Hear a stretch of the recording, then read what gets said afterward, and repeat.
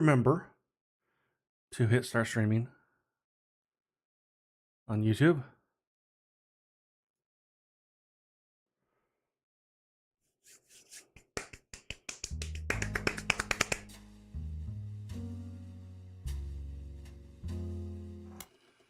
Continue. Okay. So here we are. The board so far. We've got the 5 pieces.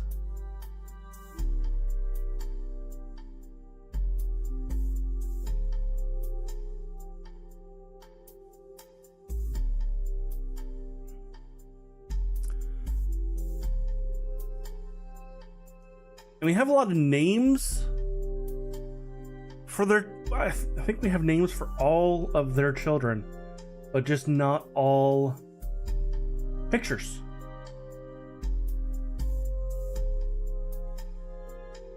So, let's see what we can do.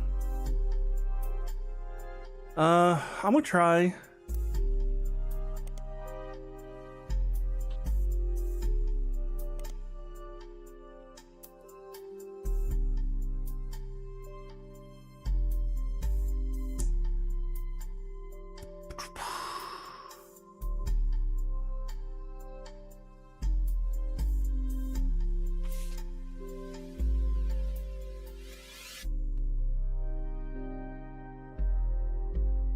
Let's see what comes up.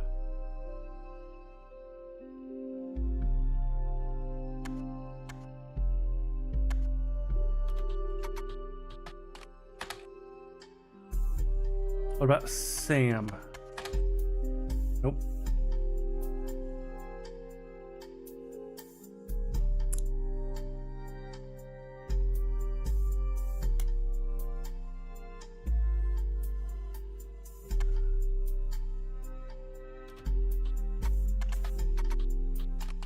Nothing for Gwendolyn?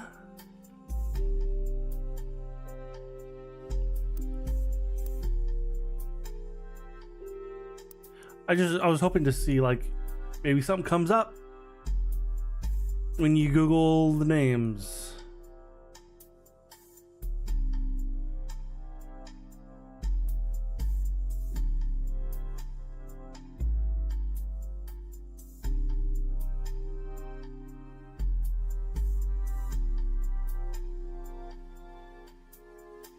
All right, I just to get me started.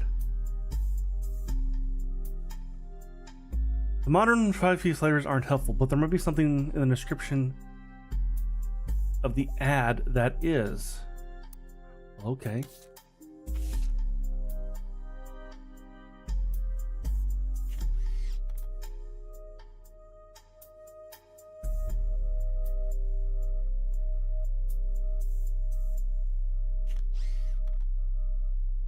Teen Blast. I didn't look up Teen Blast.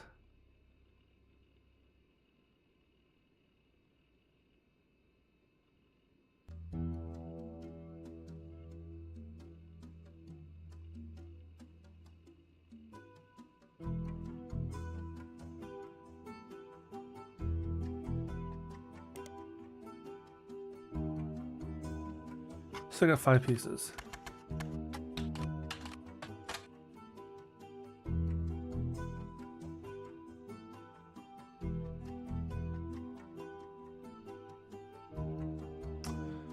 Okay.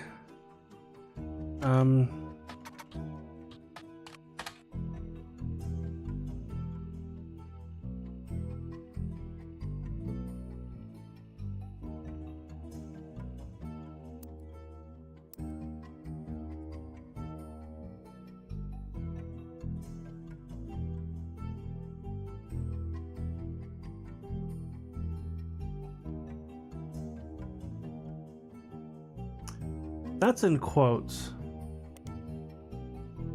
Nothing relevant.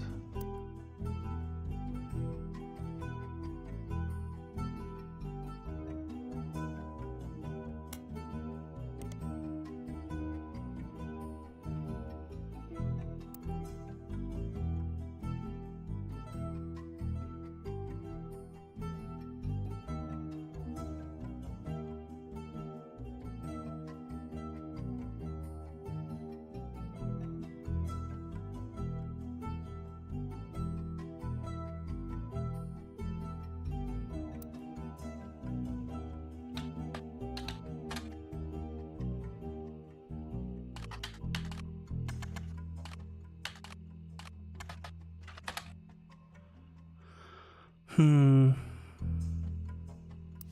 Why do you want me to go here?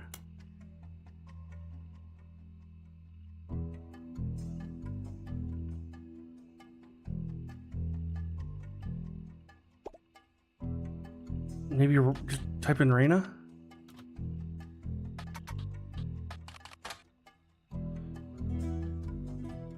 I don't think I spelled her name right.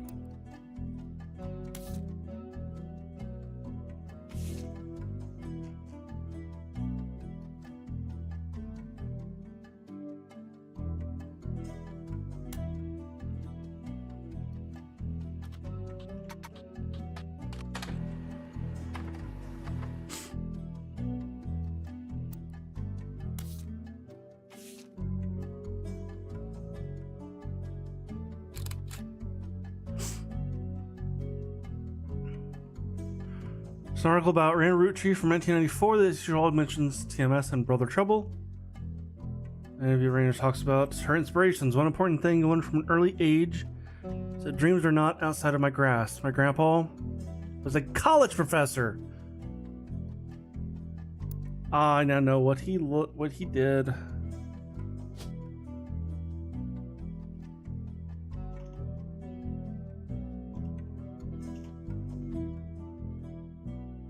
Professor.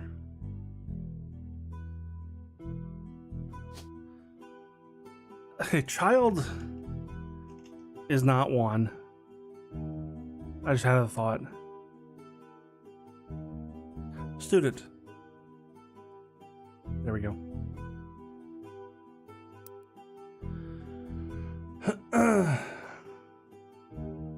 He always taught me a history full of famous families who wasted their fame and fortune taking it for granted. Instead, he told me I should go out and use my name to accomplish something. I think I might have practiced that lecture a lot because I have other people in my family that have also made the Roottree name famous for things besides candy. His older sister even wrote a book that some of my family and friends tell me they had to read in school.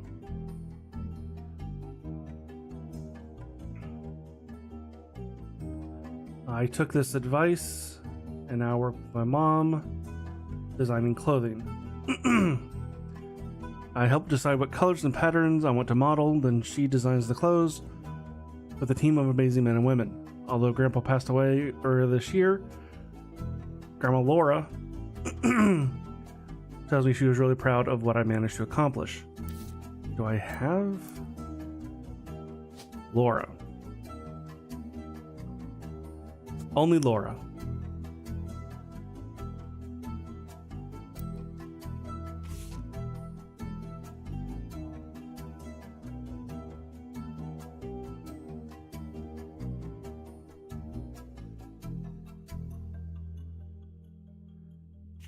If there's anything about this that I can...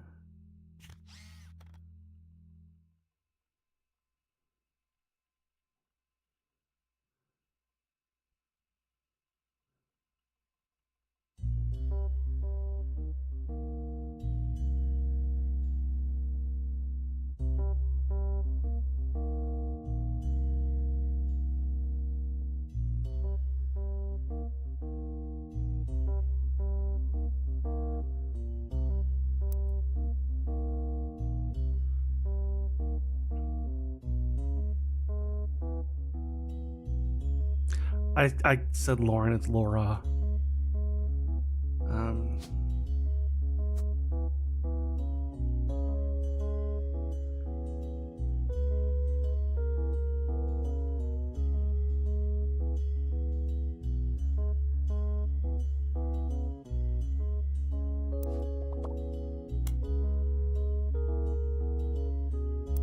But this is just... I swear I've looked up Brother Trouble.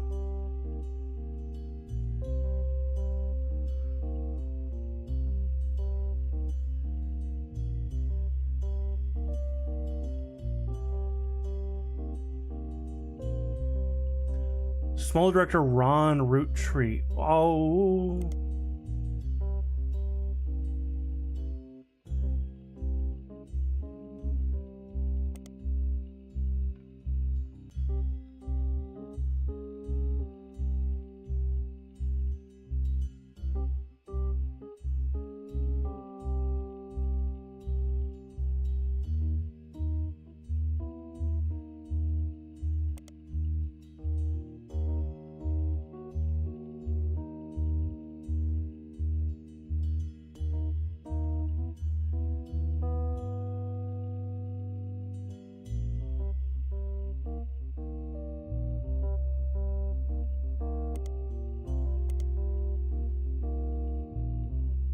that's the author name.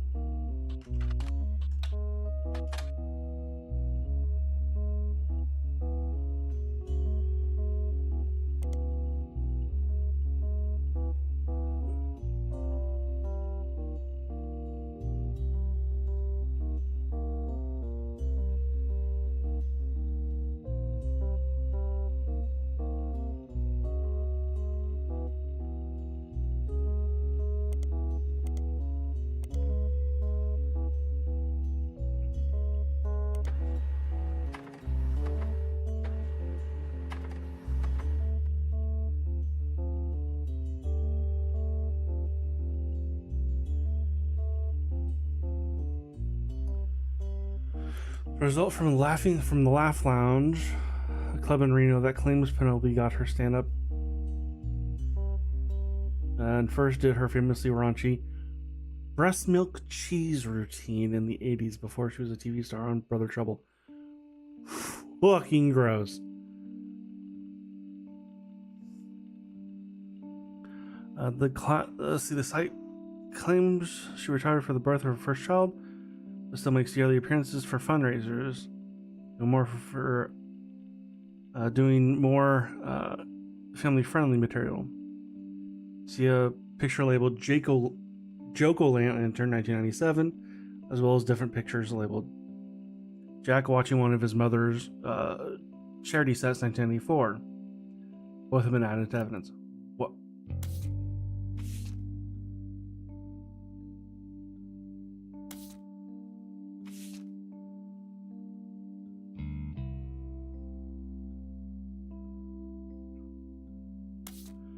Okay.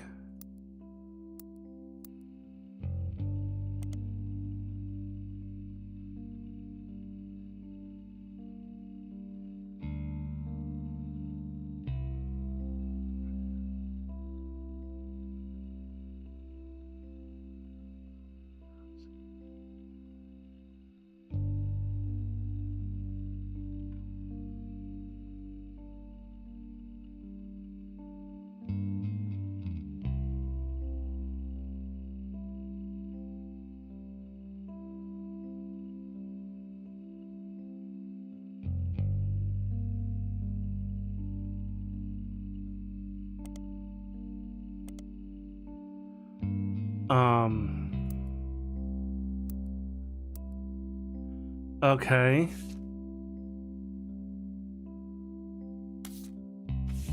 But I don't know how she falls into any of this. Like, I don't know where she falls. Like, I don't know where Ron Roottrees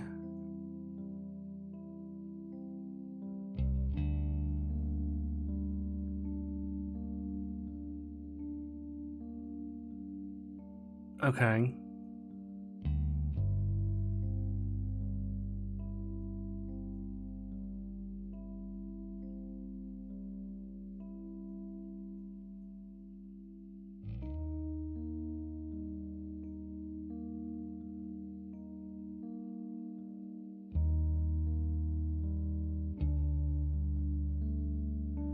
Okay.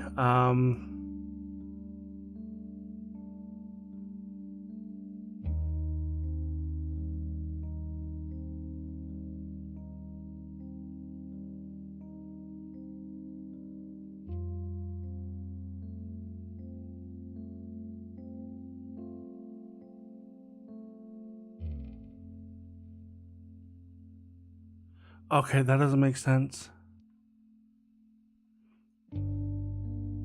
Okay, he's got the Roottrees name, meaning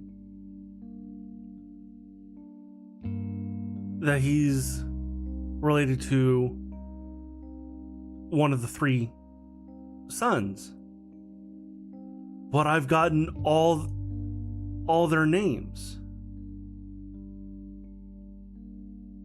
of the kids. And like here, it's like this is the only one that fits on. But these two are the only ones that fit.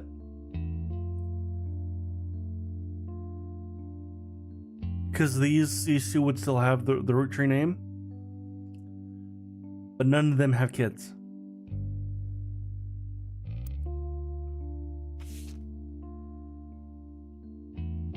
So who's this?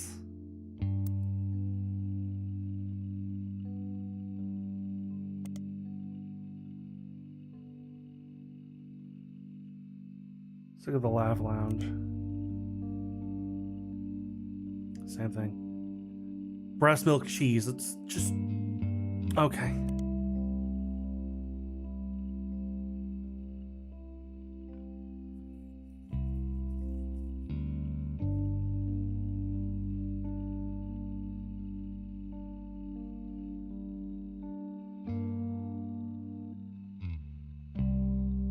Comedian is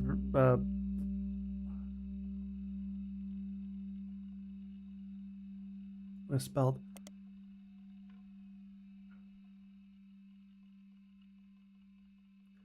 Okay, Ron Roottrees.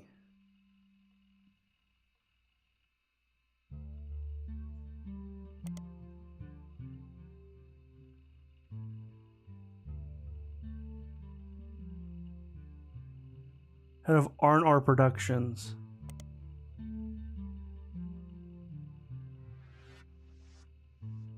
A defunct production company responsible for Brother Trouble. You find a comment on a Usenet board stating that Brother Trouble and a Interact name was rumors about R&R Productions, Ron and Robbie Roottrees.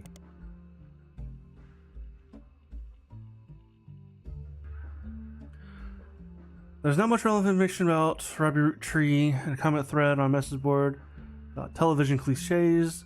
You find a thread called "Why was Brother Trouble canceled?" when you speculates.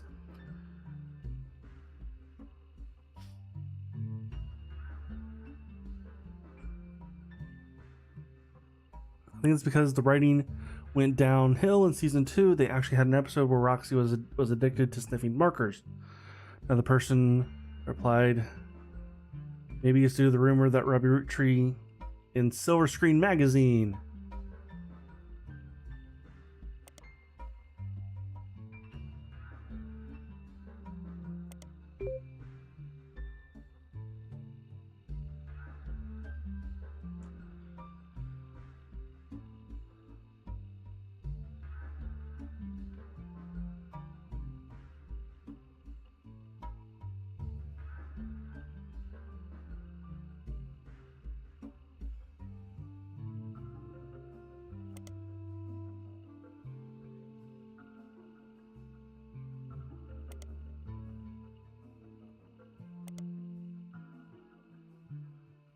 A small rumor from 1992 that claims that a self-taught television screenwriter, Robbie Roottrees, was allegedly tried and convicted under the name Robert in a French court of law.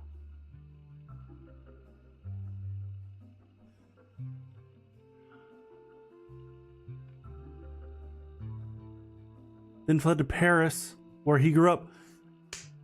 That's Gwen's sons. Also, because of their divorce, they would definitely take the mother's maiden name.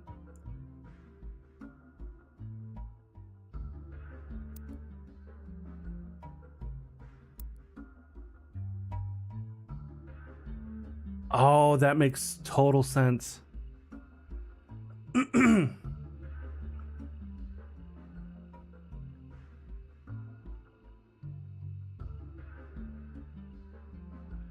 It seems he again allegedly embezzled money from the company R&R Productions to fuel a gambling habit that left him hundreds of thousands of dollars in debt, then fled to Paris where he grew up, and then the Silver Screen continues to insist, while very much allegedly assaulted an officer who came to question him. The article's author says they were unable to get a statement from the French authorities or receiving information from an anonymous source. They were confirmed through public records. There was a trial involving Robert Roottrees, and at the time Brother Trouble was canceled. So let's look up Robert. Nope.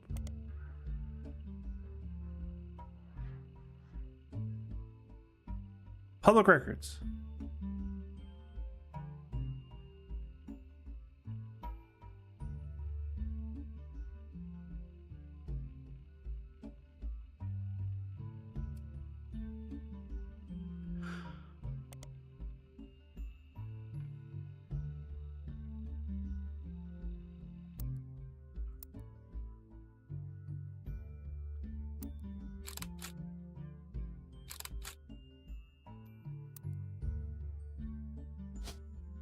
That's got to be Robert. And that's got to be Ron.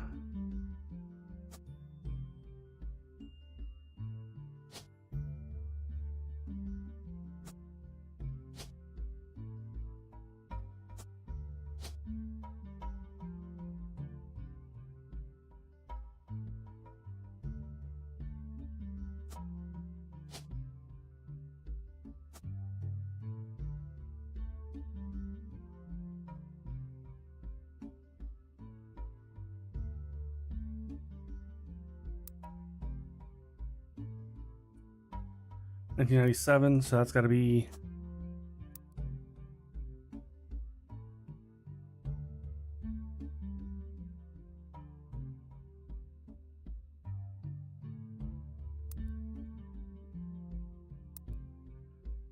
got to be that one, and then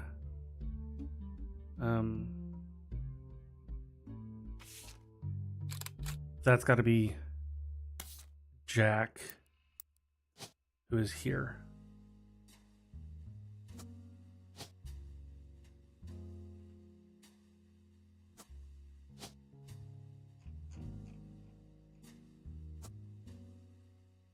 Come on.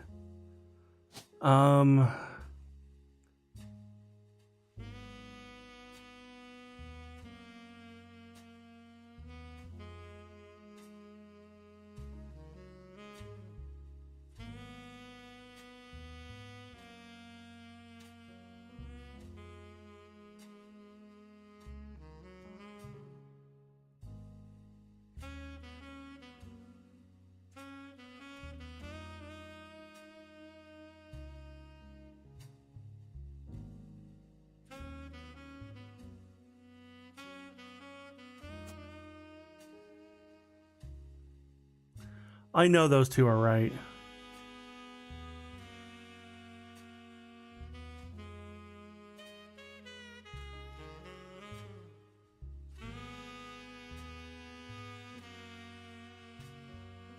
Oh no, that's got to be Ron. Had the names flopped.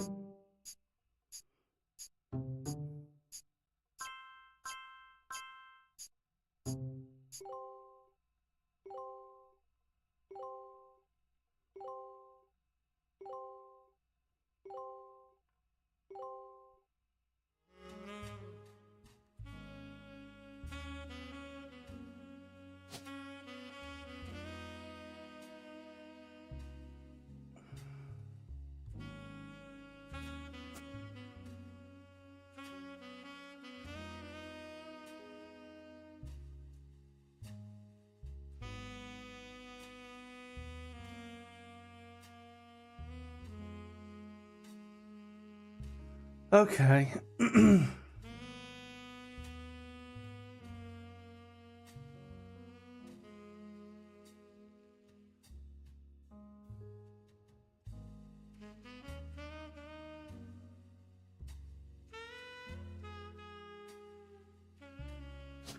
Occupation, baby.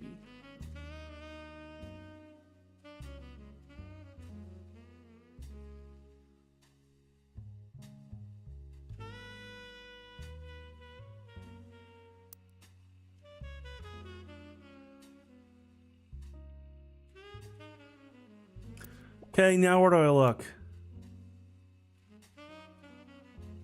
A local publication. Did it?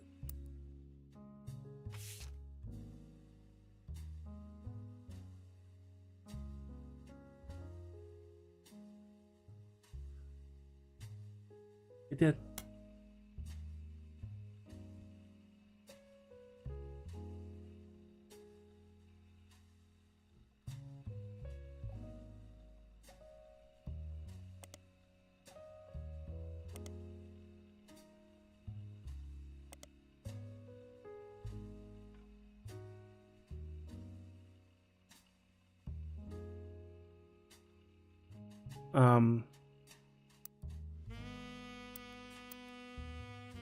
Stephanie Jones.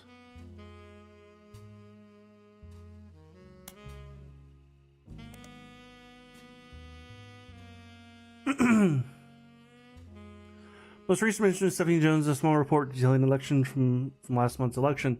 Stephanie apparently won her election. You also find a full version of the newspaper clipping on the back of your campaign mailer, which is unimportant to you. You do find the following. Stephanie Jones, born Stephanie London, until her marriage to local business owner Brian Jones, lived in Butler County her whole life. Stephanie grew up in a home without a father. With my mother and her partner, I essentially was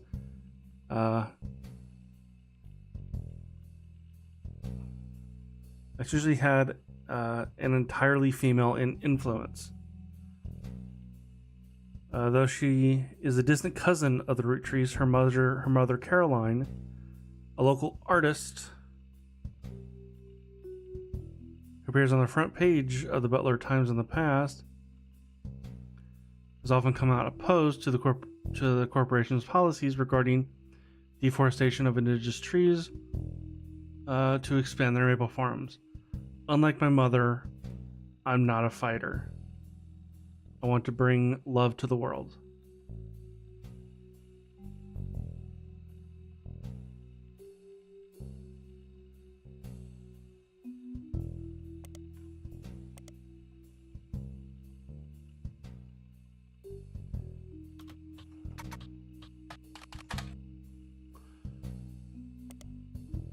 Oh, wait, it says her name was Stephanie Landon.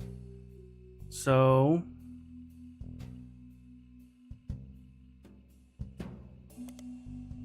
Caroline Landon. I did not spell it right, did I? Landon. Ah!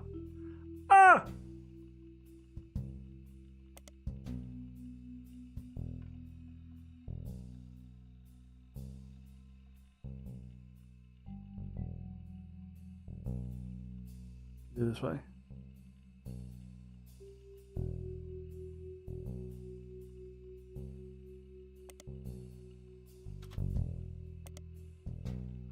Damn.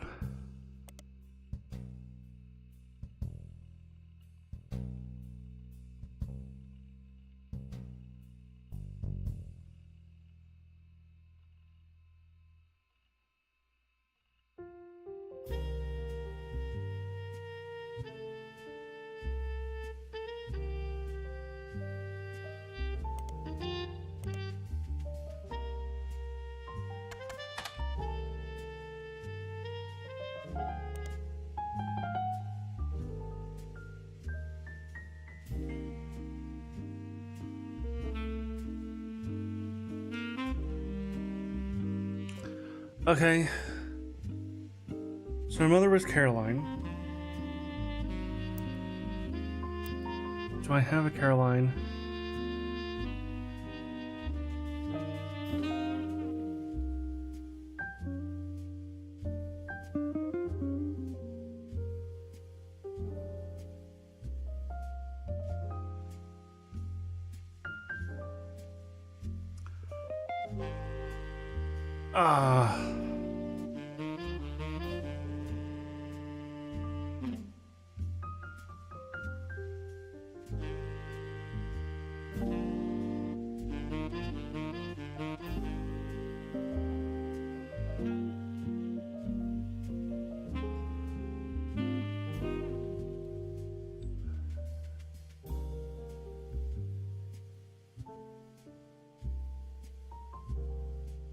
I wonder if this...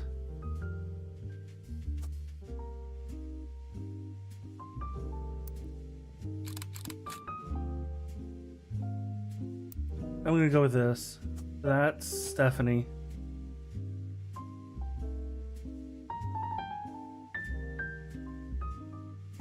Stephanie Landon.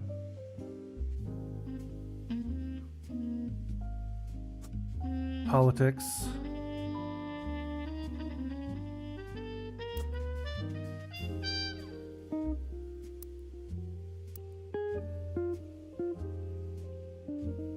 Him to Brian Jones.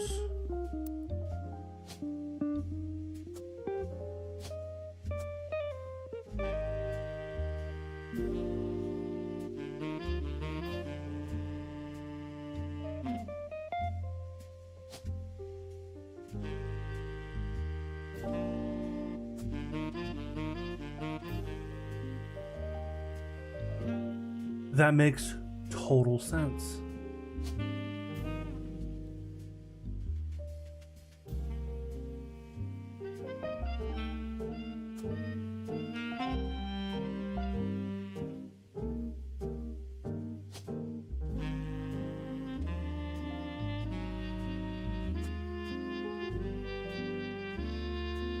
Caroline Morden. Let's look her up.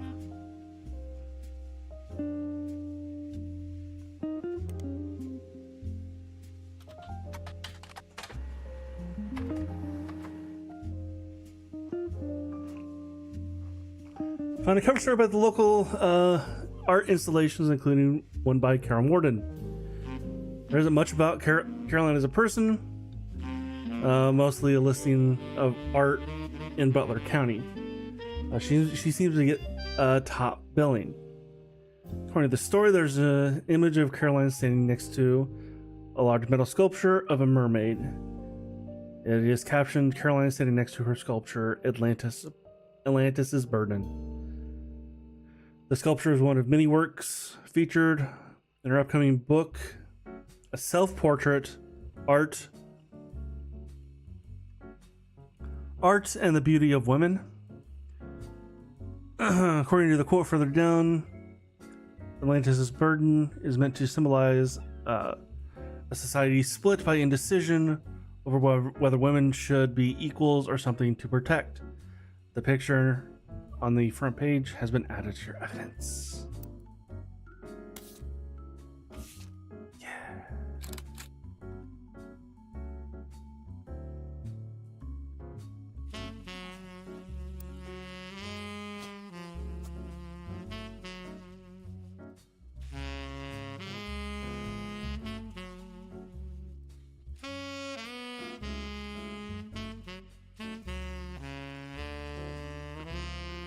That means this is wrong. If I didn't get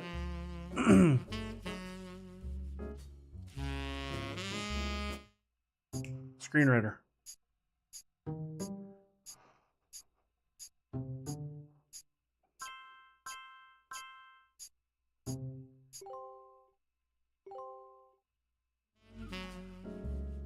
Boom.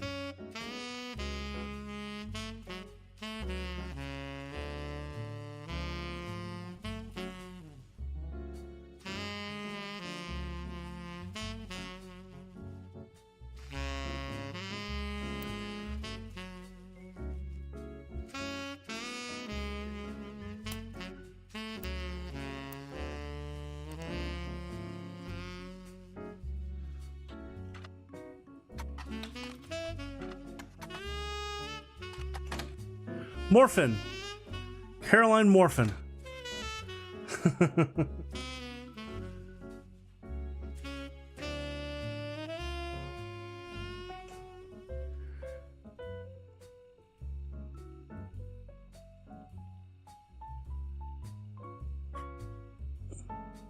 See, in the intro, kind of talk about her influences. She was one of the youngest in her generation. In her late teens, she felt betrayed when her sister Gwendolyn and cousin Bonnie gave up on dreams to settle for boring men. She especially dislikes her brother-in-law, Dr. Wilson, who she calls completely bogus. Their marriages led her to double down on her passions, art, and the environment. She even married a man who was the opposite of boring, which was an overcorrection. She comes out strongly against the Roottrees company's effects on local environment. And rues how she is not able to convince her father, Zach, to make policy changes. She also complains that her marriage to Mark led to the most volatile moments in her life, all negative. The only good thing he ever did was give her a daughter, leaving them all behind for good, pushes her to pursue her true loves, art, and the beauty of women.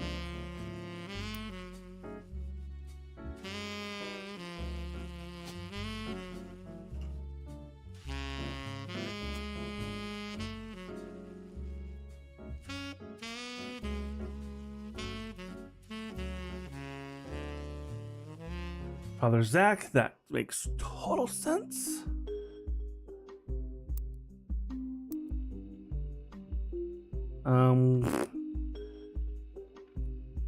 Doctor, brother-in-law.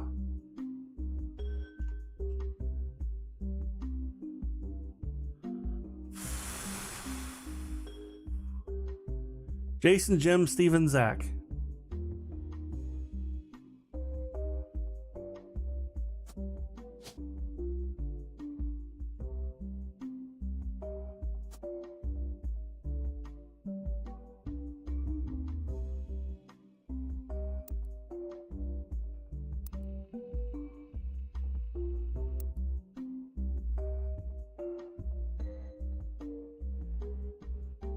Okay, Bonnie is along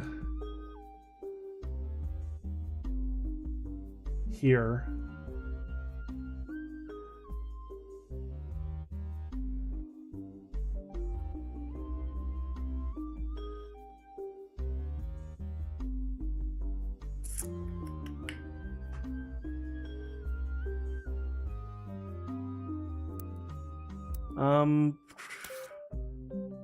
Was she in this photo? No, but her sister was.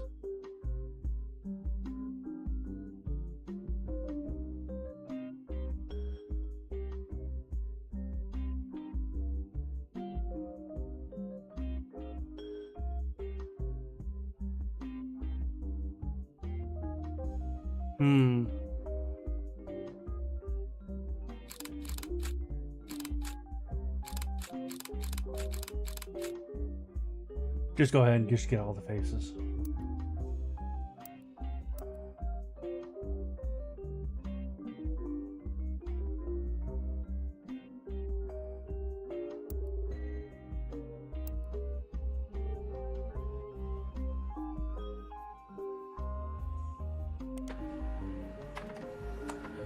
Dr. Steven Wilson is a pediatric who practices north of Pittsburgh.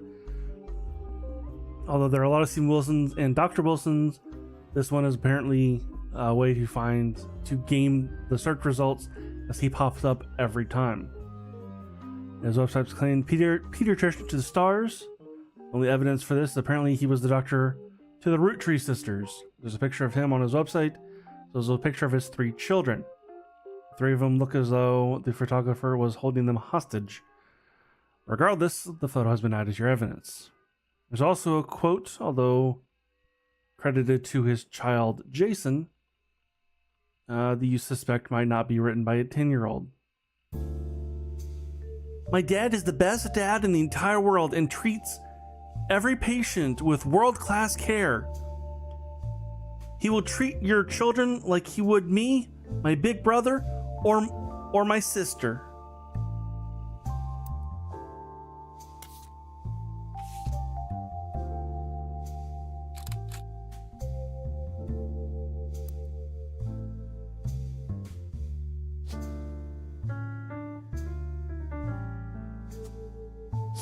Steven Wilson.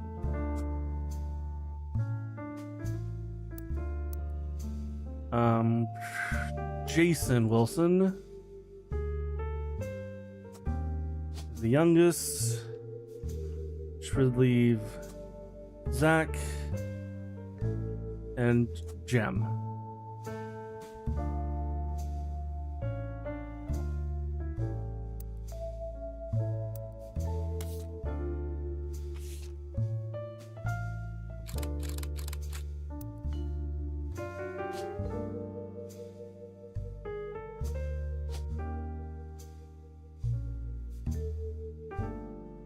Oh, wait.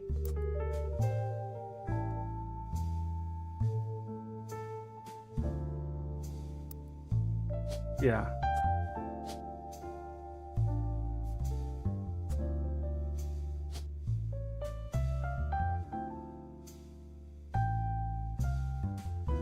College students? So I'm gonna go with college students. K. That's wrong. I'll figure out what's wrong later.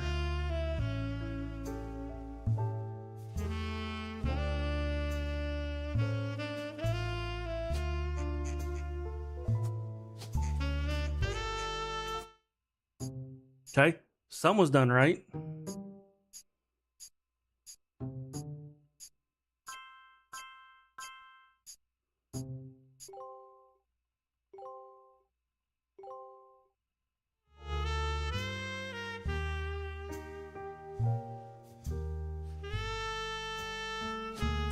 The occupations have to be wrong.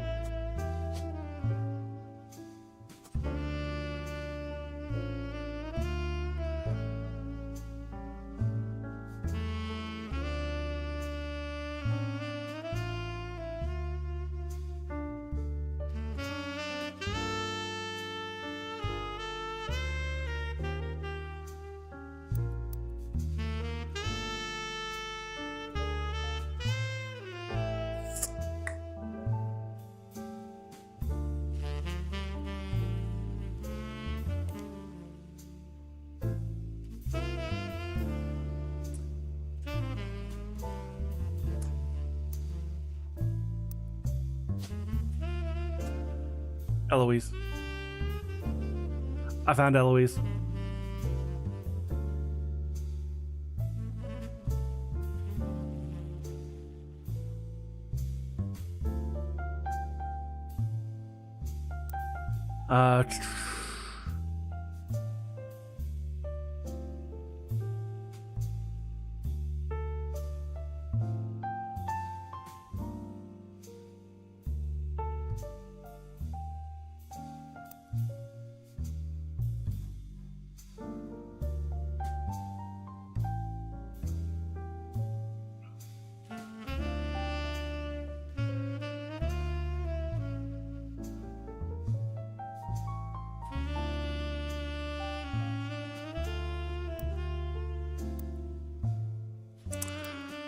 Uh, I'm gonna look up a name on the list for Bonnie.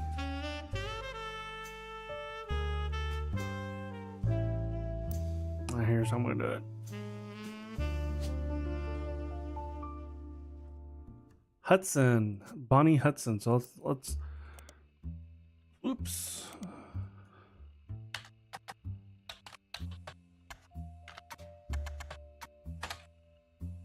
Nothing for Bonnie Hudson.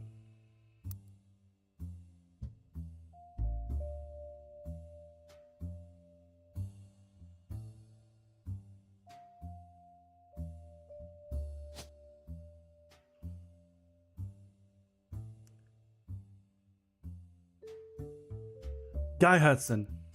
He was definitely. Oh.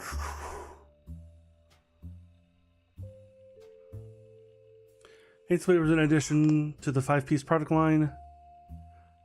Fancy flavors. Let's look up fancy flavors after this. For less for less than a year, was Hudson's first and historically most cited move as president of Roottrees, an attempt to cater more towards what he thought an average person wanted. Guy looked at his own wealth, which often was a source of envy for others, decided to tap into the idea of what if they added fancy flavors to 5 pieces. Anyone could live like the wealthy. The philosophy led to flavors in 5 pieces that was meant to mimic caviar. 5 pieces sold less that year than it did any other year, except in some foreign markets. It was quickly announced that the caviar was meant to be a limited flavor and would go back to normal as soon as possible.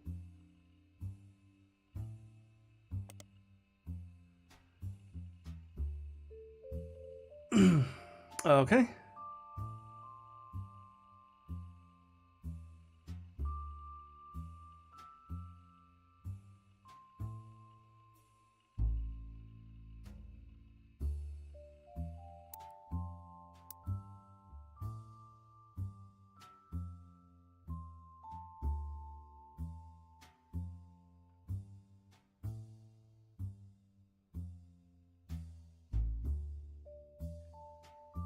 Okay, here's what we know.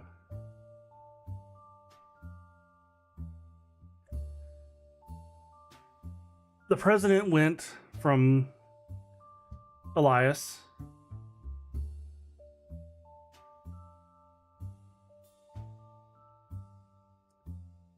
to Guy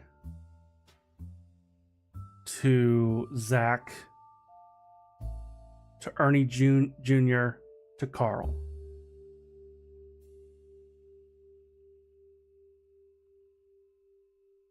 And one of these two is Ernie Jr.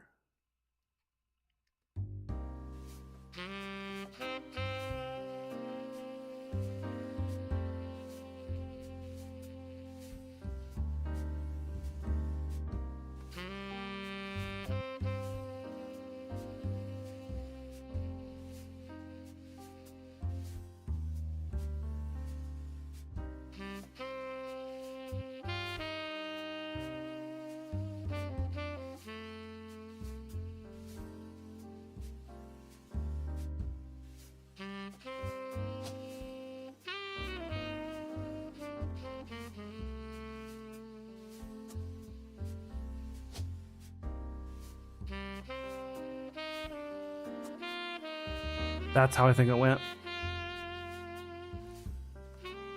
Just because Angela is the only other Morton name. So Angelica is here, and she married Guy.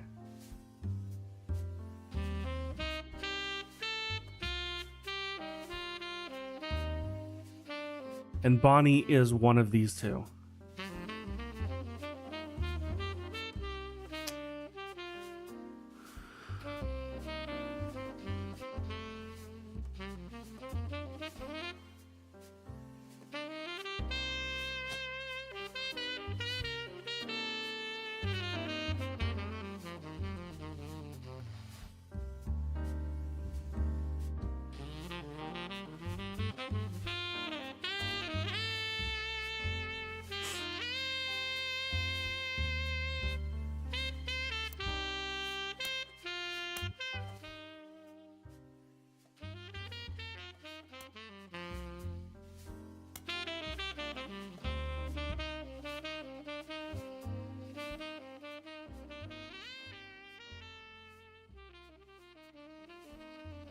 While I do enjoy the saxophone there, it's quite loud. Okay. One of these is Ernie Jr. This is Ernie Jr.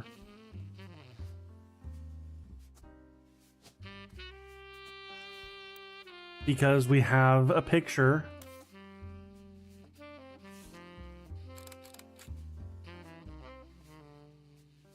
of Debbie, Ernie's wife, and Nicole, Ernie's daughter.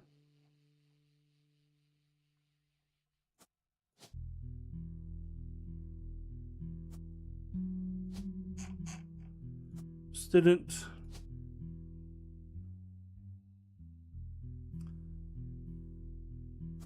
Deborah Bean. Boom.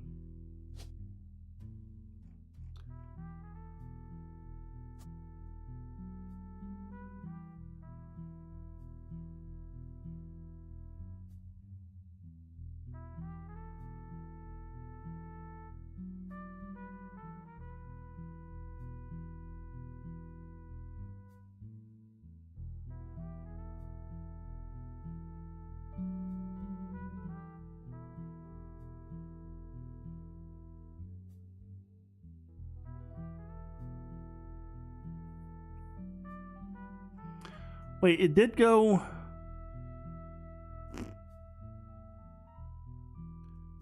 Did it go to Zach after? It was in. It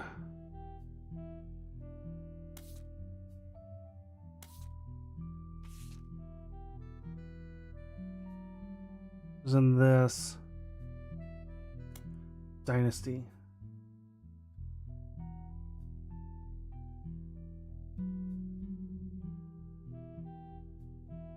Ended up going to Zach, even though his surname doesn't match.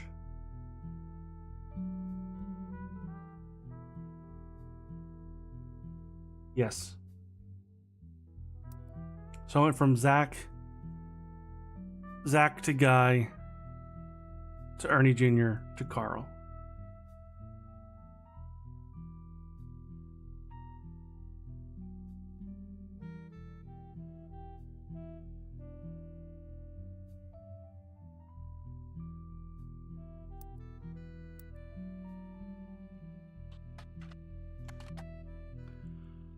I cannot spell.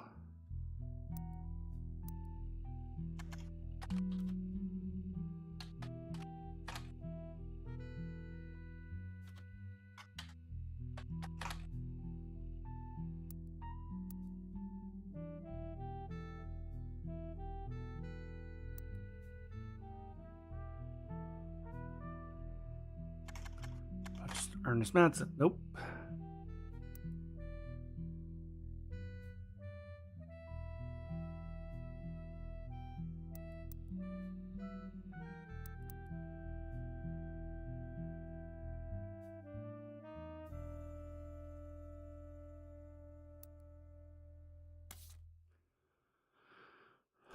Is there anything here?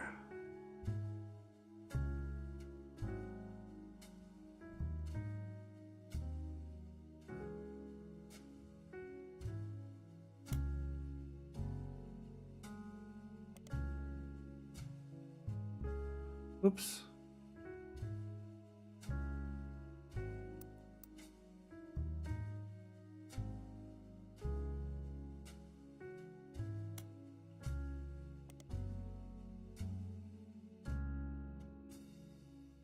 Yeah, that's already.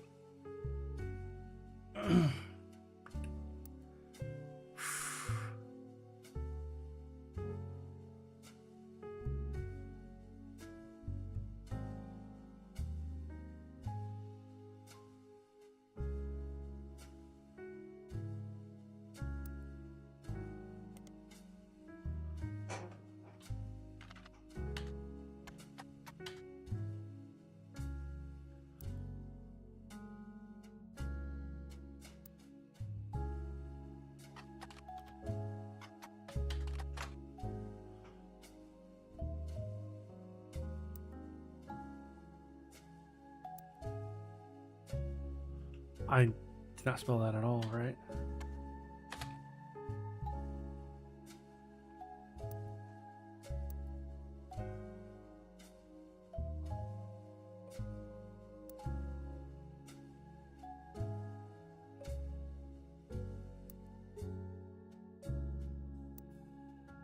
Yeah, I spelled her name right.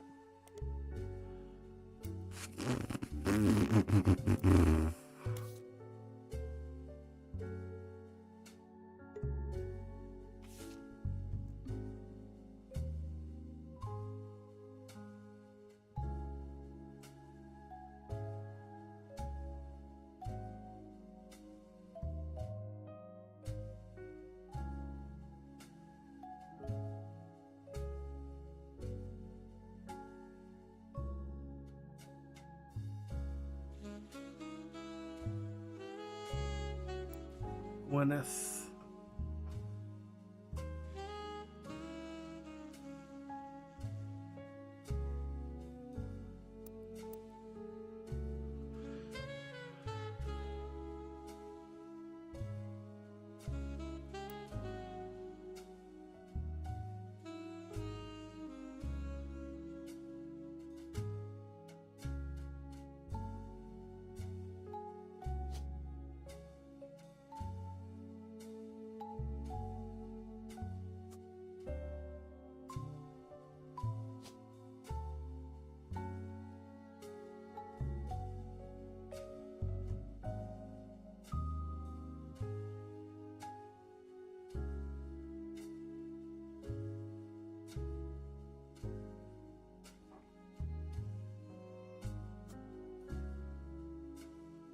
That don't seem right.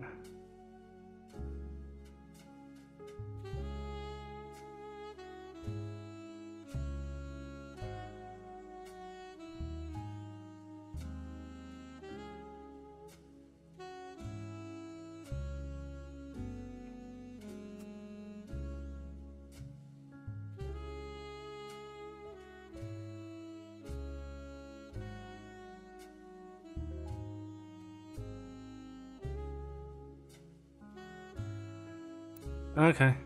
I don't know where to go now.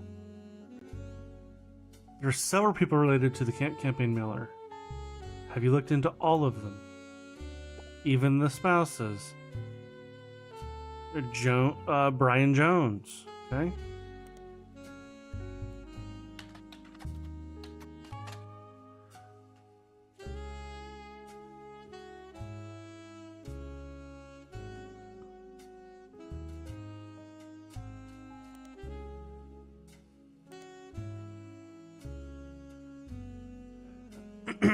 There are many advertisements over the year, as well as a small article about Jones Graphic and Print. The article is a piece about Brian Jones taking over his father's print company after 20 years. Brian sees not to let go of the waste of marketing opportunity during the interview portion. I've been in and out of that shop my whole life. My father taught me everything there is to know when it comes to getting the job done right, and getting it done quick. I've been a printing staple of Butler County for years. Even the Butler County Times uses us for their coupon pages a few times a year. Thanks, by the way. He laughs. But still, whether you're a new client or one of our regulars, nothing would change. Come on down for the best bulk printing anywhere in the state of Pennsylvania. Or search us online. I designed the website myself. Jones Graphic and Print.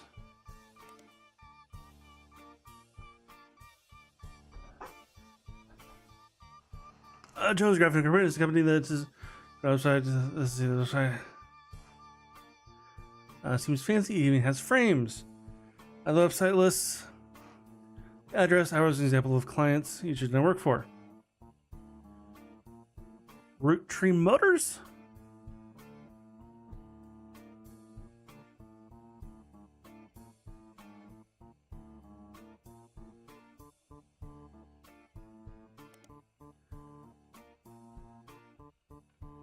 You find a hit or which you've already searched.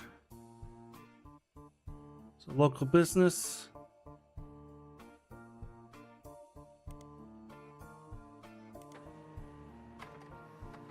The ad for Roottrees Motors, people seems to be Roottrees Motors. Used to be called Wilkins Motors. The ad for Roottrees Motors runs every week. Definitely a unique version of the ad been added to your evidence.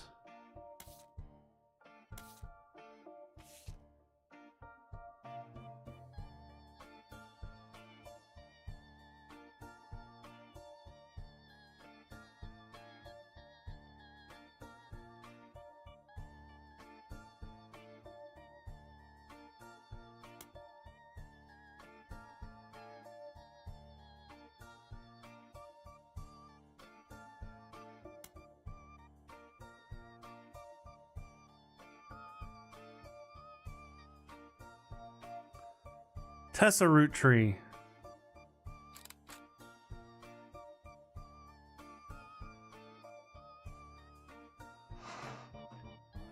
Says Roottrees around 50 years.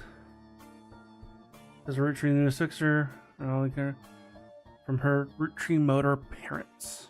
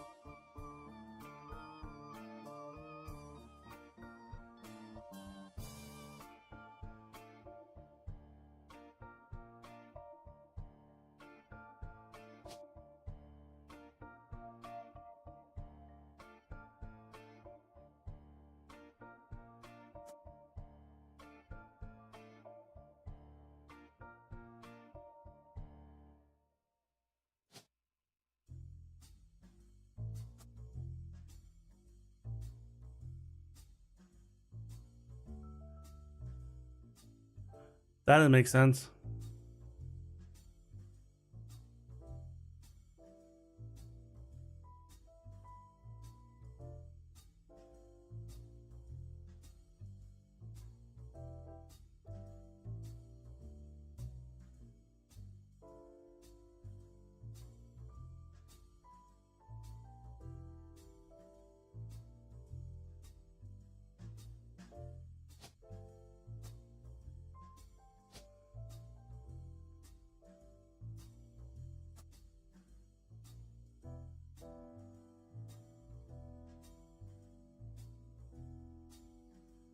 I'm gonna keep that there for now.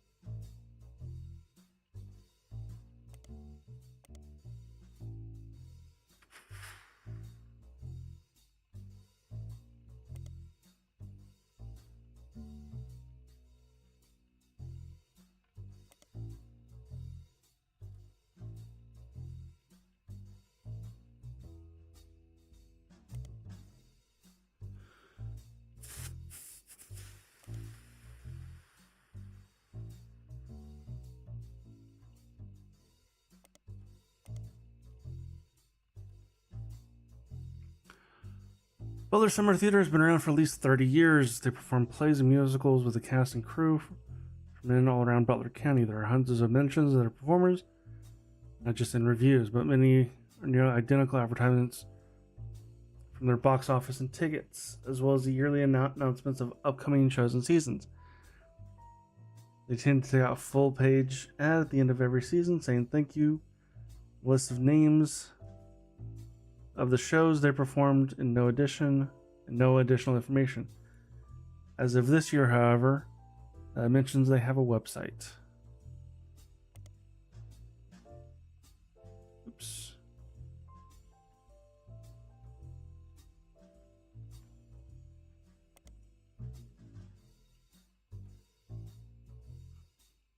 Others say that their performance plays musicals during the summer. Makes sense, as it is not summer currently. Their website has a thank you message. Thank you for making our 1998 season a success. Stay tuned for announcement of our performances in 1999. Websites list credits of musical, which seems to be the final show they performed last season. It's a cast list, but none of the names seem relevant. Below the cast list, two things stand out. First is Cedric Jones and choreography by the November Studios.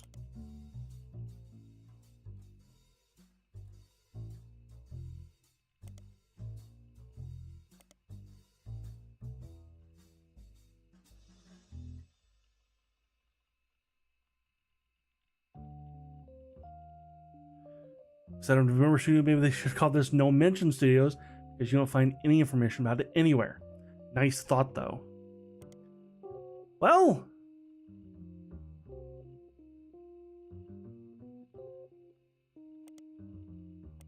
there is November Crabtree, Roottrees.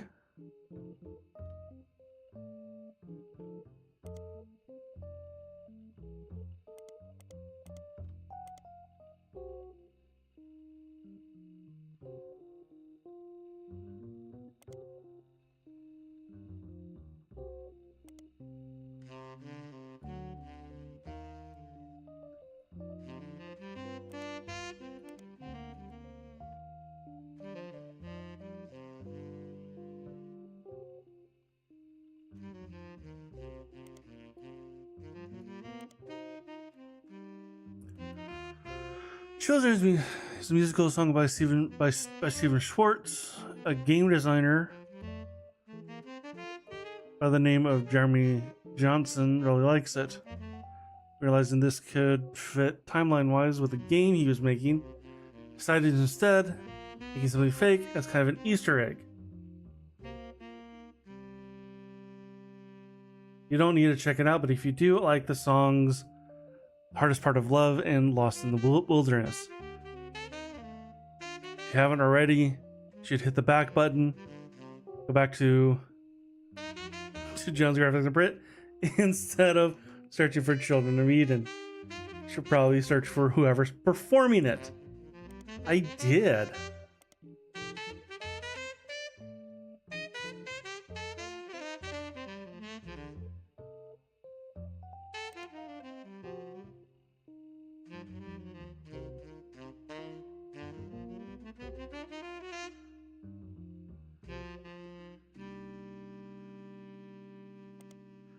See, there's nothing here.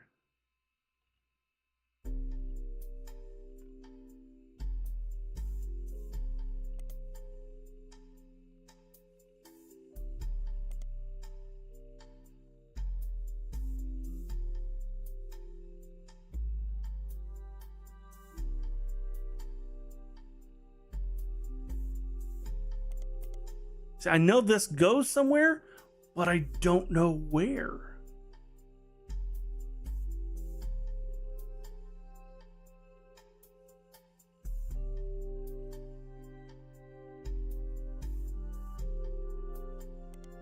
And there's nothing about it.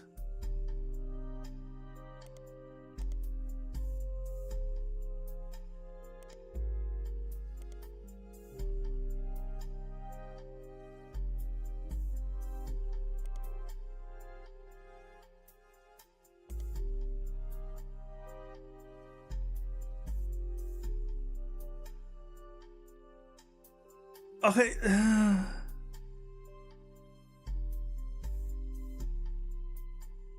Are we gonna do it? Nope.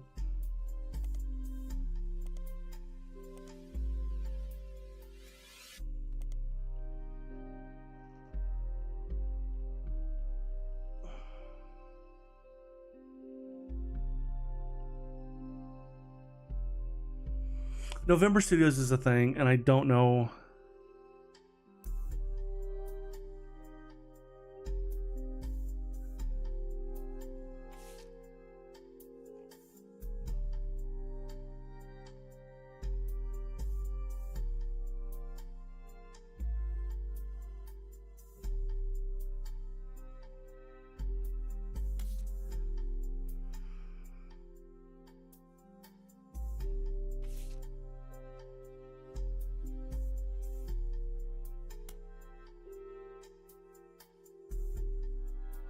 Maybe look up Wilkins Motors.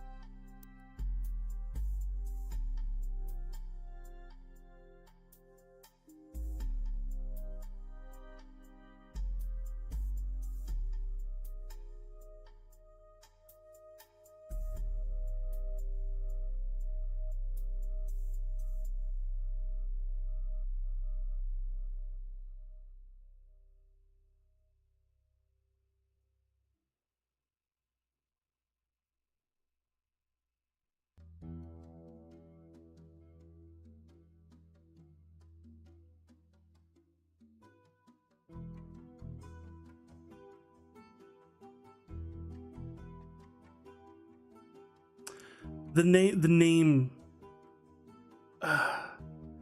Tessa Roottrees. I have followed the mail lines down to the end.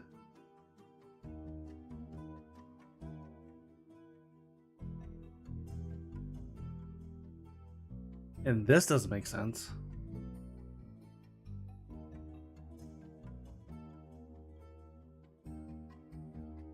Unless Elias is the mechanic.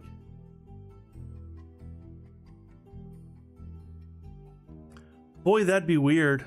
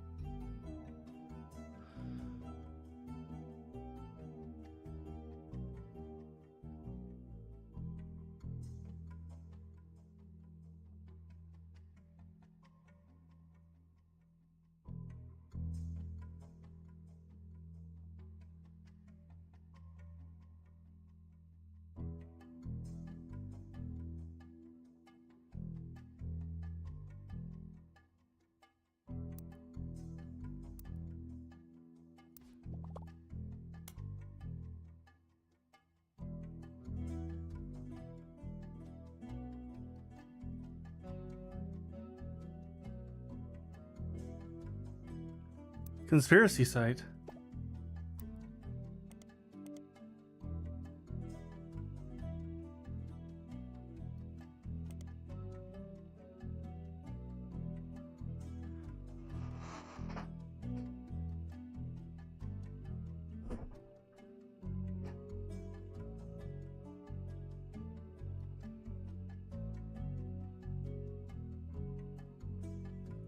Conspiracy site, conspiracy site.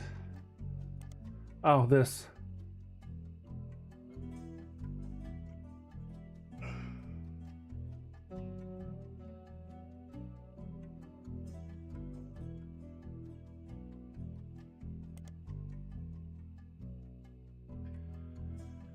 You found a conspiracy so the Mayan ruby skull is a symbol of death. There's a proof of a blurry photo of a reddish shape that's supposedly a cave painting from South America. According to legends discovered beneath the painting were bones of hundreds of different people and animals. On the site also mentions a photographer who took the picture died when their boat capsized after crashing into a skull-shaped rock. Amongst the spinning skull gifts, you find Norse sources or variable details. To you, the earlier photo looks like an egg. Looks more like an egg than a skull.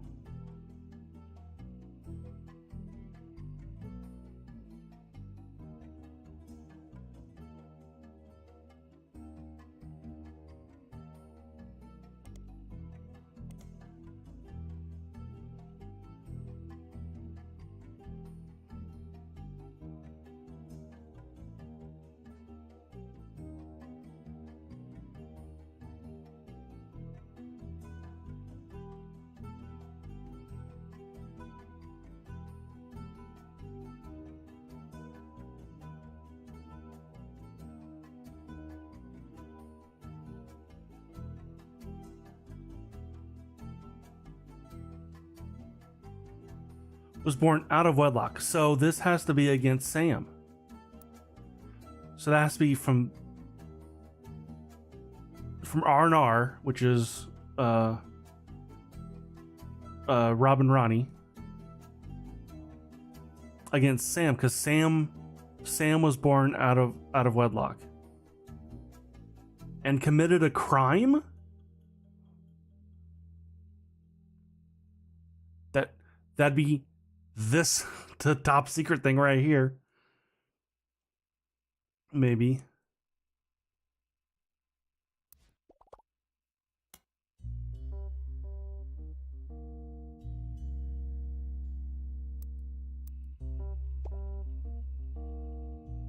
Okay, that's not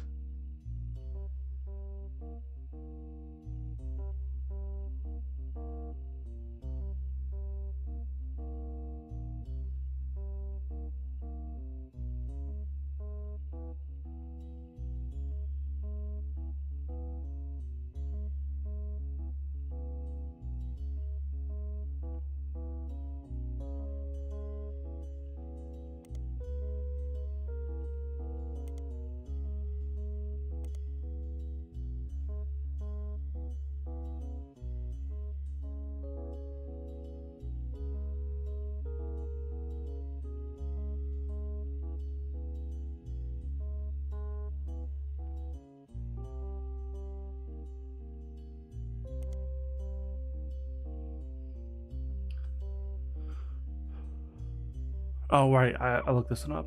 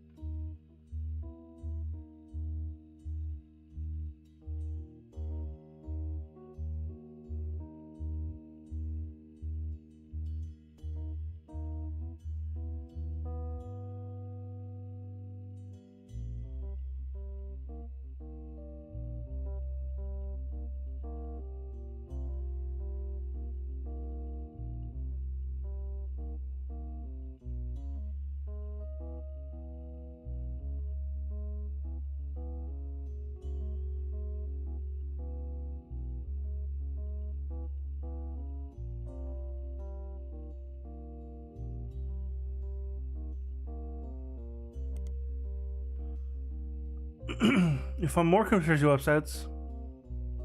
So what they're claiming that the Roottrees are changing the candy recipe to include more and more chemicals. That this was done in cooperation with bad actors from unknown government. They claim that due to a loophole in the calendar, it is possible to get away with nearly any crime on a leap day so long as it isn't discovered until the day is over.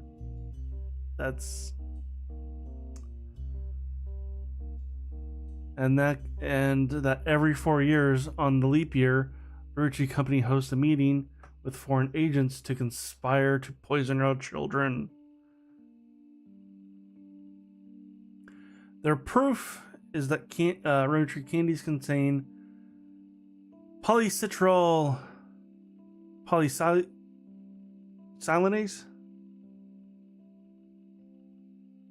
polyrenzyme silinate, an ingredient of the candy that wasn't there, was first released. They claim it was added in the attempt to addict people, eventually induce mind control. The website claims to sell pills that counteract this effect for children that have already eaten Roottrees candy in the past. Doing a such person seems to be an emulsifier in chocolates approved by the FDA and is widely used across many products.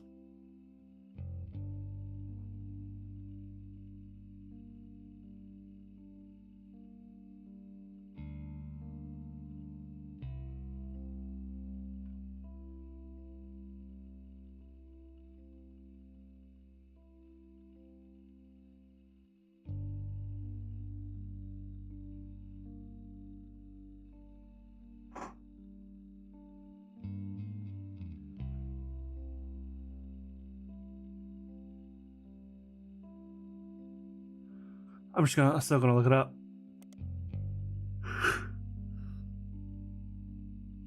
Okay, where's back to this?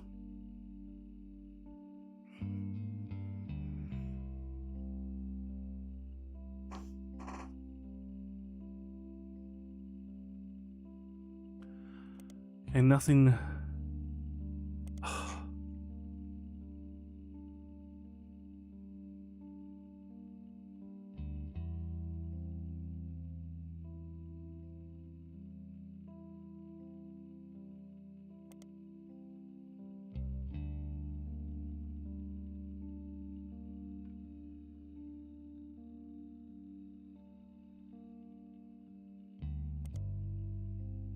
Yeah, just had to.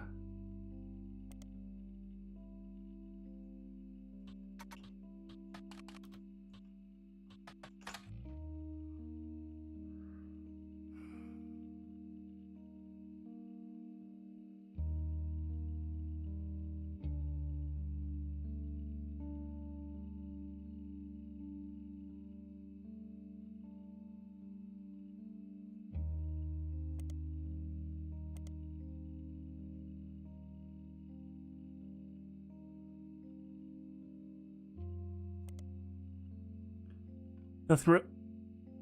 Wait, you begin reading the site and to come to the conclusion that there are the words "no relevant results" isn't strong enough for a description you're seeing here. It's a massive column of technical terms that aren't real and confusing rants. You can't find any meaning. Regardless, it won't help you with your search.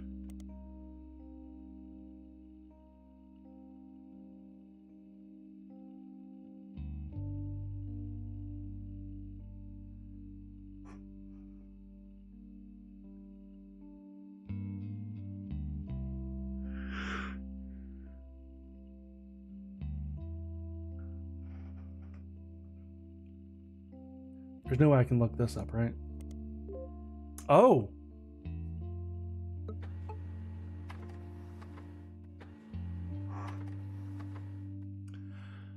You find a simple page called The Art of Rafferty. Copyright 1997. On Prodigy that lists the author's email address as chrisraff75, prodigy.us. Below is a bunch of GIFs that say under construction. There are a few art pieces. The first painting captioned me and my founts, Lulu. A painting I did my first year of college. I plan to give her when we get married in May. Go Tartans. There's an odd collage called Cousins, which seemed to be made up of 3 scrambled images. The accompanying artist statement: we had to create a piece of art about our family. I asked as many of my extended family of cousins for their pictures as I could. Some I've never even met, or some I've never met. Only a few of them got back to me. My teacher said I wasn't allowed to use the pictures of Raina, Riley, or Rose. So to get creative, I used only my third cousins. This includes Davy. He swims for Yukon, and Bethany's yearbook photo. She's Davy's younger sister, and Stephanie, who's an only child. Chris's artwork has been added to your but the cousins' photos may be unscrambled before you can use them. You've downloaded a new application called Pixpop to edit the photos.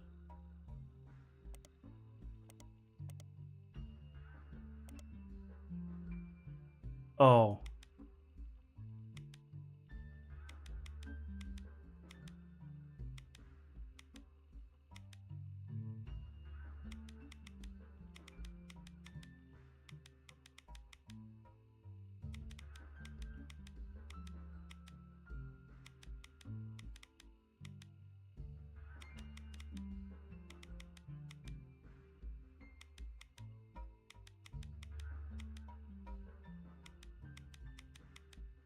It's a different kind of puzzle.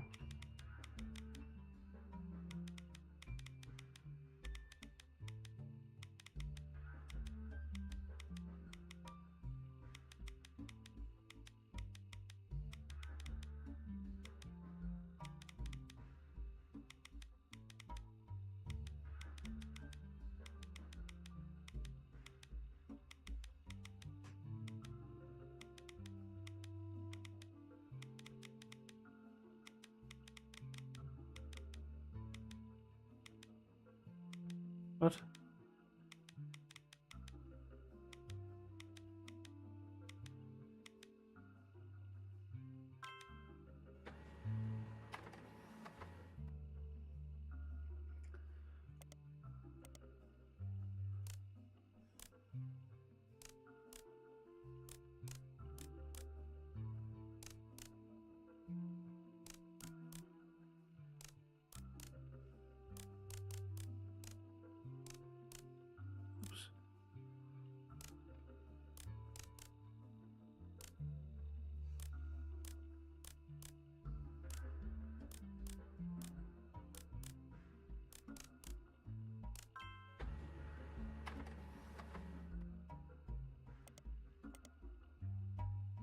Oh.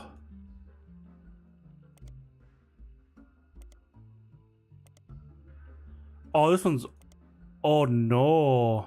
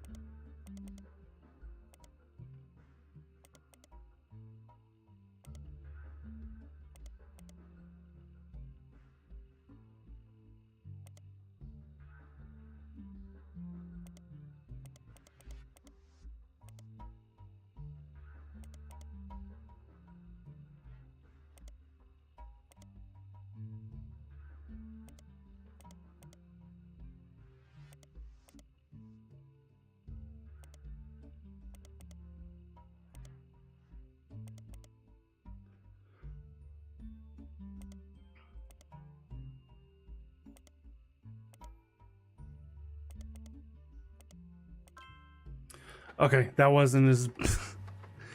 that wasn't as bad.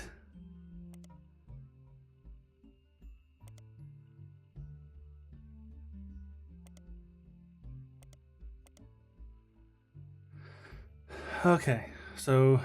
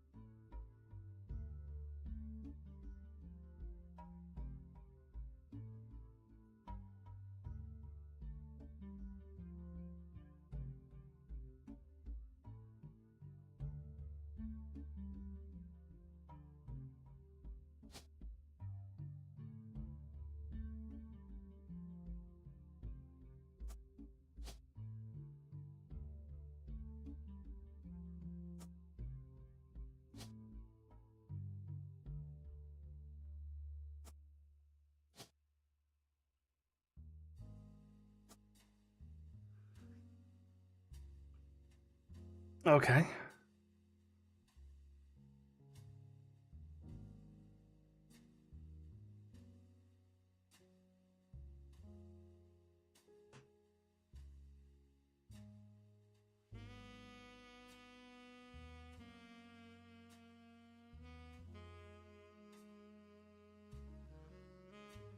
Okay, so third cousins are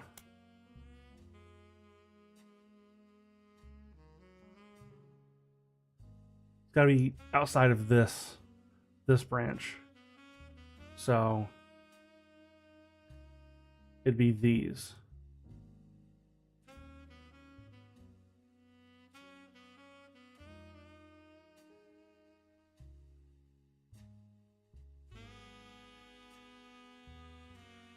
It'd be these three right here.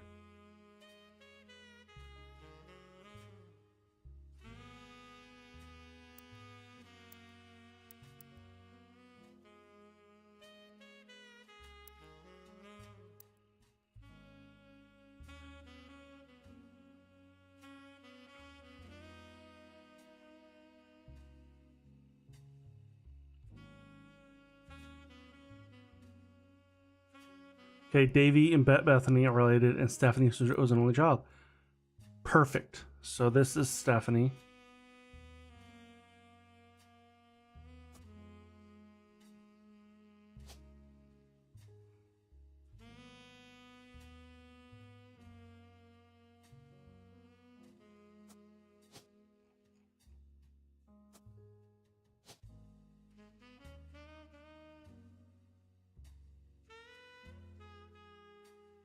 It's got to be the fourth.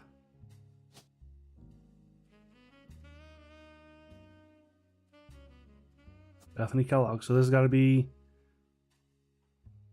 David Kellogg. No, this is David Kellogg third. Because there is no.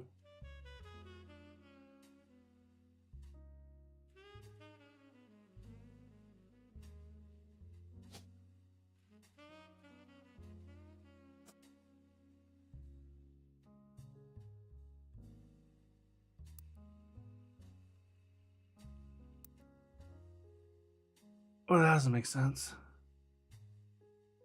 Oh, yes, it does. Sam.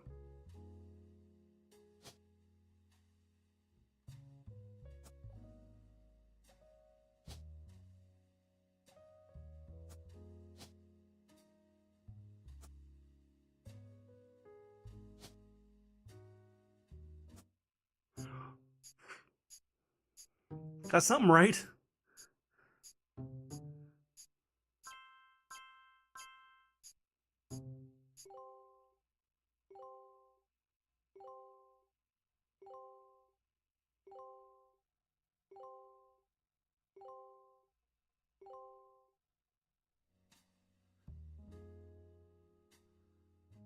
Okay, so the occupation of these two is wrong.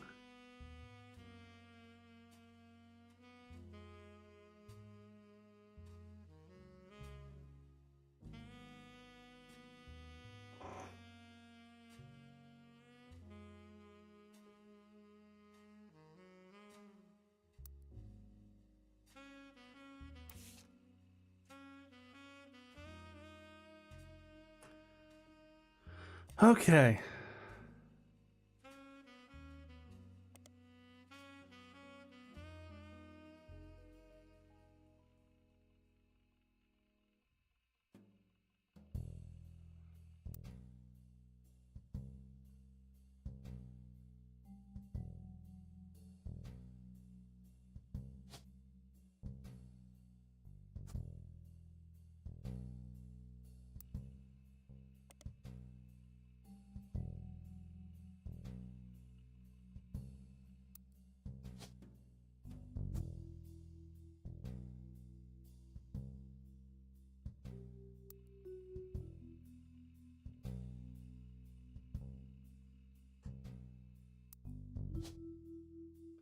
I'm gonna use this photographer.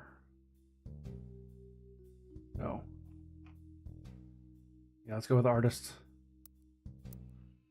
Is the art of Rafferty.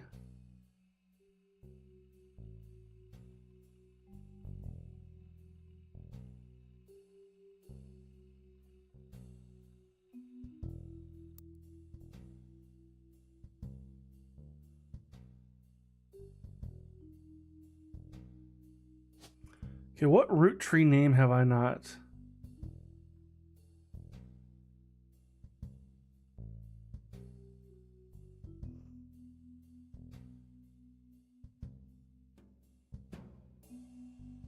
Christina. That's baby Christina.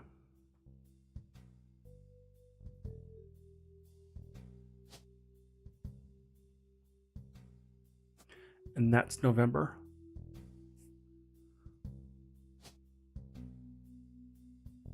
Who's a dancer?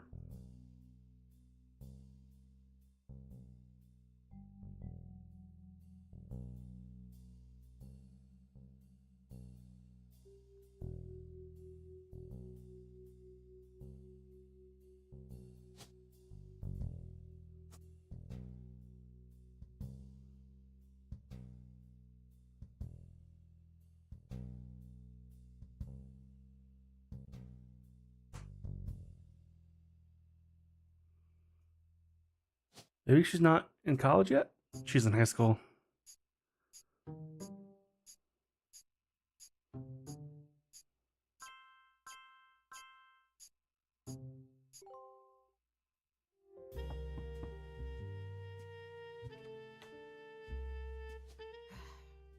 On the phone, I said I owed you an explanation.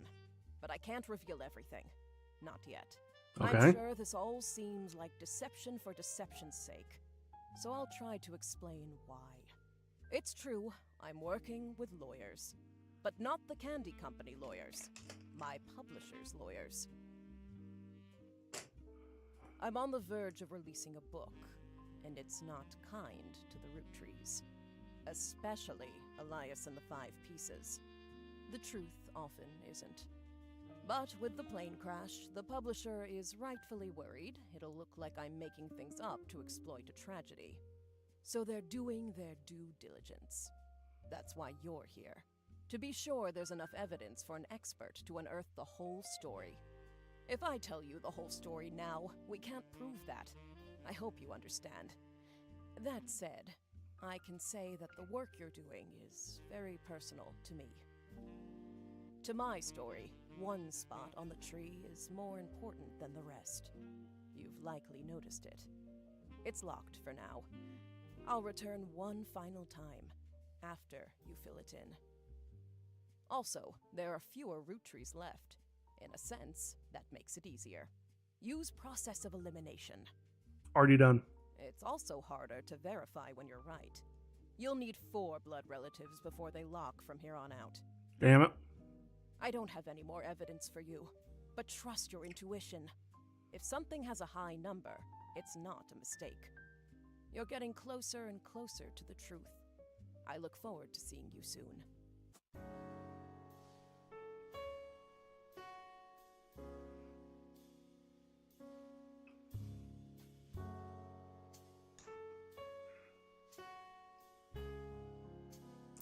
This has to do with the R&R lawsuit. Because it mentioned that one person who was born out of wedlock, which was Samantha. There was a crime against the family. Don't know what that is yet.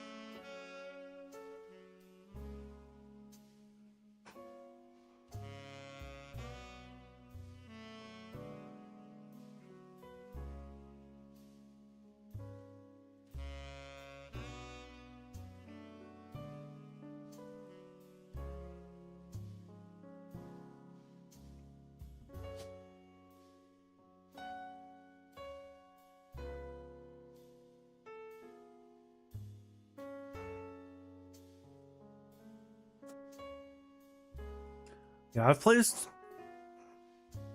all of the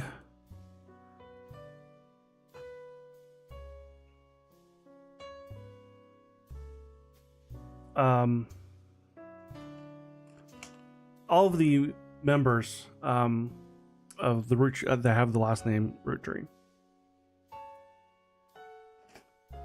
So they're all placed now.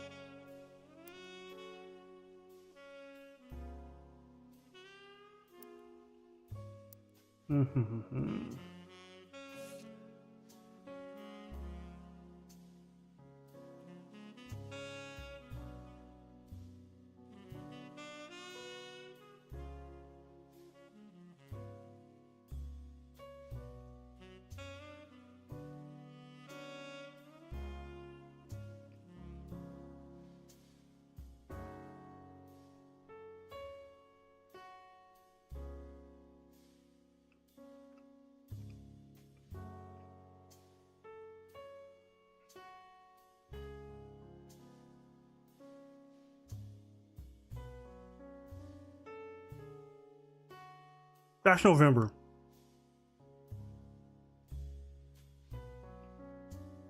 That's November.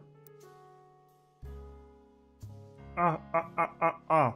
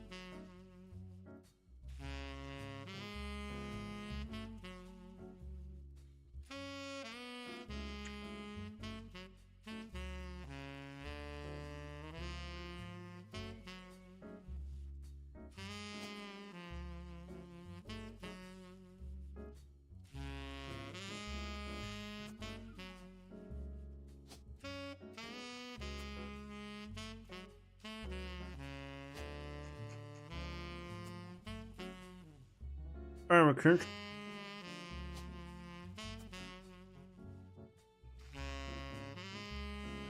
But no, I had that before and I was wrong. I'll do that.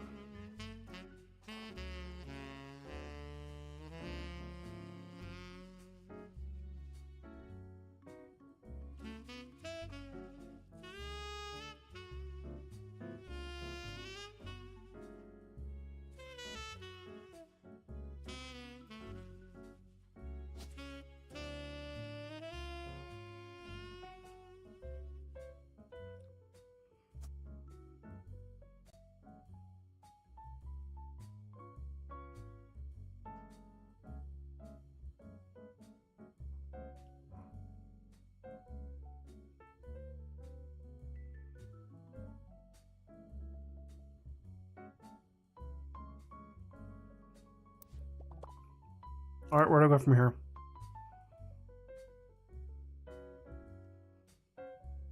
Revisiting the diary provides enough information to place another relative. It does.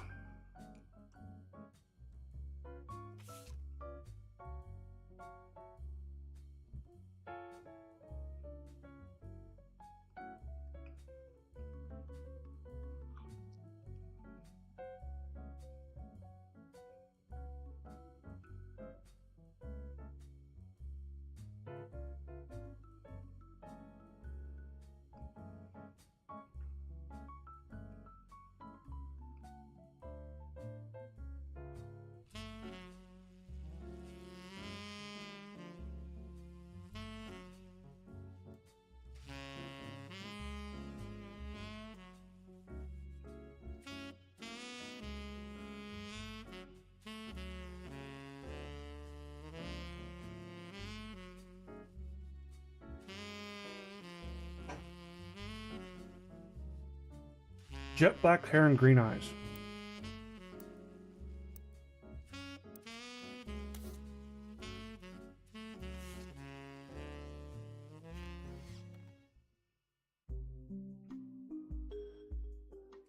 None of those people have jet black hair.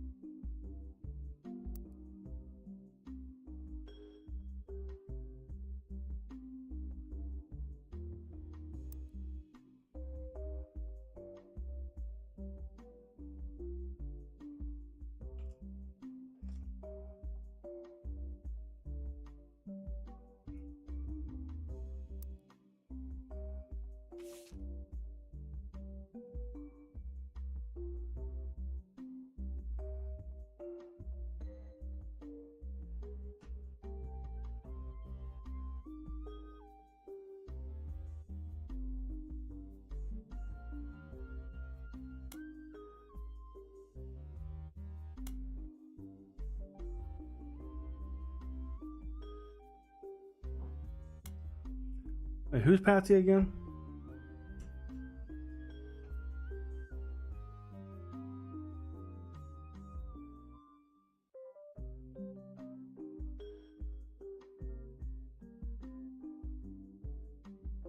Patricia Christensen, Patsy.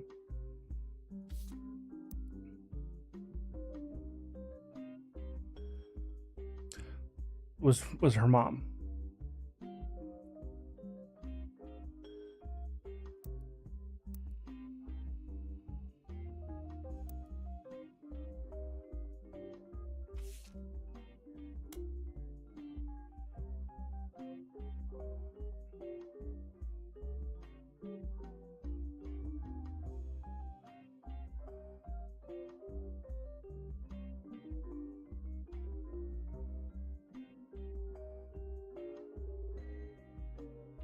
Skip generation. Her children have that covered. Gwyneth.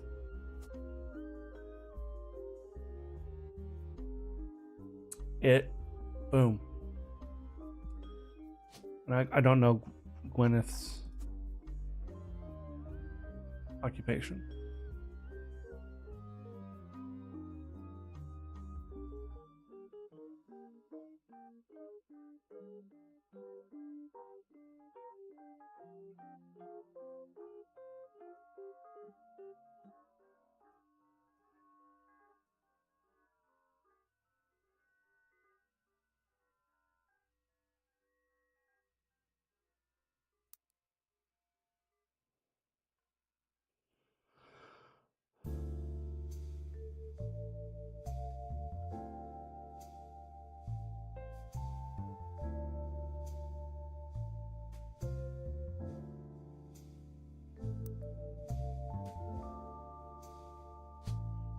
Farmer, maybe?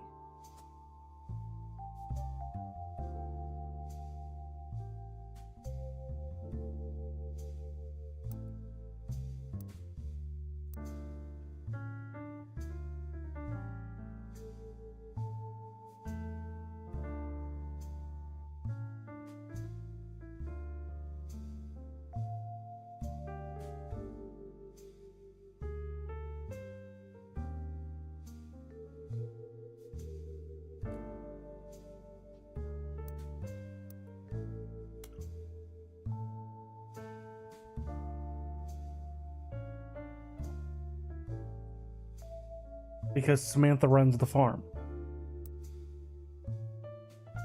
And Gwyneth has...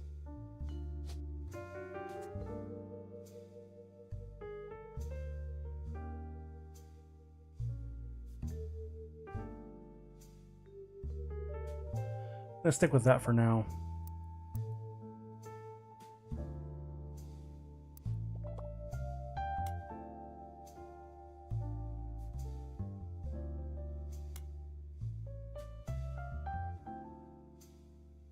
Yes.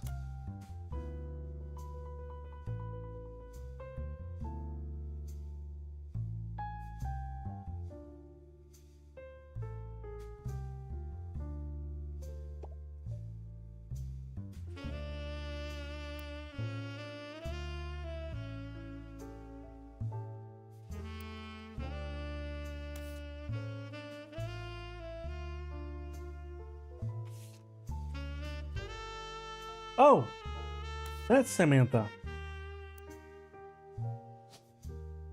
That's Samantha.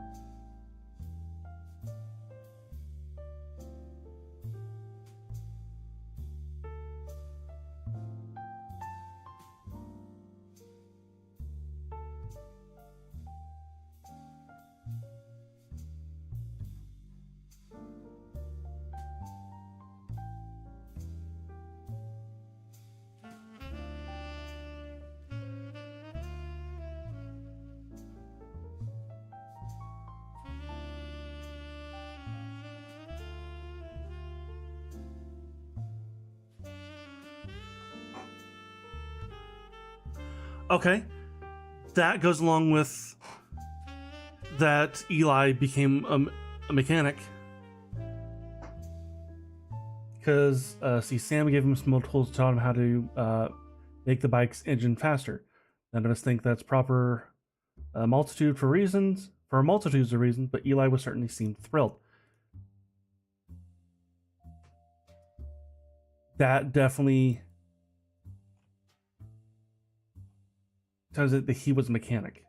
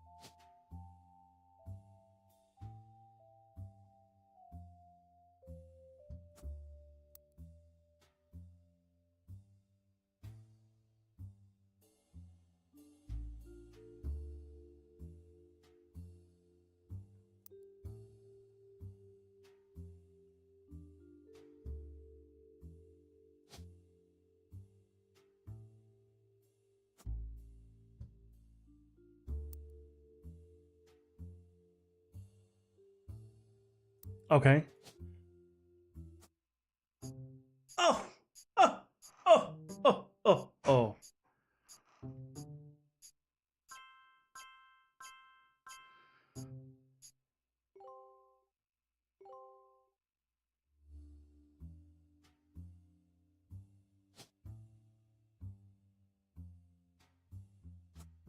And that's Edward.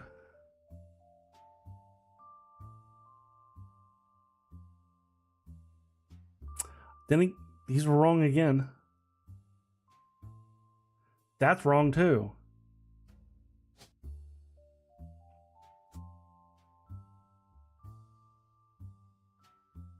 Which means his occupation's wrong.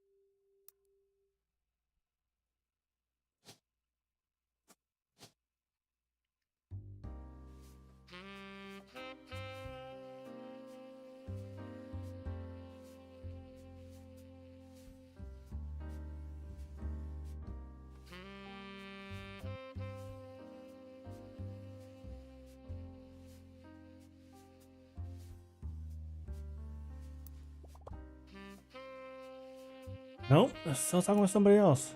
Marcia Lee mentions versus age between her two siblings.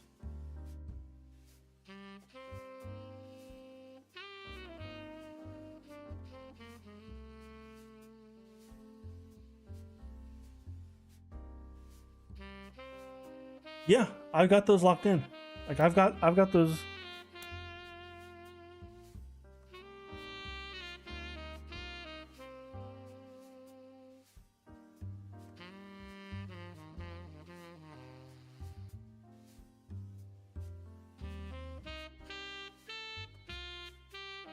She says Angie is older than her brother. She's the only woman who isn't Sam or Lord. Yeah, I got Angie. She's there, but I don't know what her occupation is.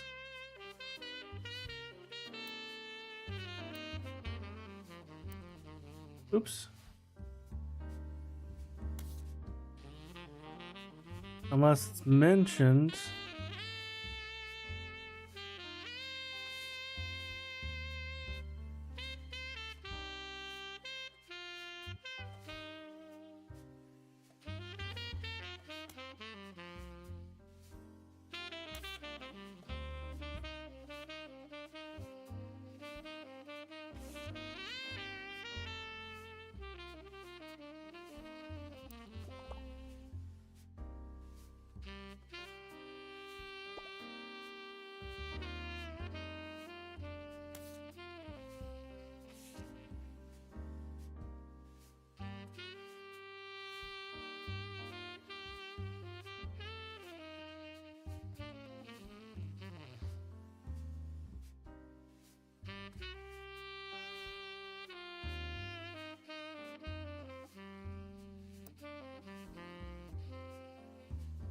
Housewife.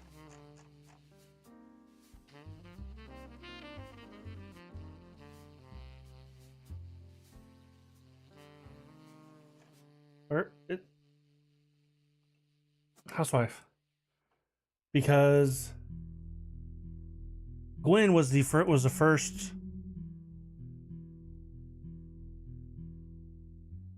one to make that she wasn't a housewife. She became an author later.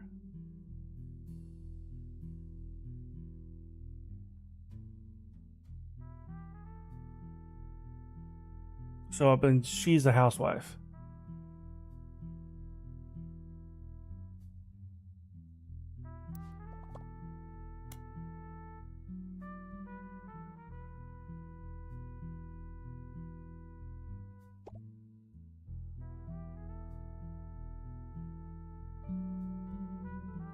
Yeah, I just don't know what his occupation is.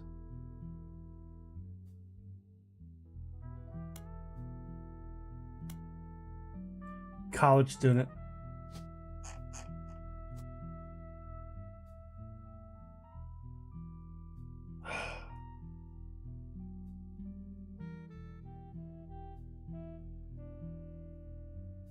Because these two I'm messing up with. Because he's got to be a college student. I don't know what she is. Is this his graduation picture?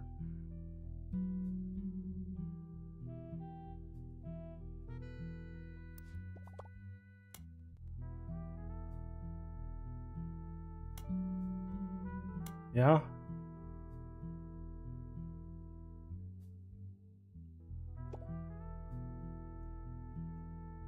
Yeah.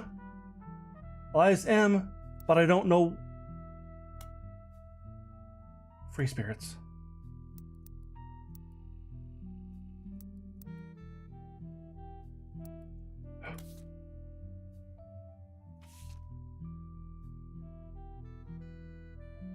This guy? I don't know. I haven't placed a lot of these yet, so I don't know. But judging by his clothes, that's a definite maybe.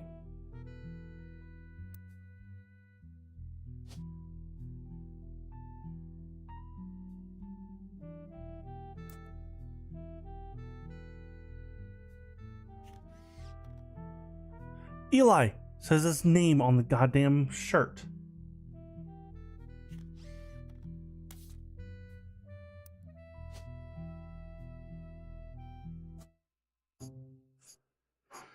Oh.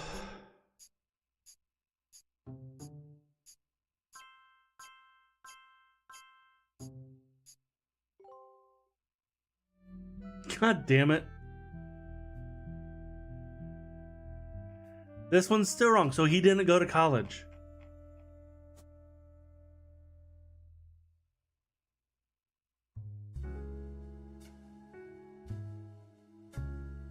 Or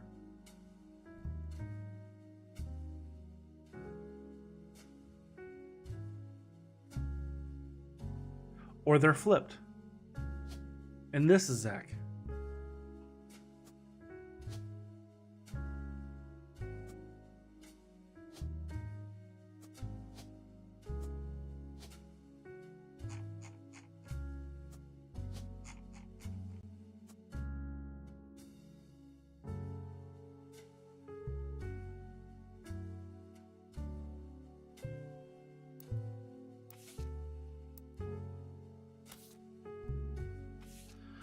Okay.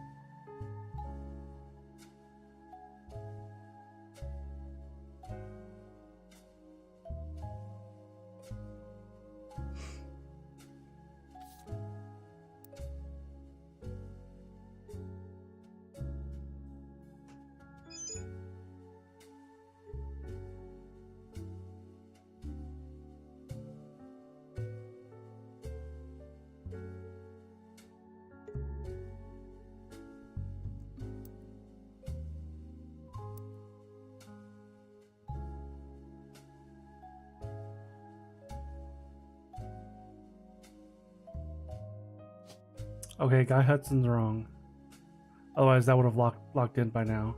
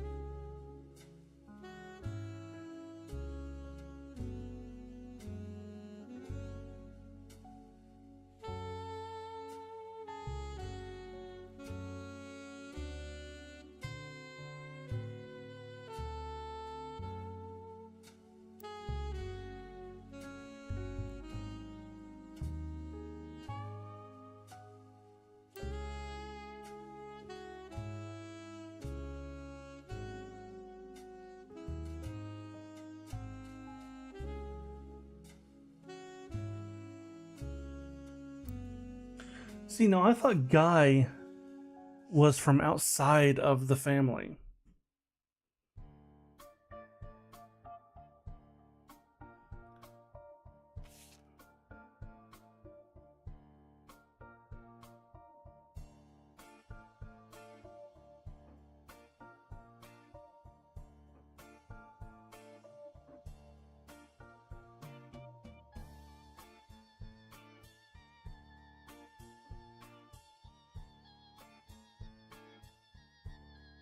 Okay, no, it's that it ended up going to Zach.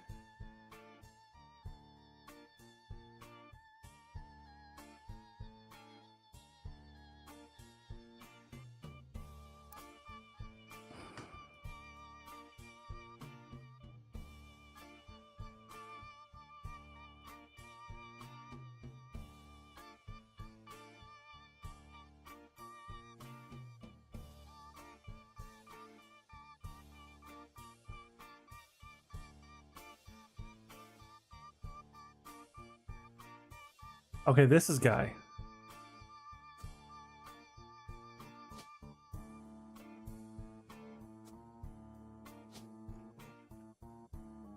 The third president.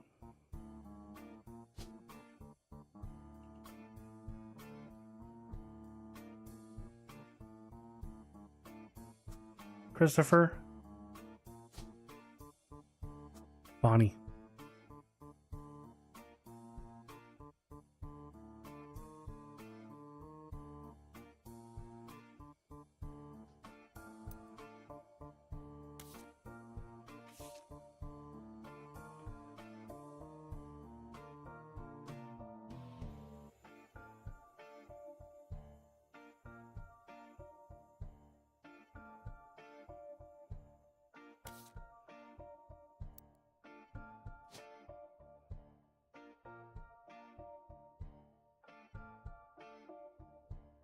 That's Bonnie.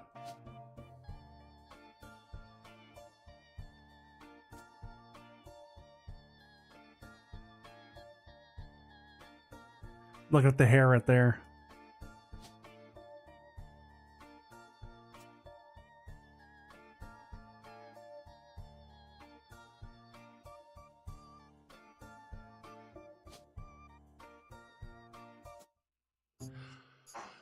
Oh.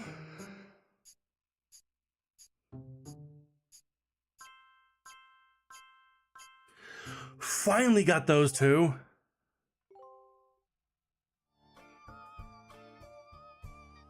I had them flipped.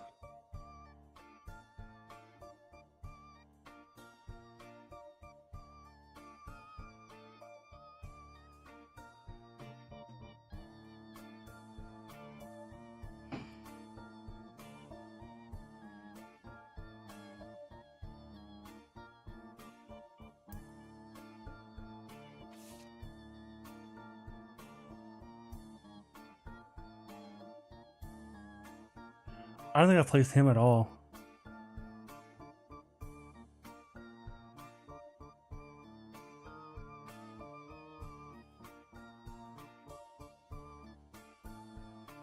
Which doesn't make sense because it looks like I have placed all the photos.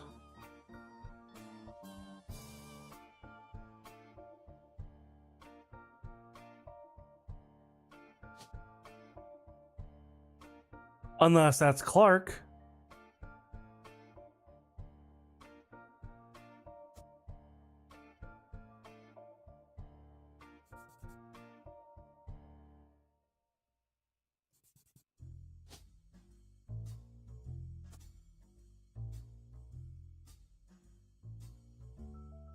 Wait, was Clark in that photo?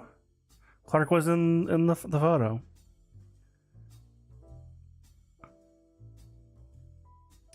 And he's the only guy I haven't put down.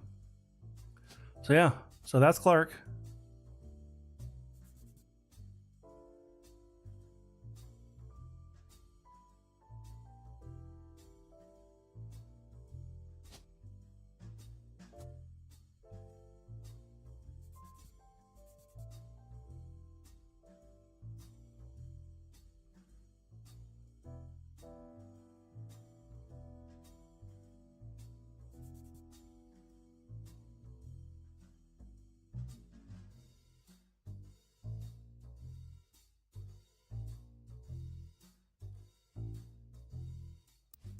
All right, I got nowhere to go now.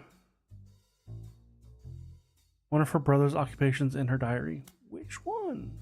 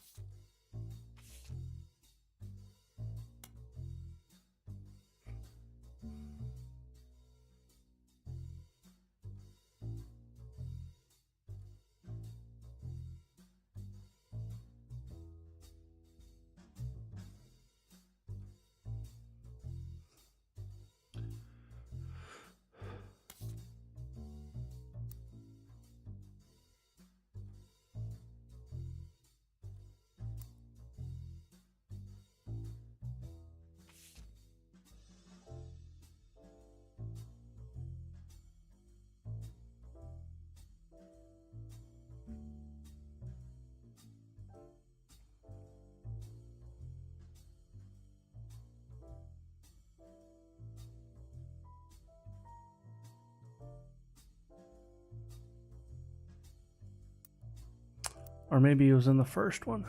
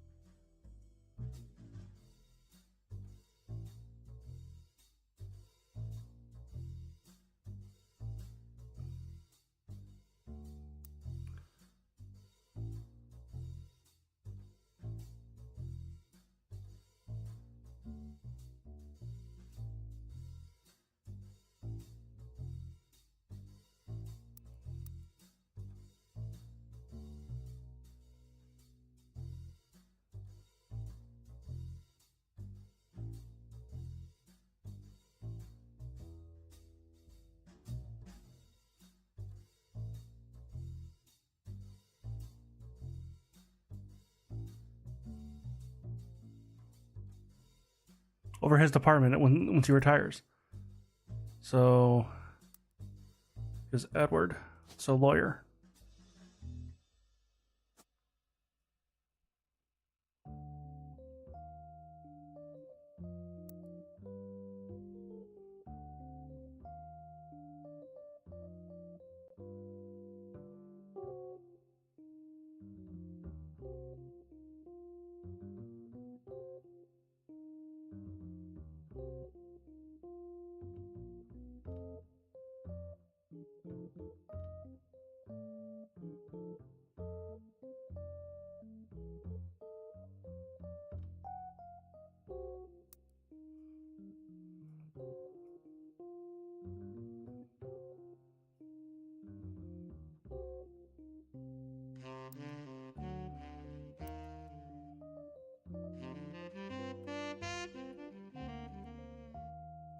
Okay, I got that one.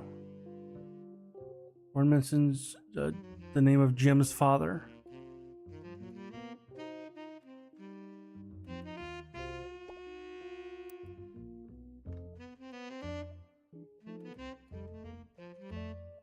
Yeah, that'd be Elias C. What about it? Name came up again revisiting the diary Clark.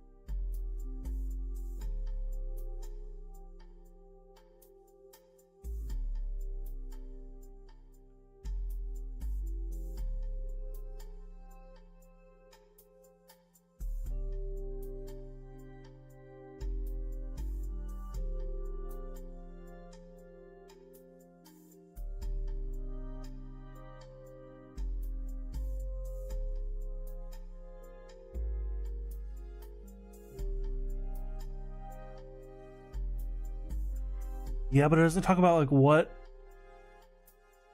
Eli C did as a job.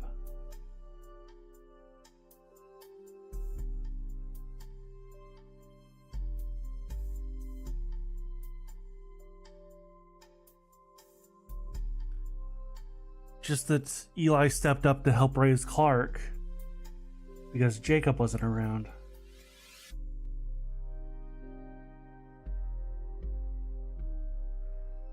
So, what about it?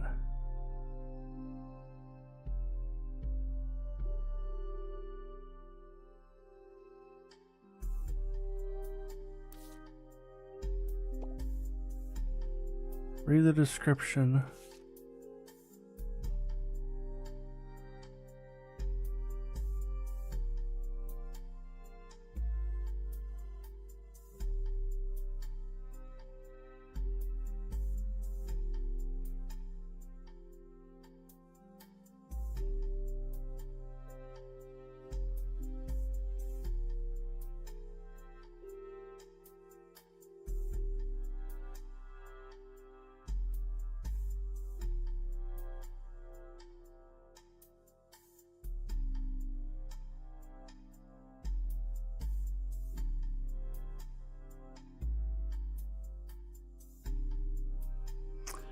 Yeah.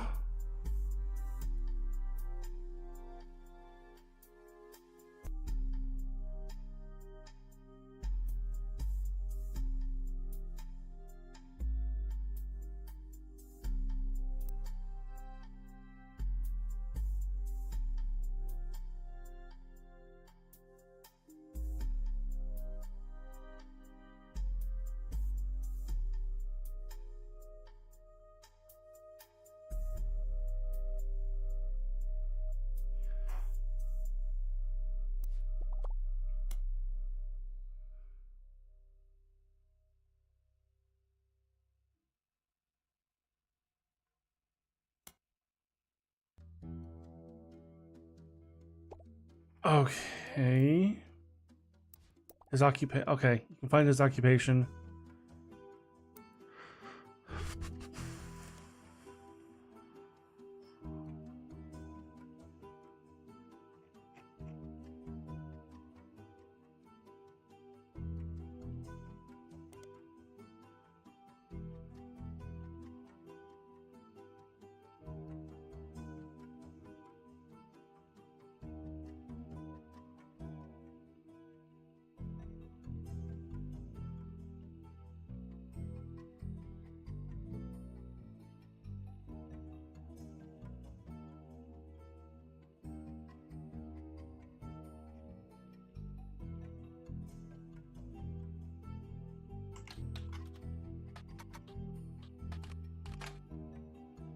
Okay, same thing.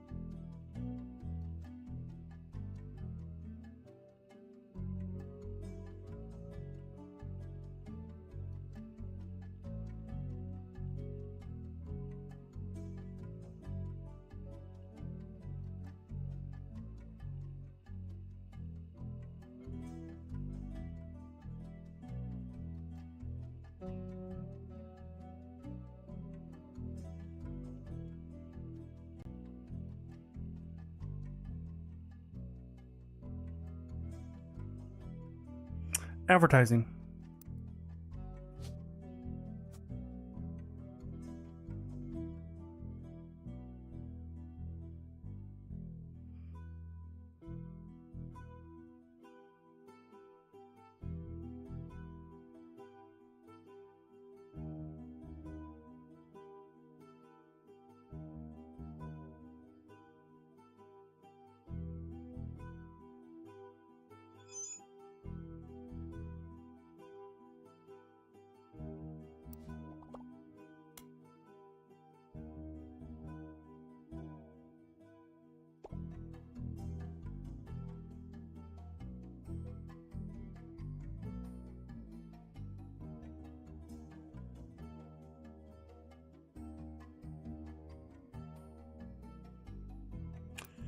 Yeah, I've already got all the presidents.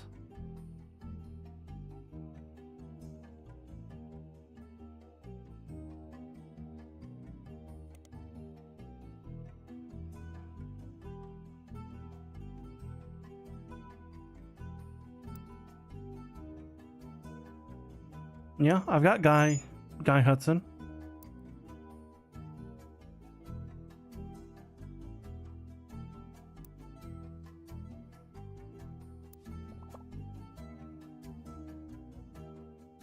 You should look further into his business affairs.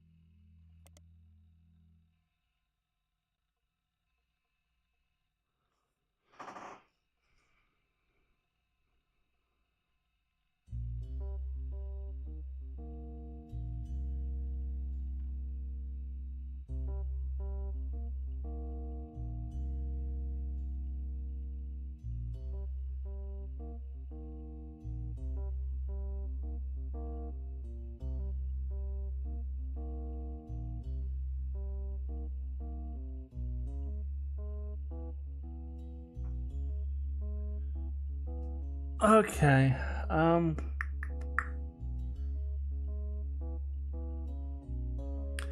Into his business of into. How do I do that?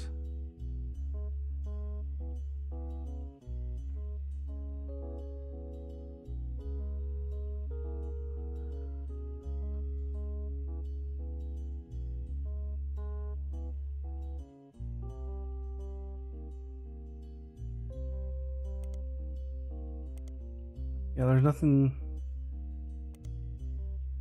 There's nothing there. There's no way Caviar comes up with anything. No.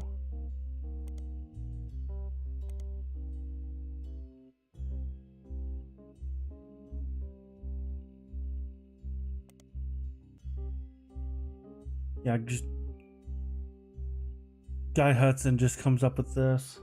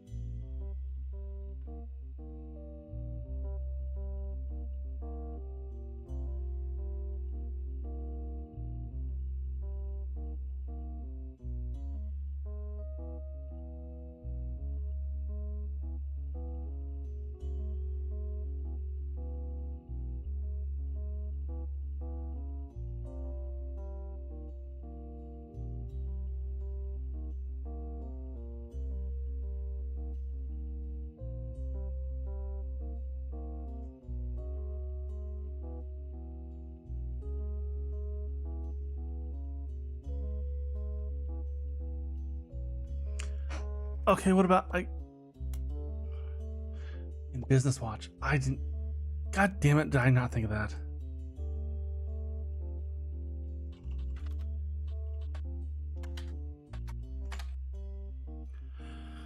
Guy Hudson, along with his twin sister, are long estranged to the.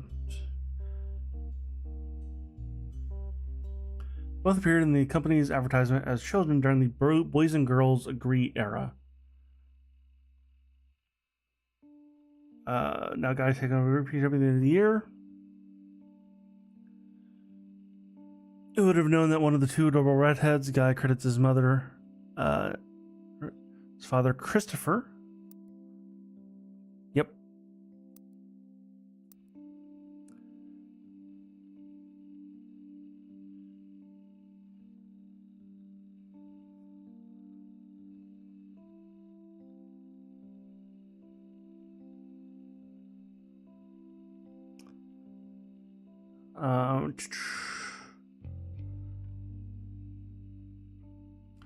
Arguing over everything but chocolate would grow up to take over the whole company. Guy's uncle and current president, Zach, got him, has decided to take early retirement and focus on traveling the world with his wife. Zach was quoted saying, "Now that our daughters have started families of their own, Clara and I plan to reflect on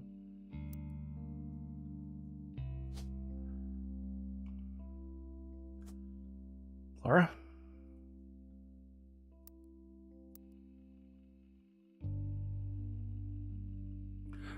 Plan to reflect on the Guy is new to the business world, but he's family. Roottrees has faith in his motivation ideas and is eager to share them with the world. We'd like to think that Boys and Girls Agree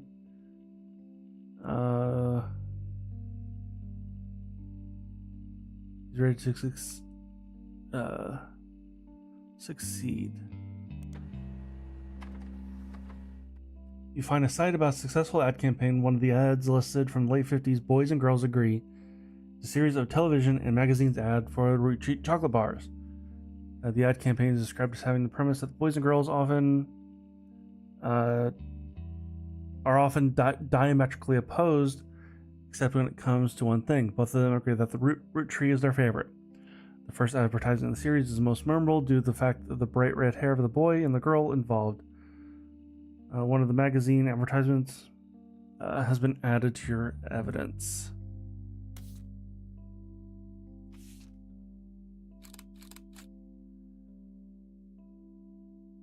Ad campaign is described as having the premise: boys and girls are often. Yep, already.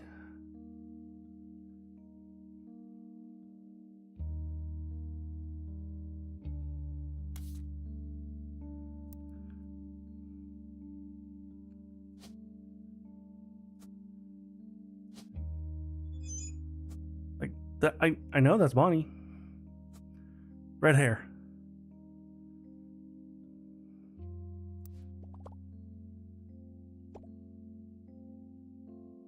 Like, yeah, I got another photo of him, but that's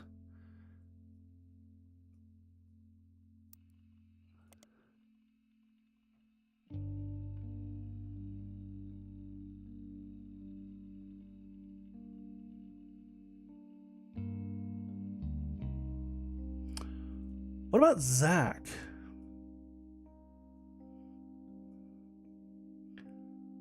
Zach Morden.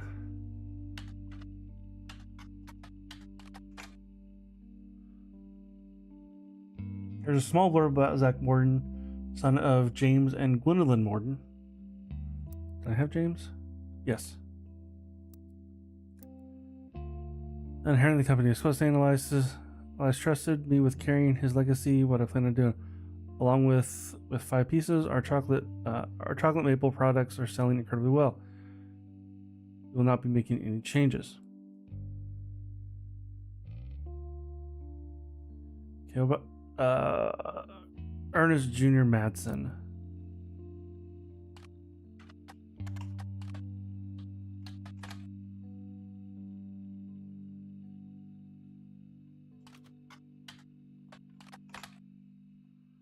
Spell it right?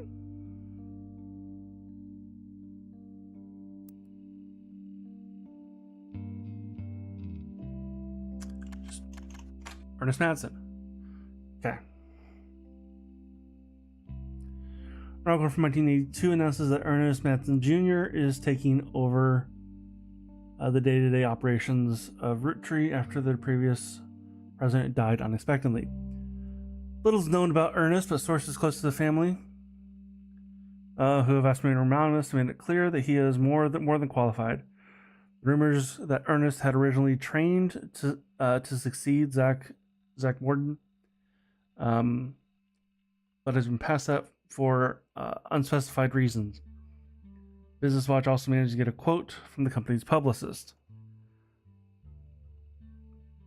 Last 4 years, Roottrees have been rough. In an attempt to keep our products relevant to the modern audiences, some of our decisions have had unintended consequences, from fancy flavors and misstep to batter up to the batter up bar, which have taken a tumble in the public eye. But Mr. Madsen is committed to getting back to the basics, the batter up bar.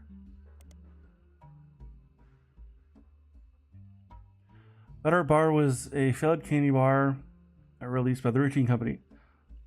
Launched with great fanfare in 1980, was meant to evoke the classic combination of pancake and maple syrup. The name comes from the fact the recipe uses creamy imitation of pancake batter as its filling, and the packaging had baseball imagery. Oh, that's bad. Consumers loved the taste, and the candy launched to stellar reviews. But after less than a month on the shelf, it discovered that the filling of the unopened bars began to separate and developed an off-putting texture described as powdery chunks floating in oily goop. This odd consistency made the punchline of late-night jokes for weeks, solidifying the reputation as a failure.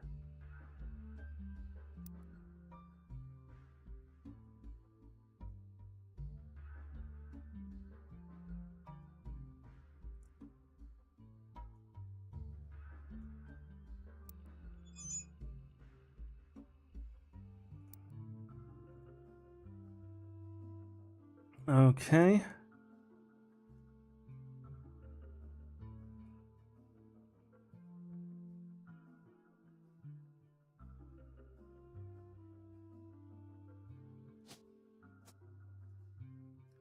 Really, I just need to know her their occupations.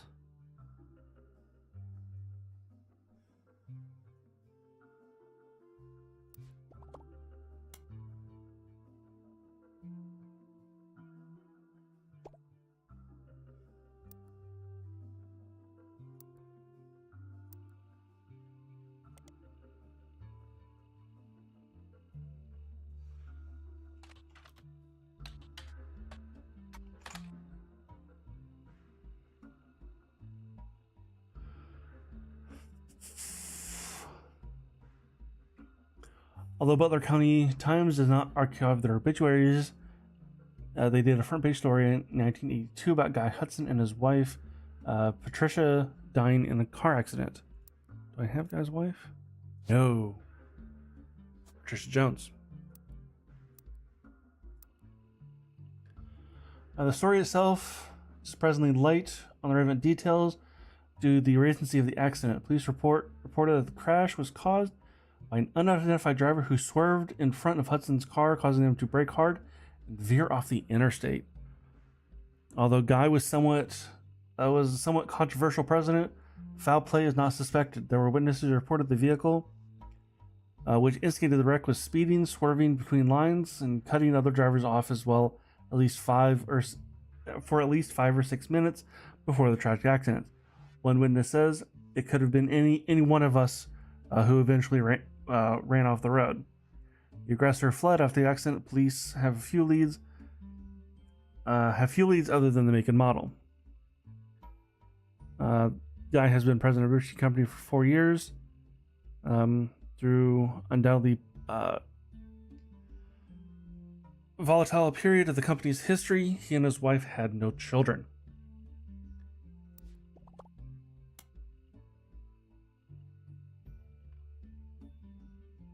I do? Yeah?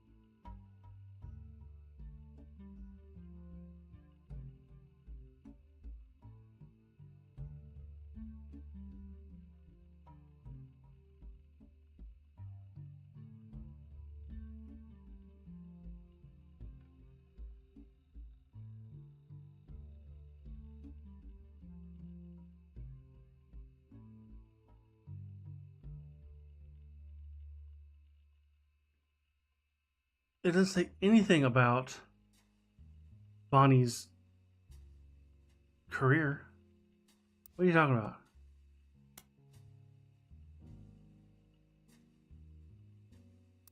Oh, okay, housewife. I had that and then I took it off.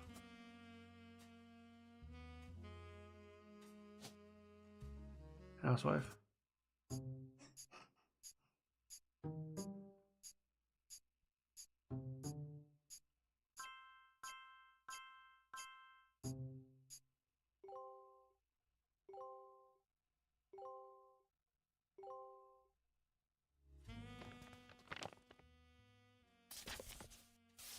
To my genealogy genie. If you're reading this, it means you've locked in 49 blood relatives. Congratulations! I knew you could do it. There are 2 more entries on the family tree I'd like you to consider. These last 2 are optional. You can summon me whenever you wish. However, this will end your search and reveal the truth. So make sure you're ready.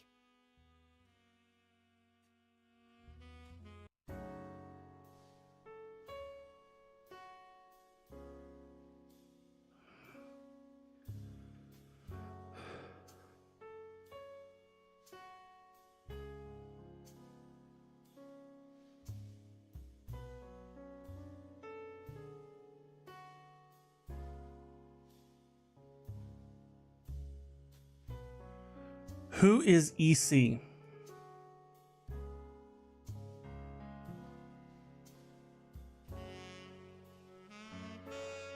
And apparently there's a photo of him.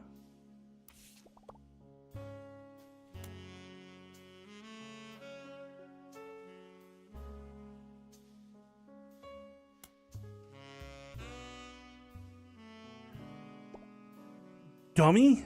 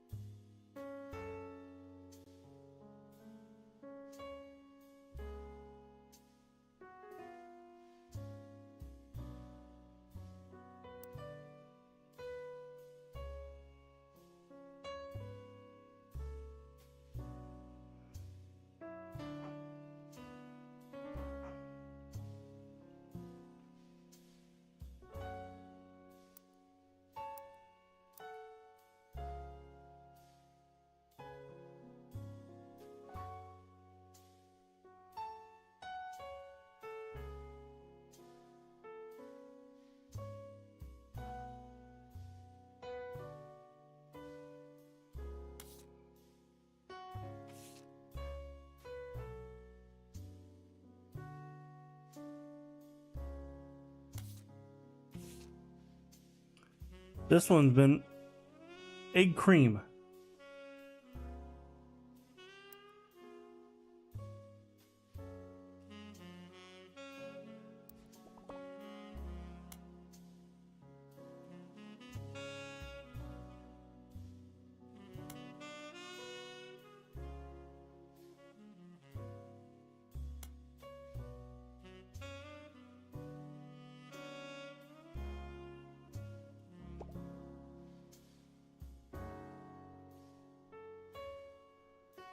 Oh.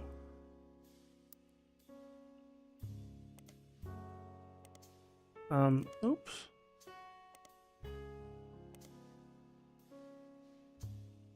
EC, her last name is C.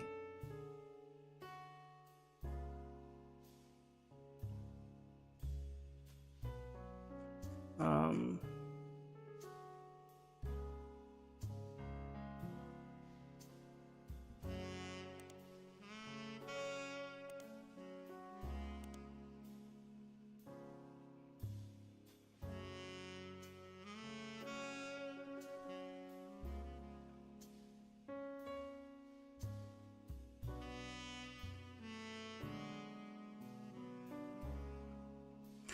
I must have looked her up.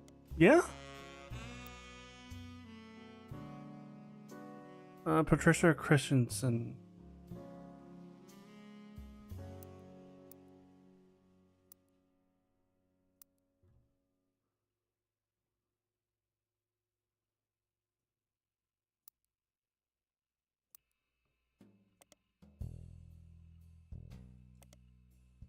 Um...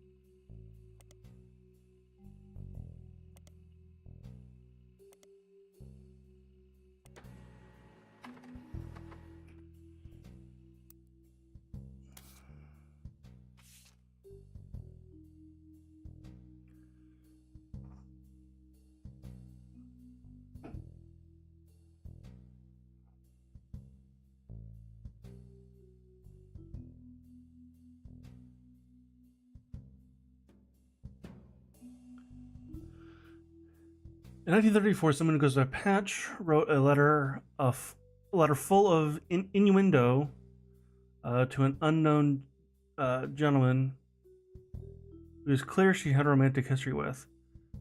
Patch, throughout the book's author have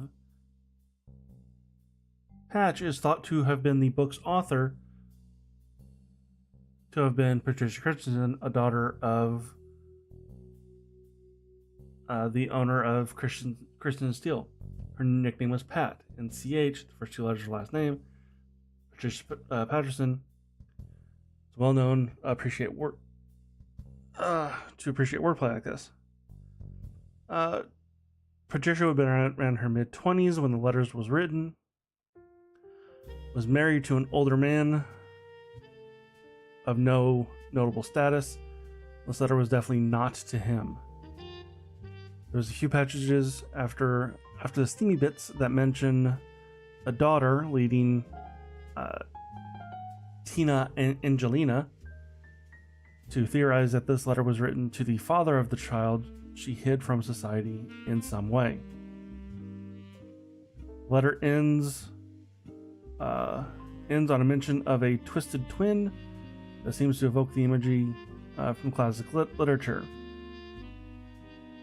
Not for her story, yours and mine would have been the most tragic tale I've been told. How awful it is that such a beauty was ripped from its rightful fate, and worse, sent to live in possession of your brother's twisted twin.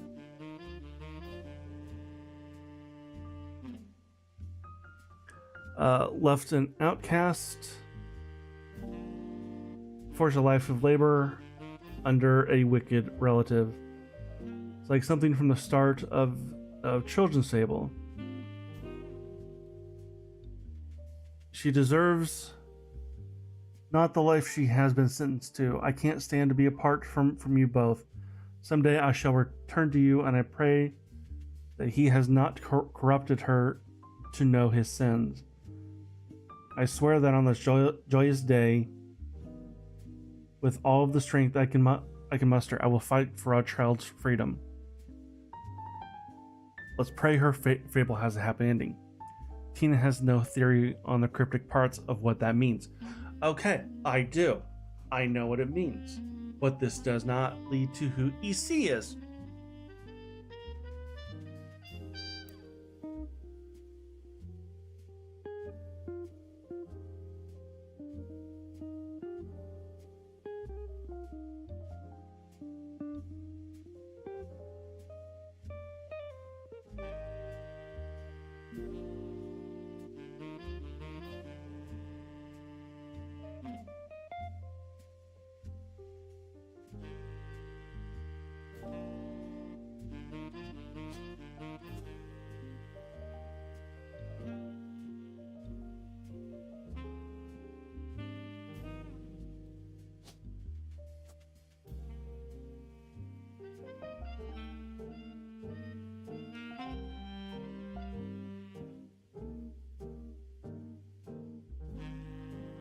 Okay, so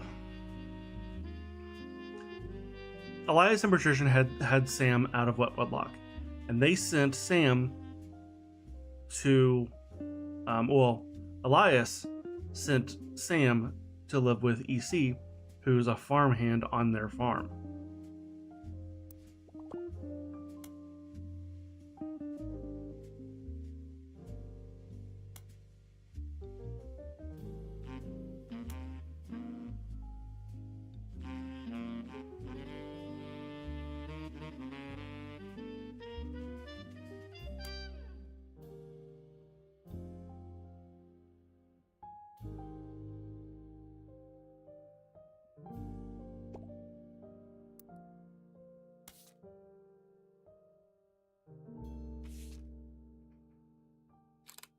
That guy.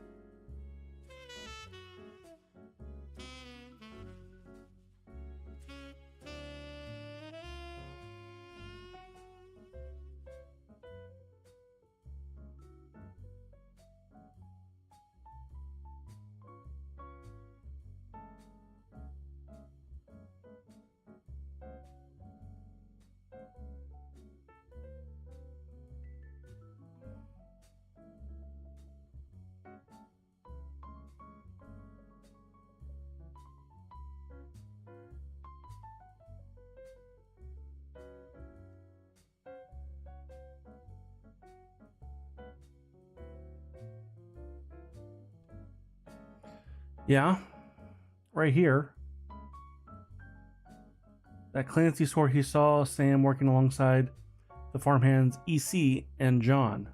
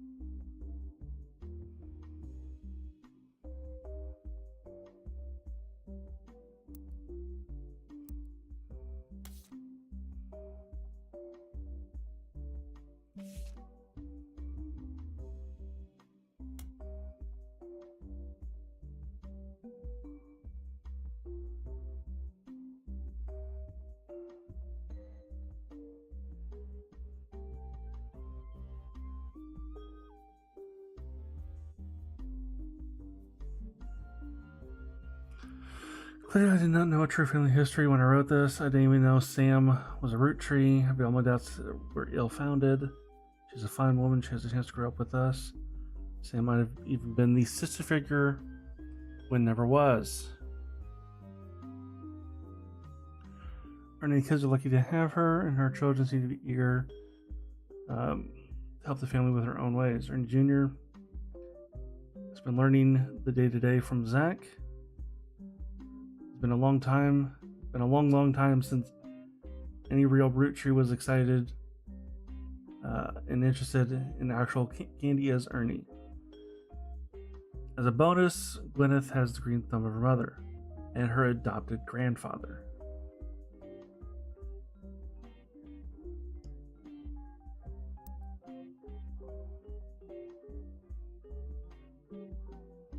Adopted grandfather.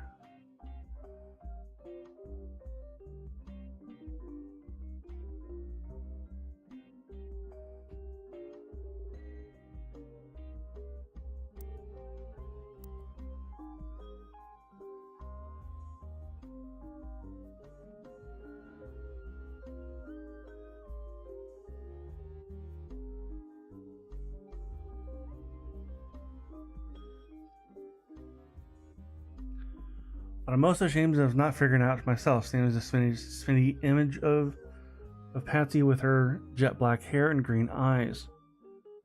She doesn't have thick glasses, of course, but I guess that's the extra generation. Her children have that covered.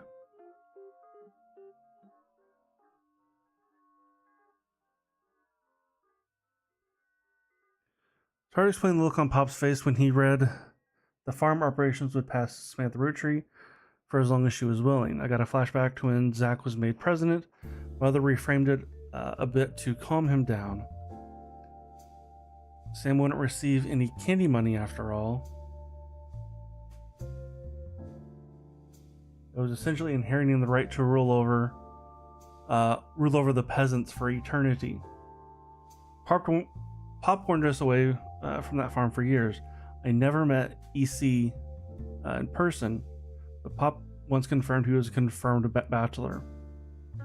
I suspect that's why he kept us from there. Sam had to grow up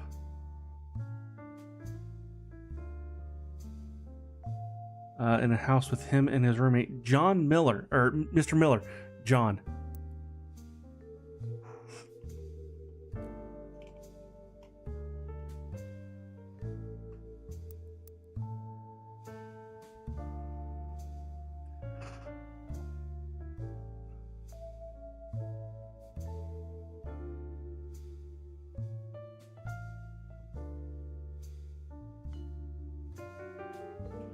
I'm not sure Sam will ever forgive Uncle Junior or Patsy for abandoning her to that life. But if I were her, I might never forget them either. But even so, she seems to blame them more than just the two of them. She has no problem with us, the next generations, but she has a palpable hatred for the five pieces, Elias and Gwyneth. I wonder, because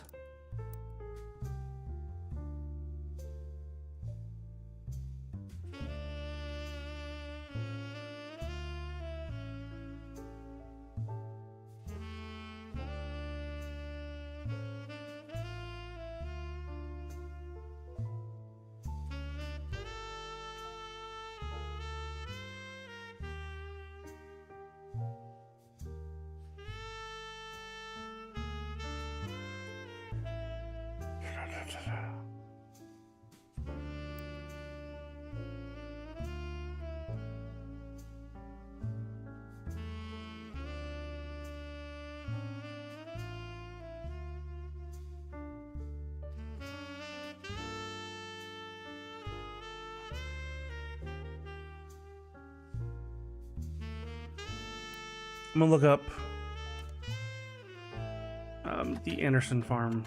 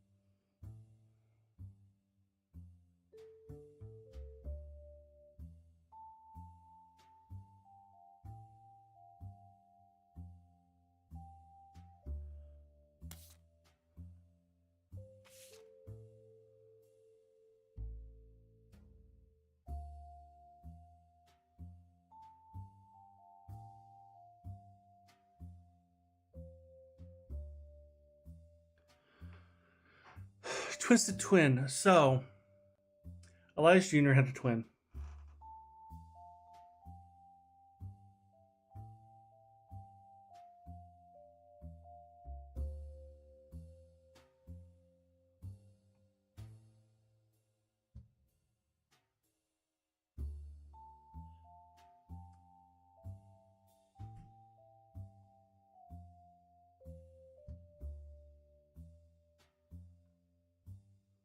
Or one of them had a.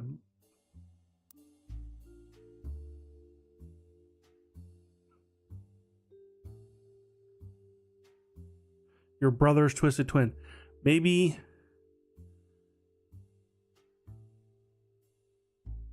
There's no way. Clancy Edward and Edward Clancy?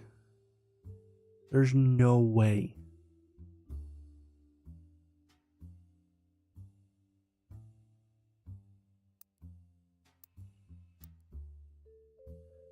It did say it'd take a leap of logic. There's no way that's his name.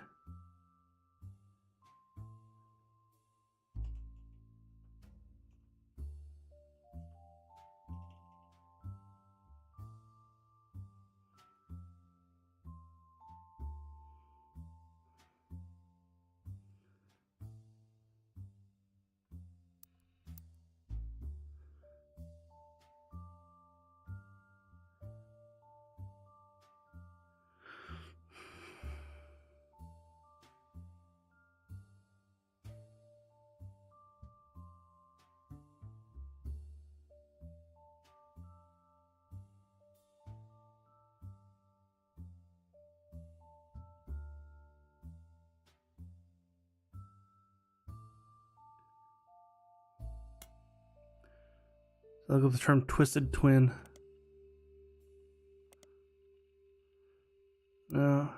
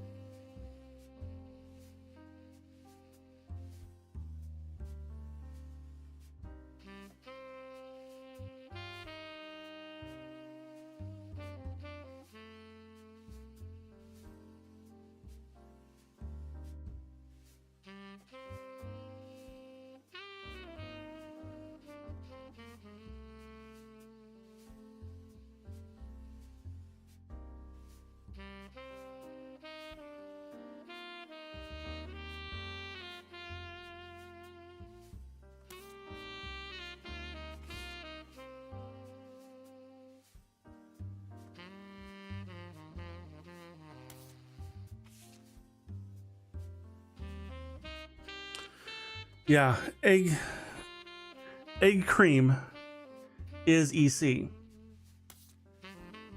And EC is Clancy Edwards' twin brother.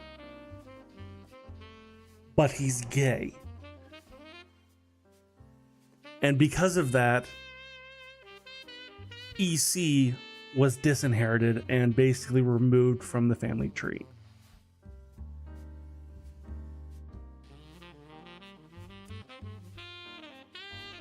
But he worked on the farm with his partner John Miller.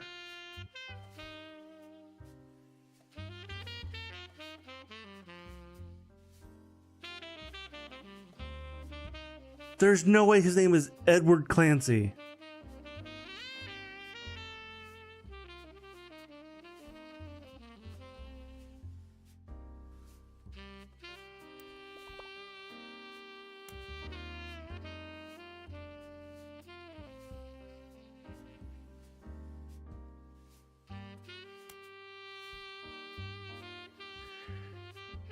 I was right. His name is Edward Clancy.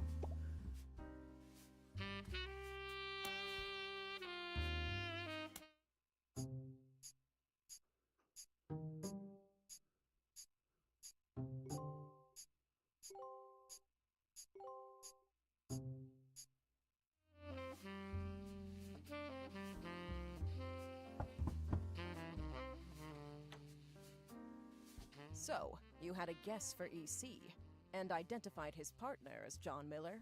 Yeah. Okay, that's what we were here to determine. I'm Sam Madsen, though you know me as Samantha Roottrees. Yup, I got old. The only picture you have of me is from 40 years ago. Yeah, I think you're staring wearing the same damn clothes. My book tells the truth about Elias, the 5 pieces, and my parents. Not my biological parents, Elias Jr. and Patsy. My fathers, Edward Clancy Roottrees and John Miller. By now, you've either read Lauren's diaries, or you're just an incredible guesser. Lauren was right. I hated the 5 pieces. She just didn't know my full reasoning. My father, Edward Clancy, was a great man, but his identical twin Clancy and his father, Elias, were not.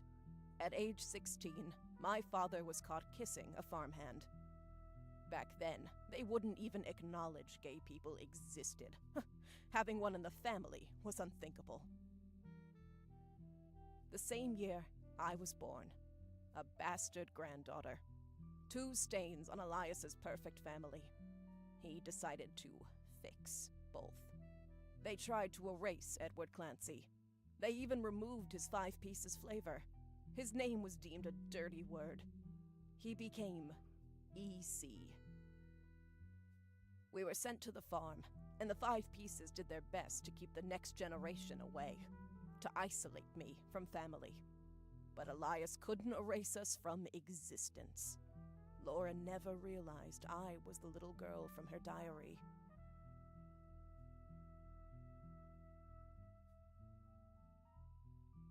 Who could blame me for being so confused that day?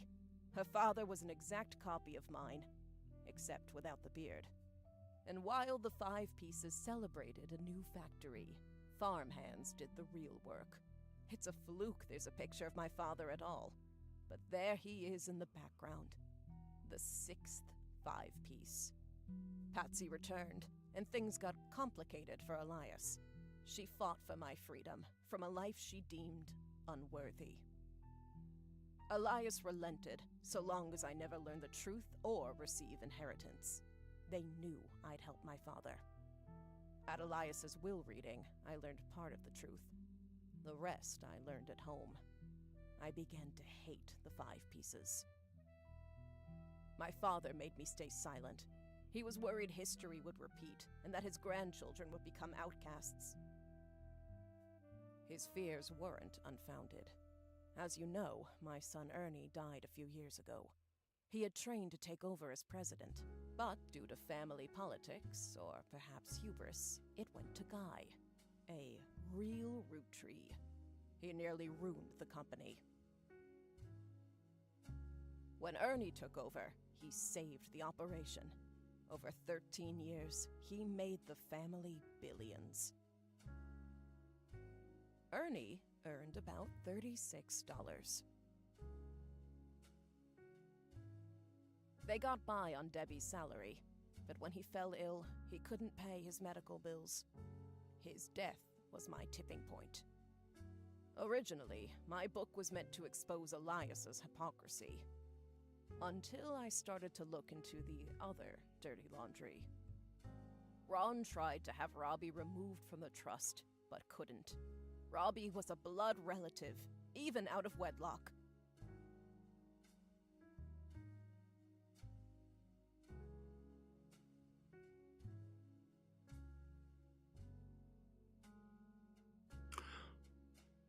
Oh, I thought he was talking about you.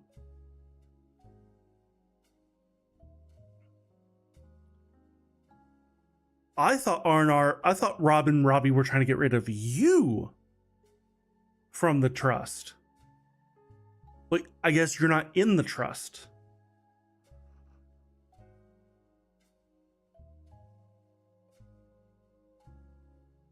That sounded familiar. The Clancy Trust that Elias established was designed to secure his family's future. His entire family's future. He couldn't write exceptions in without the whole thing falling apart. My book can definitively prove that Elias was not the paragon of virtue he's heralded as, and that my daughter and granddaughters are just as much family, at least in the eyes of the Trust, as anyone else. The Clancid Trust will secure their future. They can decide what to do with their shares. But I'm old, and I'm not in it for the money. The truth has been eating away at me for years, but now I can set the record straight, thanks to you. As someone who enjoys searching for the truth, you might understand the power it has. Whitewashing the past to protect the status quo can lead to repercussions in the present and future. I appreciate what you've done for me. The tree wasn't easy, and proving who EC was will be an uphill battle. That's what we were here to find out. If I can find my way into the Trust, my share belongs to you. What? Looking at the family tree on your wall, now with my father's, everything finally feels complete. Unless a whole lot more Roottrees somehow appear from thin air, this is the last time I'll come knocking. Thanks again, and so long.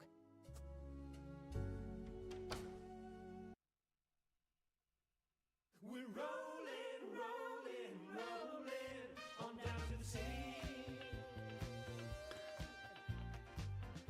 It received mixed reviews.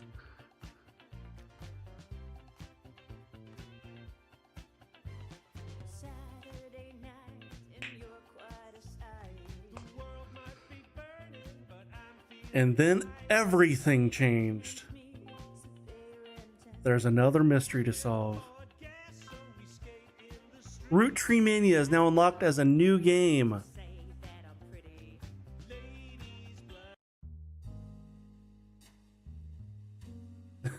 Ladies, I am a secret root tree.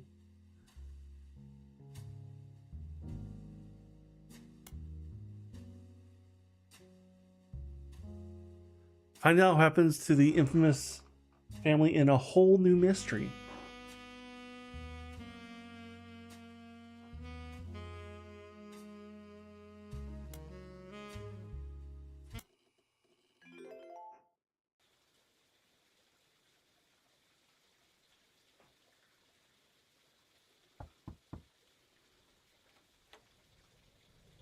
Hi, I'm Clark.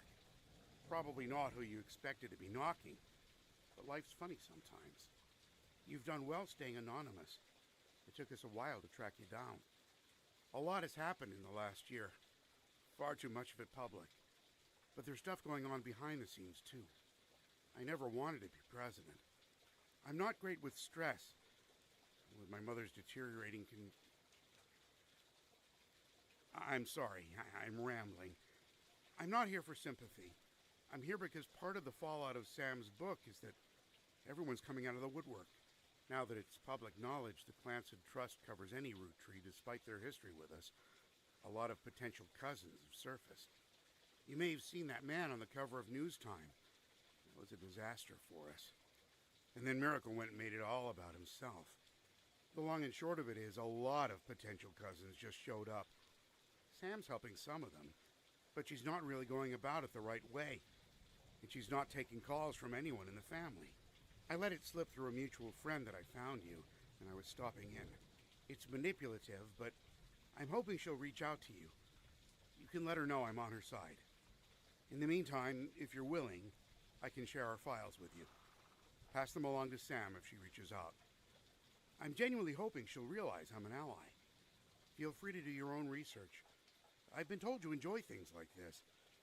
To each their own.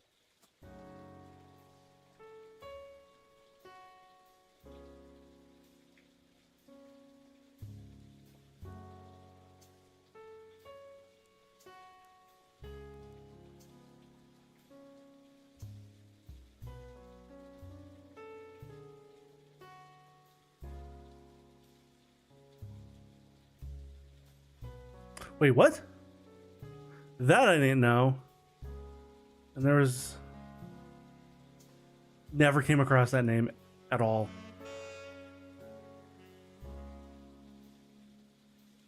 Or that.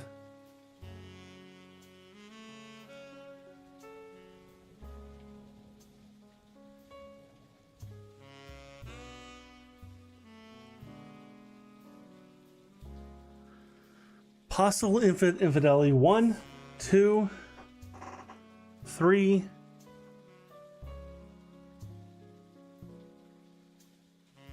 Family Tree Update 1998.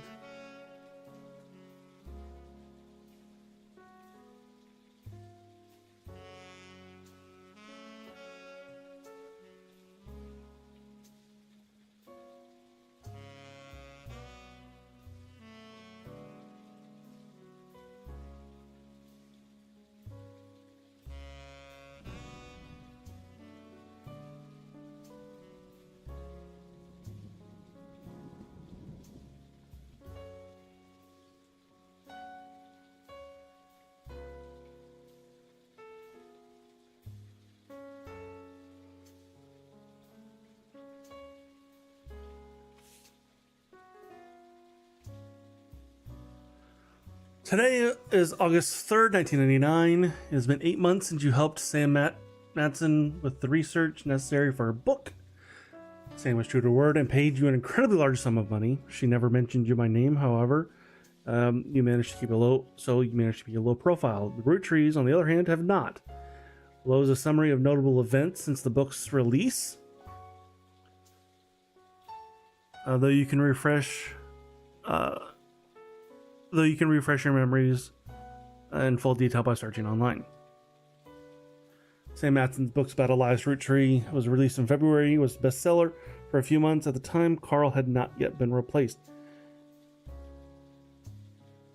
Roottree Rift. In March, the Roottree company stumbled publicly as they attempted to respond to the book's release with multiple conflicting press releases and a clear lack of leadership. Clark was announced as the permanent successor to Carl Roottree and welcomed Sam Matson to the family officially. The company hired an outside legal group to handle the changes to the Clancy Trust. This included any other new questions of lineage. 5 Pez. After the announcement, there was a rash of different people claiming to be Roottrees, mostly dismissed as opportunists or scammers. The highest profile of these by a wide margin was a rapper named Felix Fellows, who changed his moniker to 5 Pez as a publicity move at the same time. 5 Pez is the only notable person on the updated tree.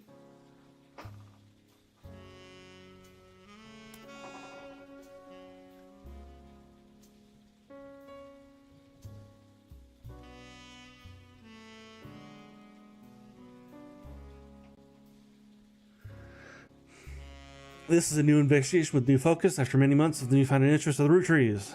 It is recommended that you catch up with some of what happened last time. Some web searches may yield new or different results. Some books or magazines from your previous investigation may be relevant to your new one. That is often it's also much more widespread search. The list of first and last names you can choose from will contain red herrings. Not all of them will be used. Damn it, there was only one red herring before. Below is a reminder of some of those notable beats from your initial dive into the Roottree family. All evidence from before is still available, and for your convenience, any search that do not lead to new information is still function as they did during your first investigation. Roottree Candy was founded by Elias and Gwyneth many years ago. The entire family has a financial alliance on the health of that company. Most of the action took place in or around Butler County, Pennsylvania, where the company was initially located. Elias, Carnell, and Raina were on covers of magazines. Other notable Roottrees, such as Lauren Roottree, Miracle Roottree, and Jim Roottree, have physical media such as albums, books, and movies. You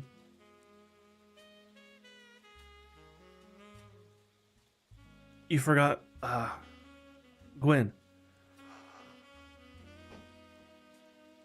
Lauren's two diaries are probably the most useful resources overall, mentioning many of her relatives directly. The 5 pieces Eliza's children could be identified based on the initials of the original candy flavors. There were 5 presidents of the Roottree company. Many were featured in periodicals. Stephanie Jones and Brian Jones were featured in campaign posters and led to Caroline Morden's art book, which enabled you to fill out more of the tree. Many of the younger Roottrees were found by a complex rabbit hole through a conspiracy site that led you finding a searchable web address for Chris Rafferty, Lauren's grandson.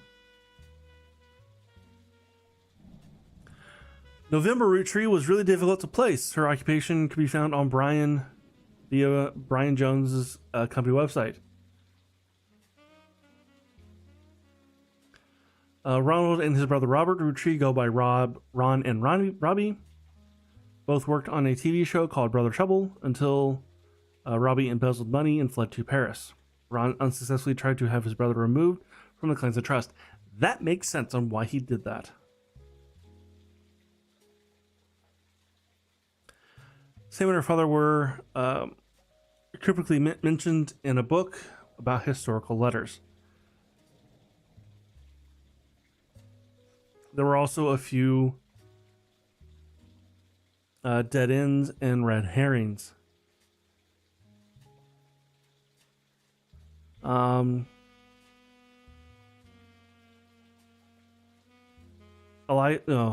Analysts Harry Roottree claimed to be a Roottree, but was not.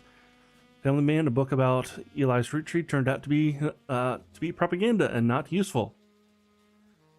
Lauren's other book, historical romance novels, were not very useful on their own, though could lead to other information. Caroline Morden's sculptures were not useful. I'm getting hungry.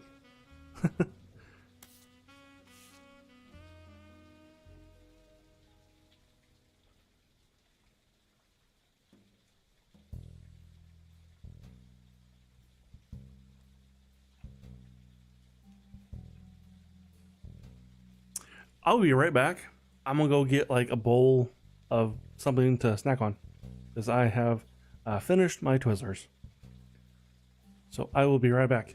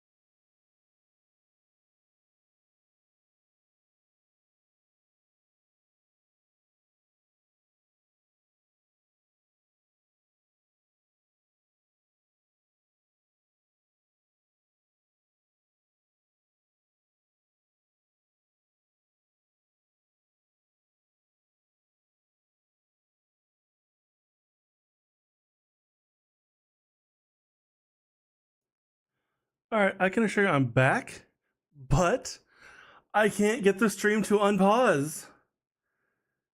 The button doesn't work.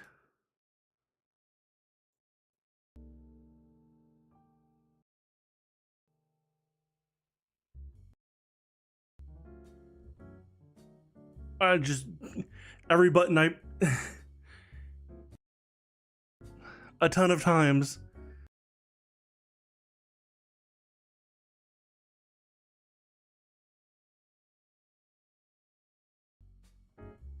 Okay, there we go.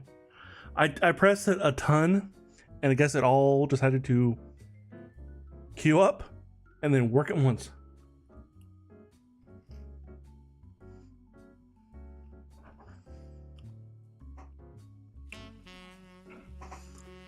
I'm eating popcorn, and immediately, kernel gets stuck in my tooth. Immediately.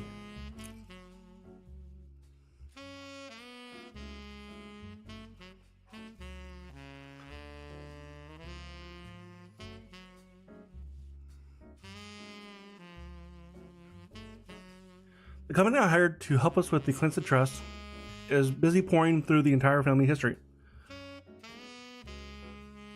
as well as people they may have been in contact with. That said, the family is not particularly happy with this and are doing their best to slow things down. Many of them are actively avoiding our interviews. Every time there's a high profile public case, it causes headaches. So please, I don't mind if you do your research. But I ask that you stop going to the press. Instead, we have a highly trained team of lawyers to back you up.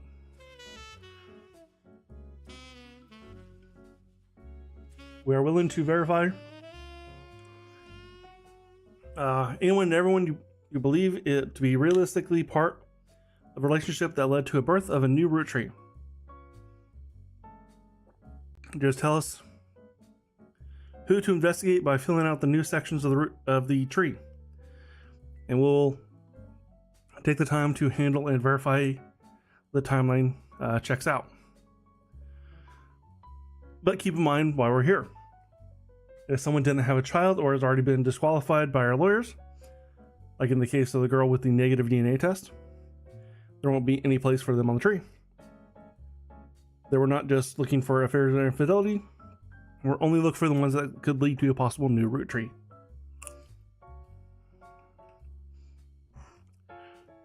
Some of the spots in the new section will be marked with tree icon. These are areas reserved for members of the original tree you filled in 8 months ago. Just like last time, be sure to use birth names for everyone you add. Married names and nicknames won't be enough. To start sorting out infidelities, I recommend you turn your eyes to the men in positions of power. I love to say that's only because it would have been a lot harder for the women to hide 9 months of pregnancy and birth without the family noticing. But I can't. To be blunt, I'm no stranger to infidelity. I wish I could claim I was a perfect husband, but as you see in the family tree, why pretend? Some of us learned how to wield our family's name and fortune for our benefit. Consequences be damned. I can't change the past or hurt those who have been betrayed. Instead, all I can do is be honest with myself and to you. Refuse to make any more mistakes and do my best to sort out with various messes we've left behind. So please fill in the tree, and together we can figure out how to begin to make amends. Good luck, and thank you both. Clark. You both? Who's here with me? Jill, are you here? Did it count you?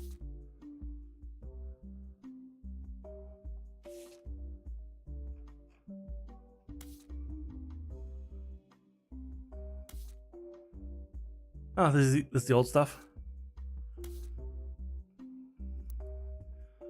Okay.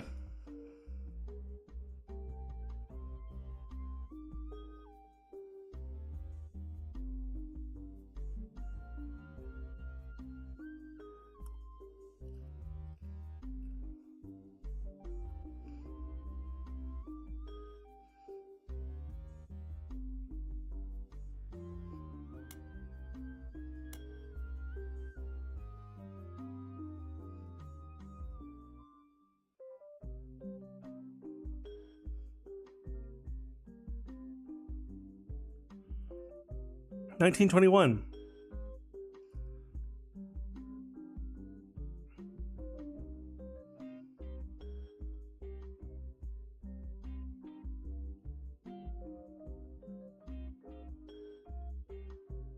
Could that be maybe Zach?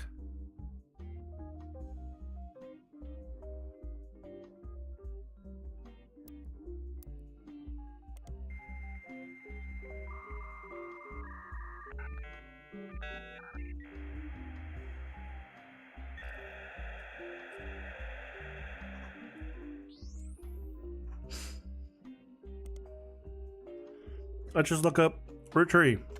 See what comes up.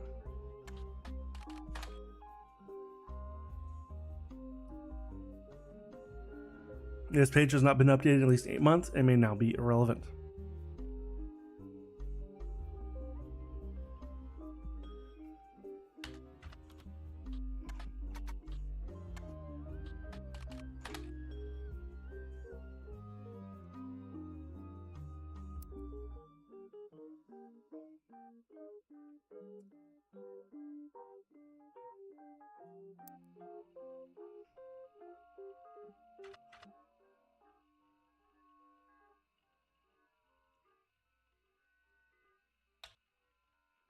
How do you spell it? I-A-H.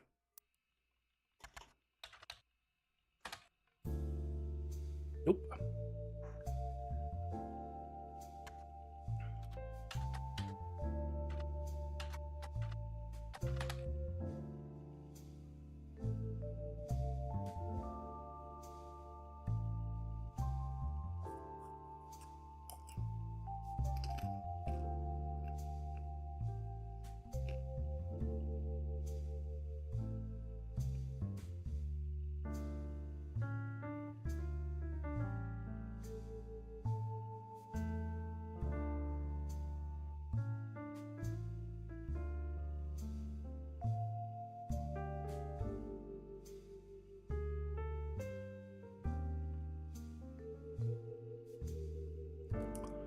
Here's some new names.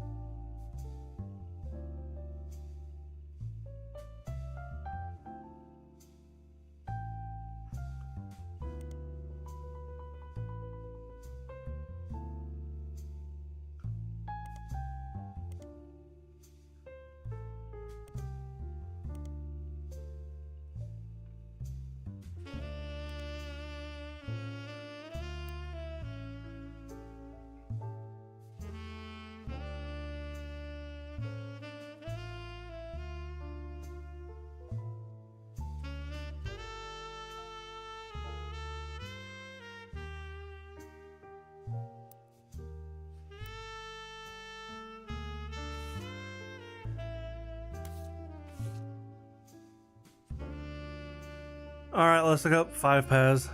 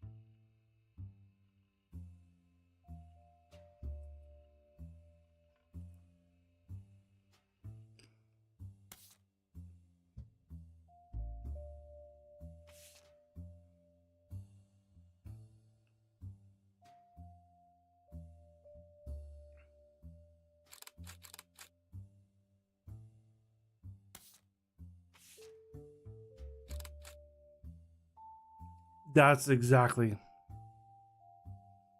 who I thought. Who?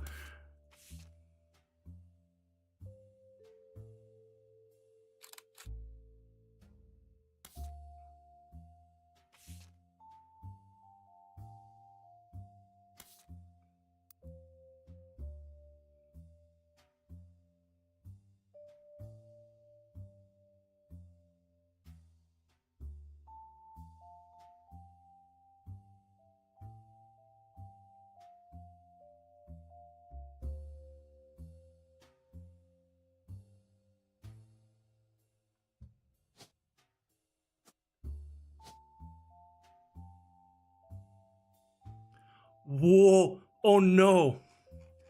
Oh no! It won't be as easy this time.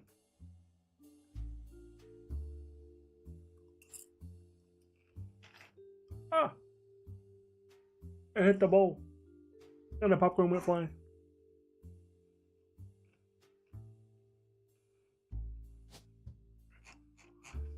Okay, his name is Felix Fellows. Occupation. Just tell me rapper's not on here. Good. Musician.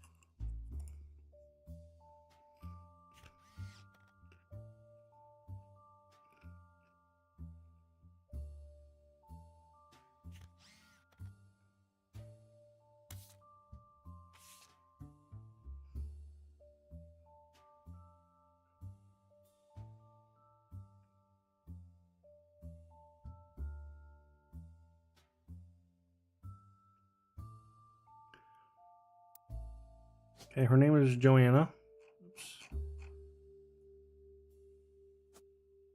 Cool. It leaves that. This ain't locking on the first name. Fellows, maybe?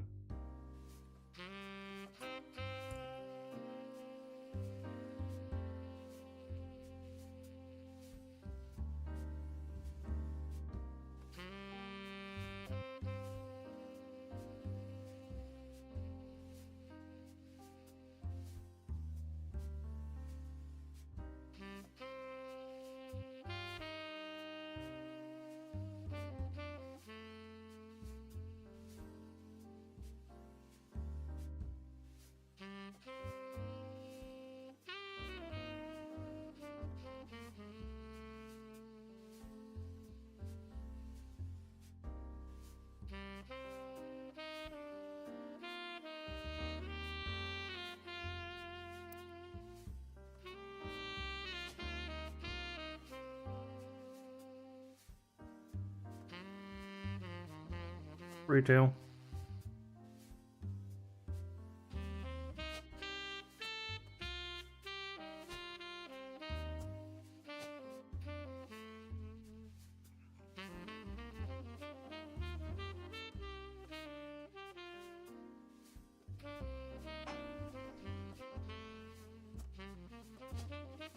See, Guy was the third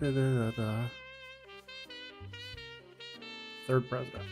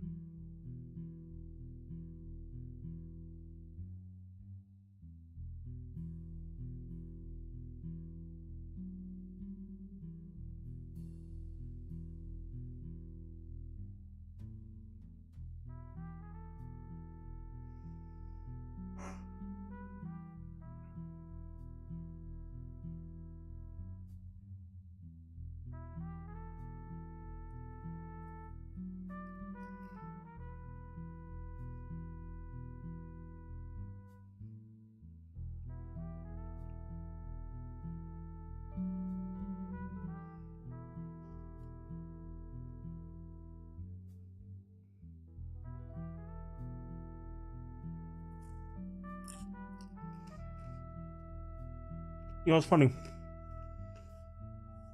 Miracle, you know, being gay is a sin, blah, blah, blah, blah, blah. And he wears a rainbow tie. No, this is 90s. Rainbow was not considered the gay icon that it is today.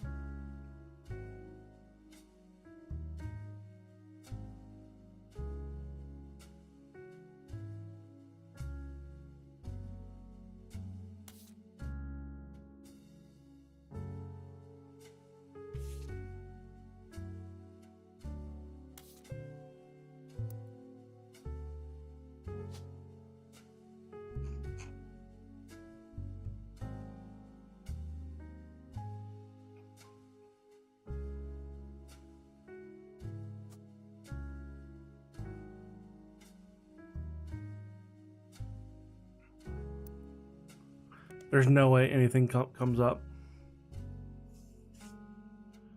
Well, let's look up Roottrees Mania.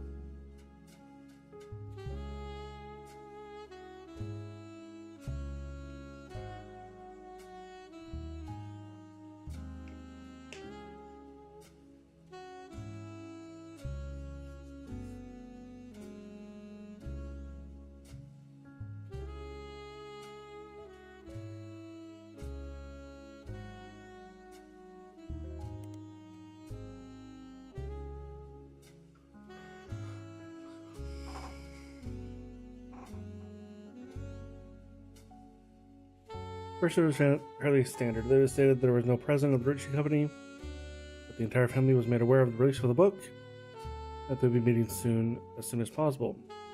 Only then could they verify the legitimacy of the claims it raised, decide next steps. The second release was emailed to business newspapers 3 hours later, announcing that after a vote, Ron Roottree would be taking over temporary interim president. It was also to state the fact that Ron was aware of the book and had verified claims within, be looking into compensating Mrs. Madsen and her family immediately. It also stated that the company lawyers would be taking immediate steps with the family to revisit the claims and trust terms to make sure nothing like this could happen again. It was quickly clear to business reporters, they announced at the time, the two press releases have not been logistically sufficient to gather a majority of the family, even using conference calls. This was reported on many news channels, and the third, much shorter press came the next day, claiming that the draft of the announcement was made prematurely and that Clark, Rafferty, LaRue, and Ron would be taking over the company's first joint presidents. It also stated the company compensation plan would be based on a stringent verification process.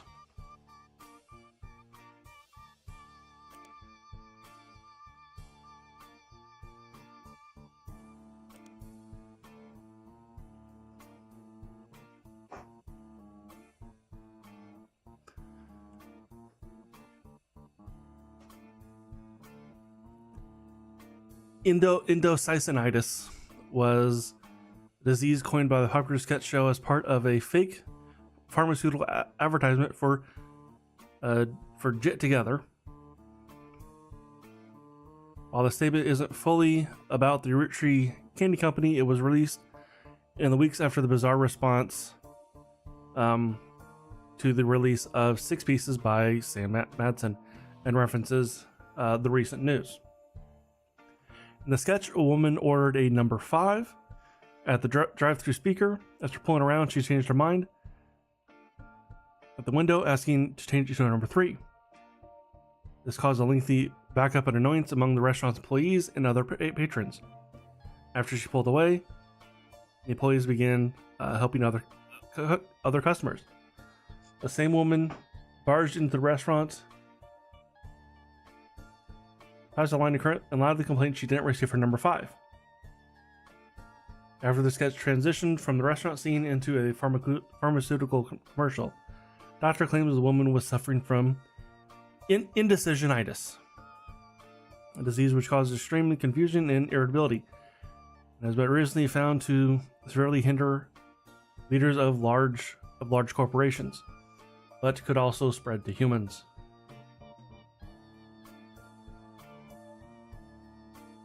The doctor recommends Jit Together, a fake pharmaceutical drug. Multiple testimonies use various of the catchphrase, "When I can't make tough decisions, I gotta get my Jit together." Got it. I was wondering about the name. It didn't make sense. Now it does. The final testimony includes a bald man in silhouette with a voice saying, "I'm uncomfortable sharing who I am. I'm comfortable in saying that before I took over my family's candy company, I should have really gotten my Jit together." Damn, they roasted him hard.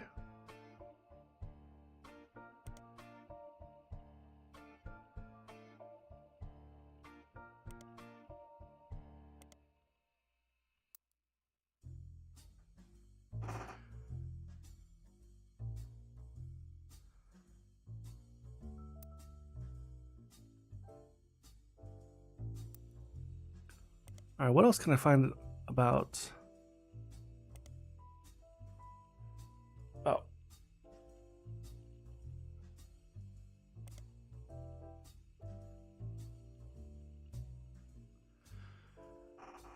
According to various sources, the album mostly material 5 recorded from his mixtape before he became notable, but re-recorded with lyrical differences and professional production. All Your Problems was the first and only single released. After dropping the single, 5 announced he retained the infamous lawyer Steve Whitlock to sue his family. To date, it doesn't seem like he's followed through.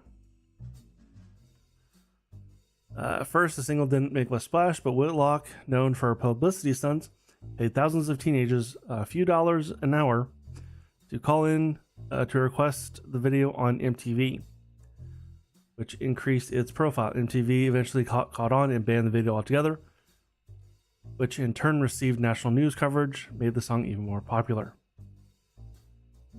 Let's look up Stevie Whitlock.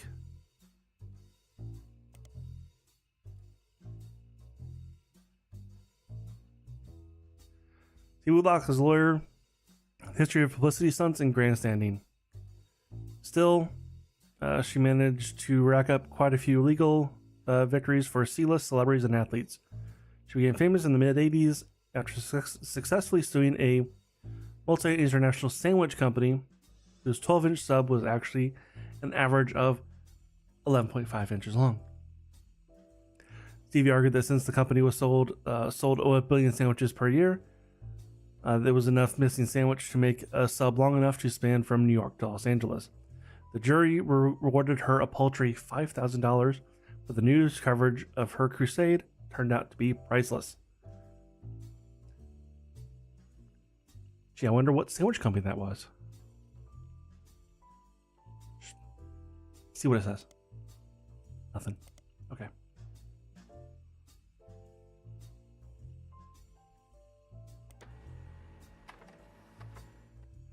This track is the only new song of the album. The subject of the matter is the hypocrisy of those claims the money is evil. Points out the only people who think money is evil are those who have it. And those can afford not to be greedy.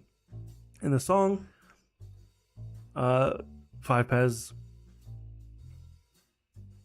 triumphantly talks about the Roottrees wealth due to being his birthright and giving it to those who need it most. You find a copy of the song on a suspicious-looking website and download it for your records.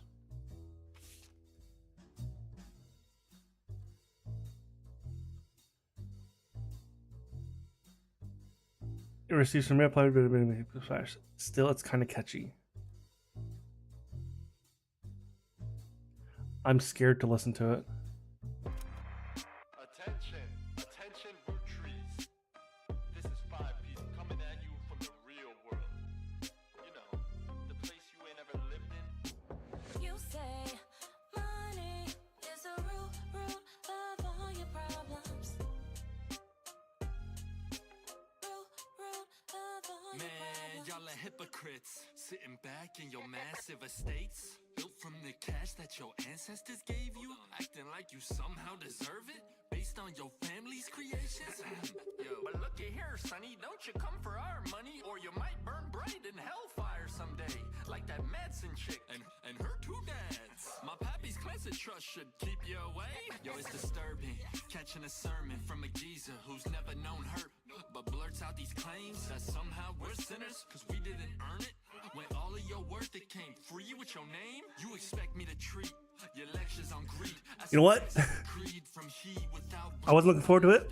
I turn my other cheeks and It's not bad, when you give me a kiss, you'll know but I'm trying to think. I was like, okay, this is the 90s. You say Would this be 90s rap? root of all your problems. Let me take those problems away.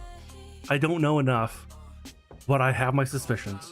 the root of all evil, just trying to make small pursuits of real people. You silver spoon feeds you the world's purest treacle, while real world folks burning spoons for the needle. So once more with passion, tell this poor tragic orphan how your mansions and Porsches are actually horrible. How I'm better off penniless, grasping for morsels. How wanting my share, that's actually extortion. With your candy ass name, synonymous with sweets. Oh, you wanna call me classless? I'm gangster from Portland, but I play that game. I came up on the streets, the only streets you reppin' are Park Place and Boardwalk. Hypocrisy, monopoly is toppling. When I knock, have G's, top off my pocket. buckets, please. Cause the same God that got to steal my mom from me is what he wants, right? For you to live in poverty. And if you're suddenly not eager to unhand that fortune, that's unfortunate. I guess I'm gonna have to take my portion, and I'll do it all legally.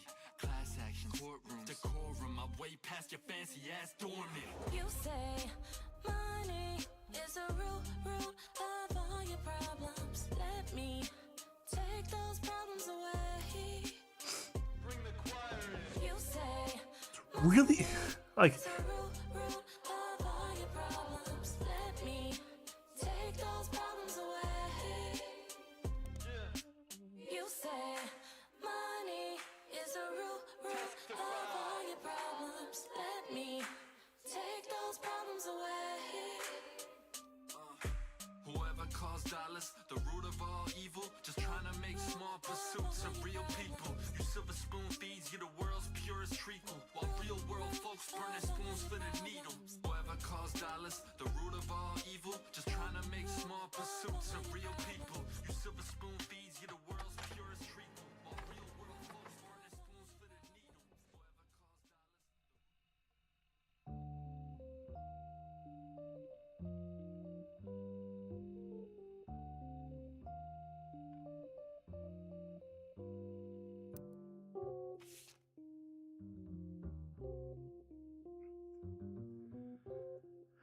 okay, that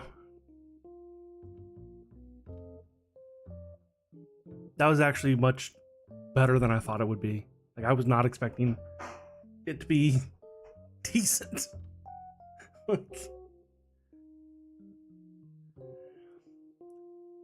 Sam's book has a few different patches about her own history with the company and rumors, gossip collected during that tenure. Hold on a second. I gotta turn on the fan. It's hot in here.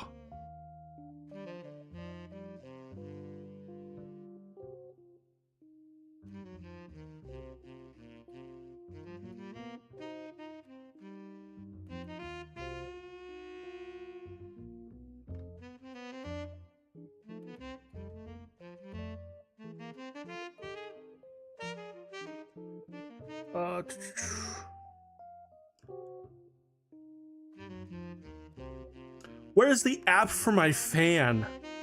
I gotta have the app for my fan. There it is.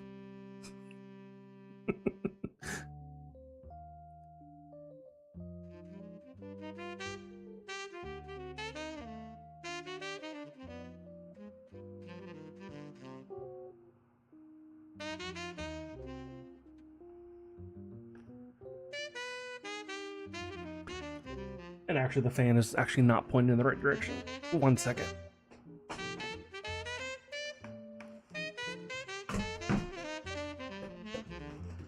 Oh no, water bottle fell.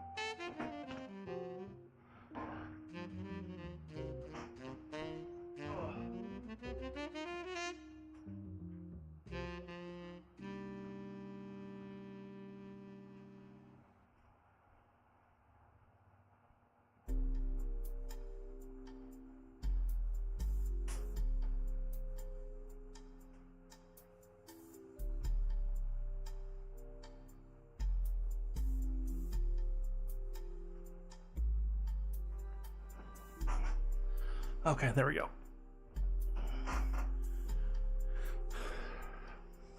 Position the fan and turn off the hallway light because that was still on. Okay.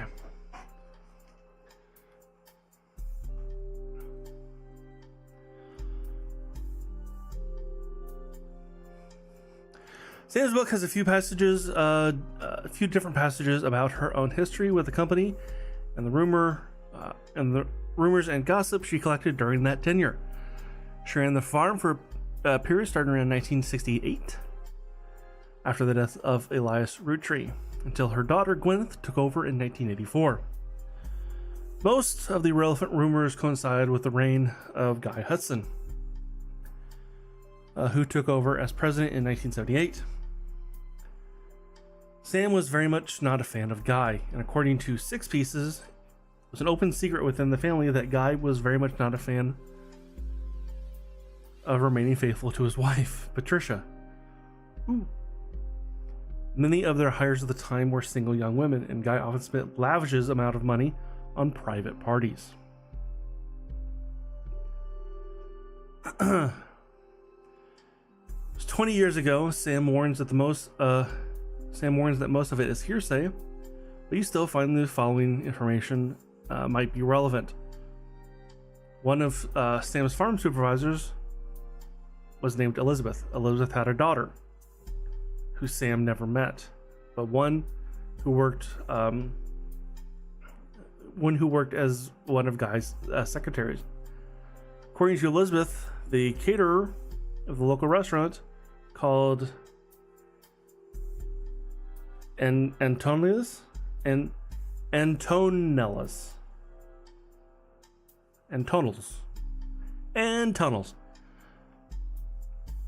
met her daughter at one of Guy's parties, and they eloped quickly due to a pregnancy. Elizabeth wasn't aware of the party the party was for swingers.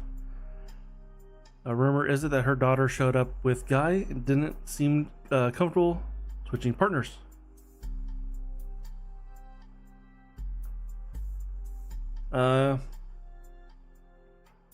Guy's main positive contribution to the company involved expanding the marketing previously untapped by Roottrees. However, when he was on trips overseas, they would often, for weeks at a time. Guy was known for spending more time and money on unofficial business than meetings with distributors and manufacturers. It is said that he bribed at least one politician to open a factory in Brazil. There's also a section where Sam speculates that Elias might have cheated on Gwyneth. Gwyneth was always much kinder to Sam than Elias was. This was the first to invite Sam to family events. While she had no hard evidence, Sam got the impression that Gwyneth was able to coerce Elias into allowing Sam back into the family using some kind of leverage, instead of it being a natural course of events. She mentioned that Elias and Gwyneth were known to loudly argue, sometimes about another woman. Sam also says her son Ernie once asked her, "Who's Beth?" because he once overheard them yelling at about someone with that name. As far as Sam knows, Elias has only had a secretary named Elizabeth, a different Elizabeth than the supervisor from the farm, but I never met her. Okay, so this one way back here is going to be Elias.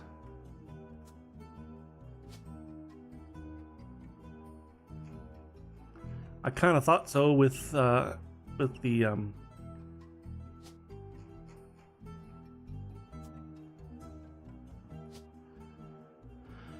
okay, her name was Elizabeth, and she was a secretary.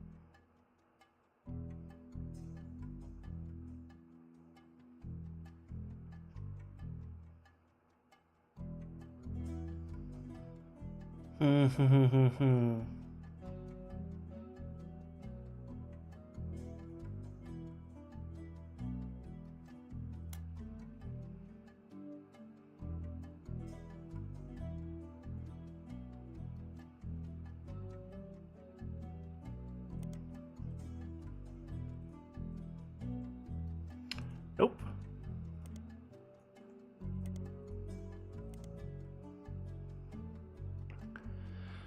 Let's see, it's an Italian restaurant that has been in Butler County twice.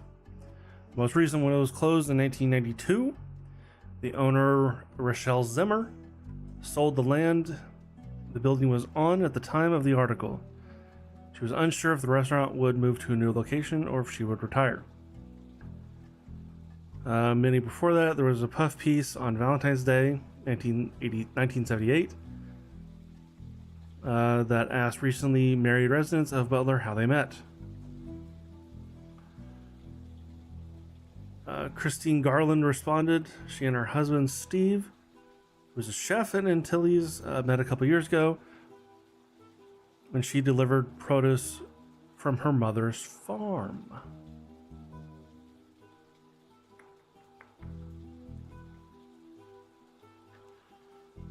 Steve used to work extra hours there, used to work extra hours just to be there during her deliveries. Although they grew apart when the restaurant switched suppliers, they reconnected by chance and eloped at the end of the year. Now she has a bun in the oven. They're both working as much as they can. She's a secretary, but went back to delivering produce on weekends, trying to save up money to move to Boston to open up their own restaurant.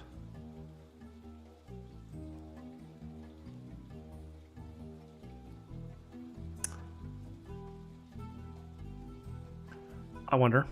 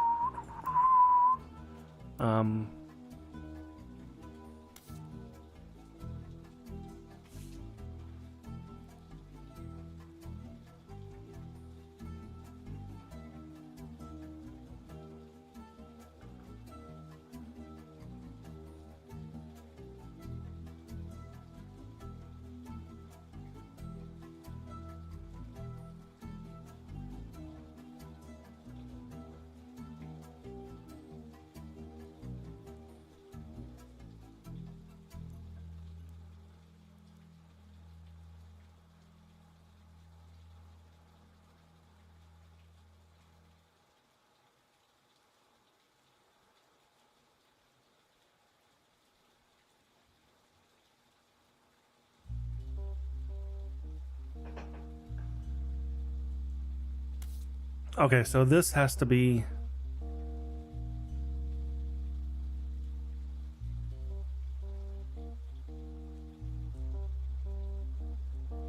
the final affair.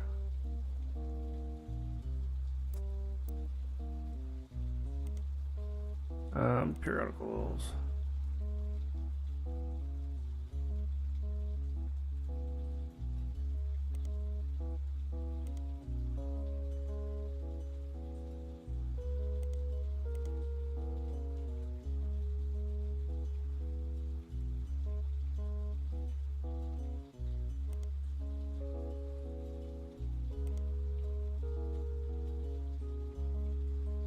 Okay, same thing.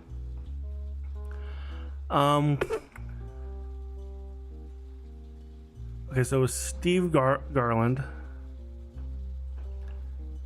Stephen Garland.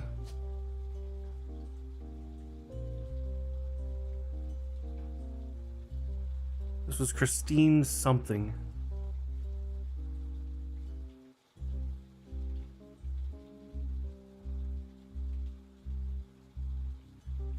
Oh, wait. I didn't realize. Here, down here.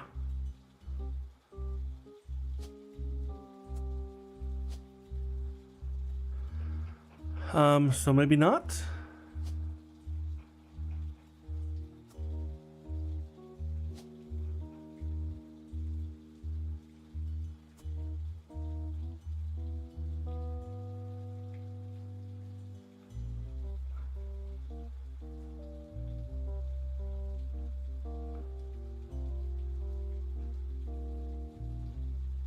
Oh, I don't.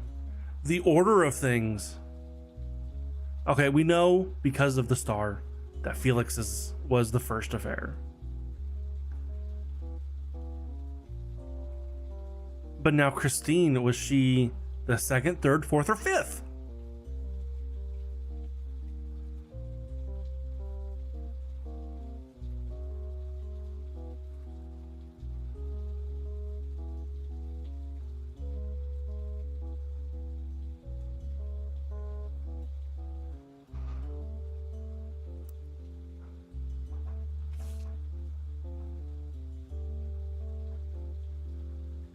Let's see what's.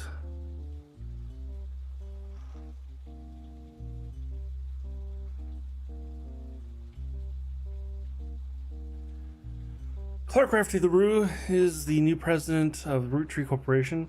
This does not include Root, which appears to have its own new leadership. In early March 1999, about 5 months ago, it was announced that both Clark and Ron Roottrees be taken over for what essentially was described as a transitional period in the aftermath of Six Pieces. About 2 weeks later, the company released a press statement to thank Ron for his work, but announced that Clark was the new permanent president. Most of the information about Clark you already knew. Many descriptions of him tend to focus on his advertising career, and that his mother was Lauren Roottrees. A few seem to touch his complex.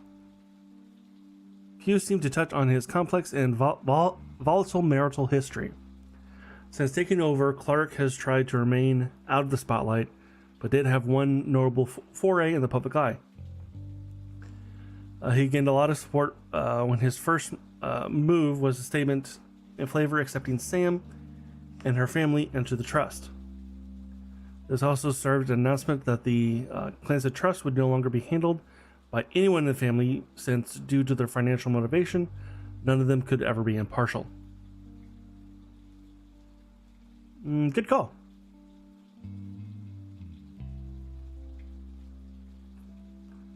Let's see what information about Ron has changed. Ron was announced as president of Roottrees during the Roottrees Rift. But the next press release immediately reversed the announcement, instead stating that Ron and Clark would take over. 2 weeks later, Ron was dropped from the title entirely. There are hundreds of results about this development, most of the articles retelling the basic details. Some veer into heavy speculation based on the article about Ron in Business Watch. Ron has also done some interviews saying that the truth of what went on behind the scenes is not something he wishes to discuss. Instead, he hopes to release a movie about it someday. 3 weeks ago, Ron's mother Gwen died in Paris, France. He and his brother Robbie seemingly made amends. Okay, so let's check out Business Watch.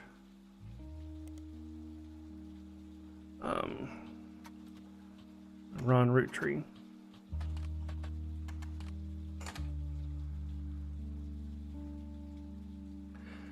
Business Watch ran an article 2 months after the Roottrees Rift about what really happened with Roottrees. The article mentions that nobody from Roottrees that they reach out who is willing to go on record. Instead, the timeline of events has been constructed from public record, accidental leaks, and a source on the inside. The only parts that are new are also the most vague parts, some supposedly confirmed by their anonymous source. The timeline says that the family actually had a preliminary vote after Carl Roottrees died, but before the release of Six Pieces, they decided they wanted Ron Roottrees to take over because of experience running R&R Productions, because he was also well-known and well-respected Roottrees. But Ron seemed way too eager and personally motivated.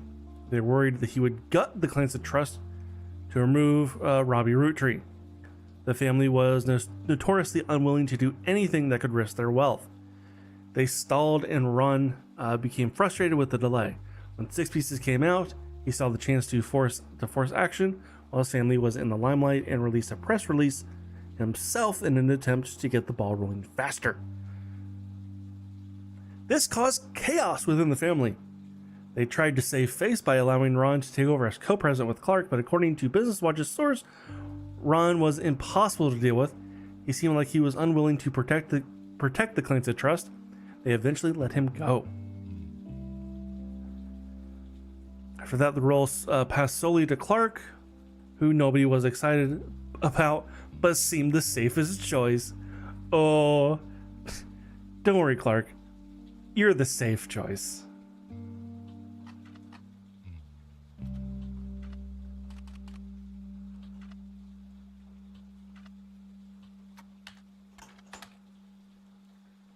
See, his name I can fucking spell without looking it up.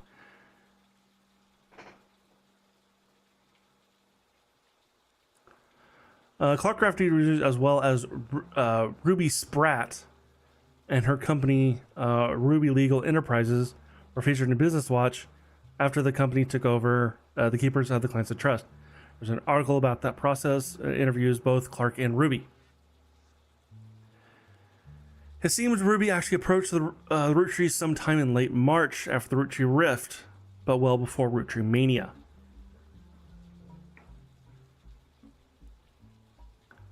I just looked to see kind of what closed caption had as Roottree Mania.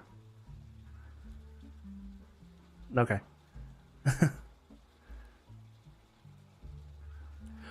An accomplished but relatively low-profile lawyer, she offered to work for very little money, as long as she could be the public face and build her reputation. The family quickly jumped at this chance, as many of the family members were attempting to spend as little as possible to keep their shares in the Clinton Trust as high as possible.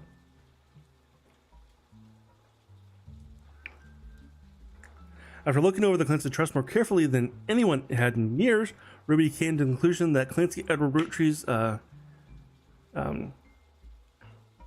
implementation was not legally sound.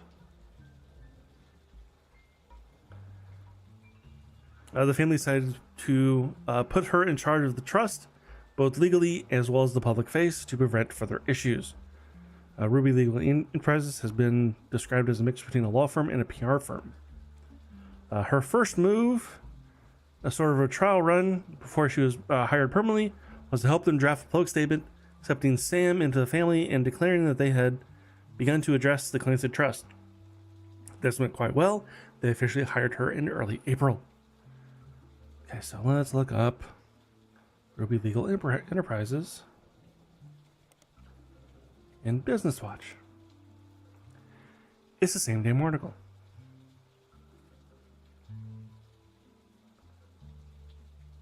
What about Ruby Spratt in Business Watch? It's the same damn article. Okay, but what about Ruby Legal Enterprises on the internet?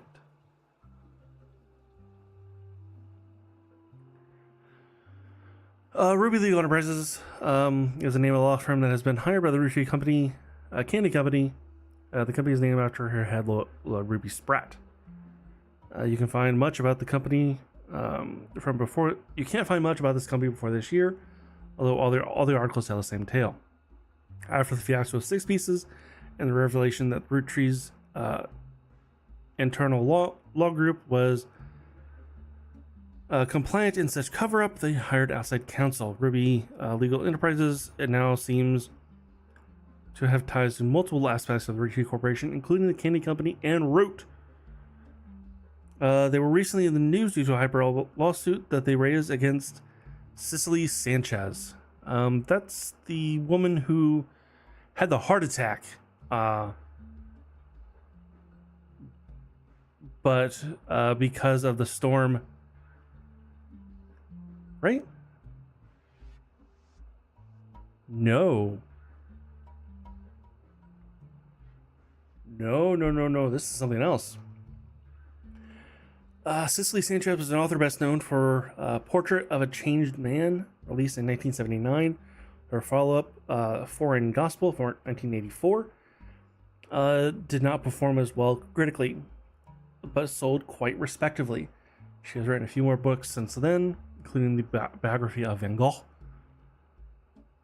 But her first 2 are her claim to fame. According to this site about authors, Cicely is known for her nonfiction focus, exploring the darkness of the human psyche.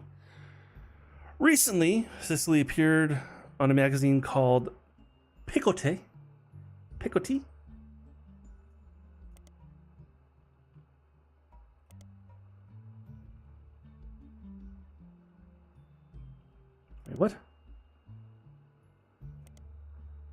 I'll see if I can get to that. An article about a book she had been commissioned to write for Guy Hudson. The magazine, Cicely herself, were immediately issued a cease and desist due to the inclusion of pictures that should never have the rights to publish. The issue was pulled from shelves, making it an instant collector's item. Let's try.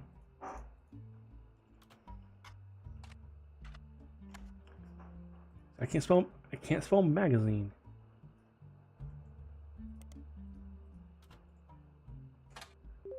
Aha!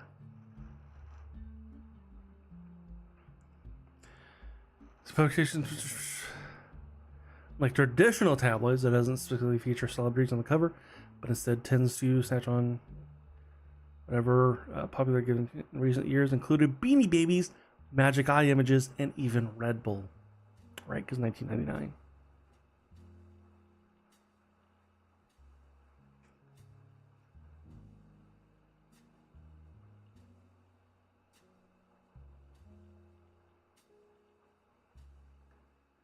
Big Sass Sea Bass?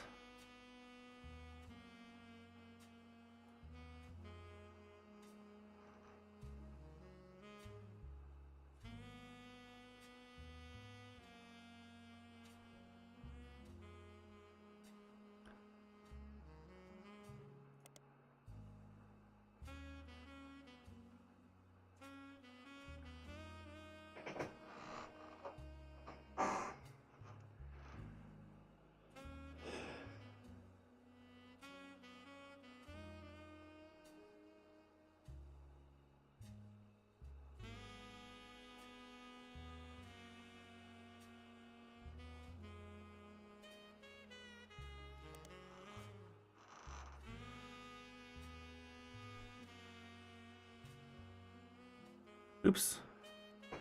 A big sass sea bass in Picotee.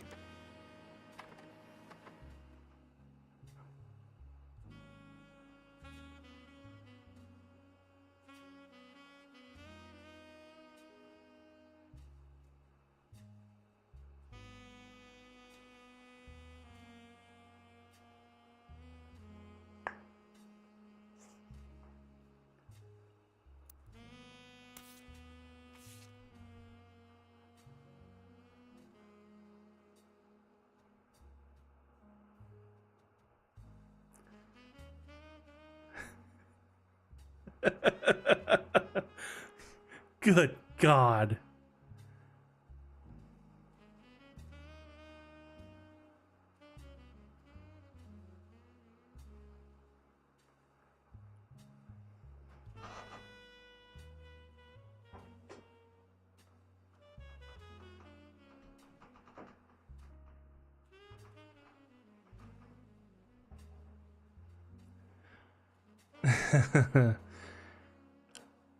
Magazine was pulled from shelves, and the version you found of it in your periodical search had relevant pages removed, rendering this magazine useless. Useless if you want to read about a potentially demonic fish toy. Okay.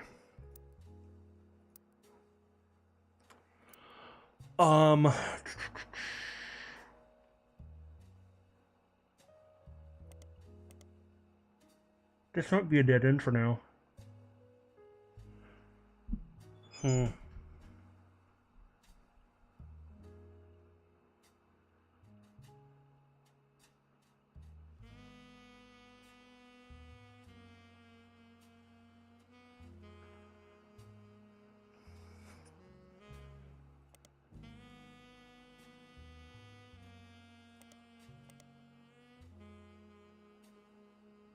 Let's look up her other stuff. Portrait of a Changed Man.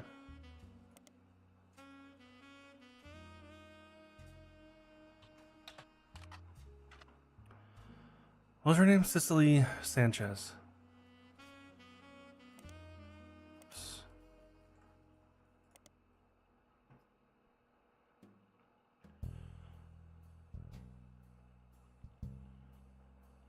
What if Everything you stand for, everything you know to be true, today could disappear in an instant. All your politics, relationship gone in the blink of an eye. Would you still be you?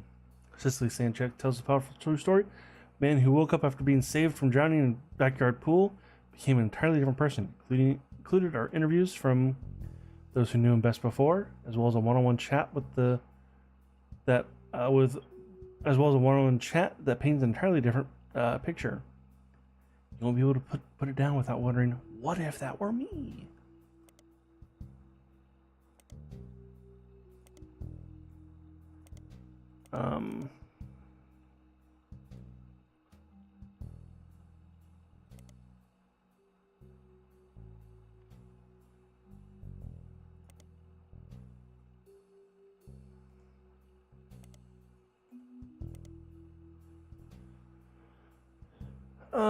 Foreign Gospel tells the tale of a man from the Catholic Church.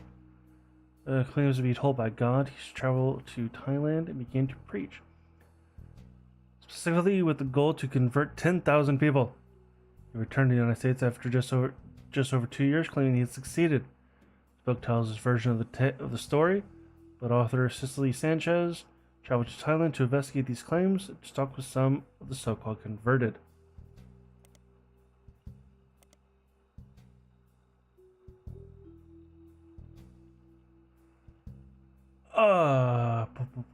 Bum.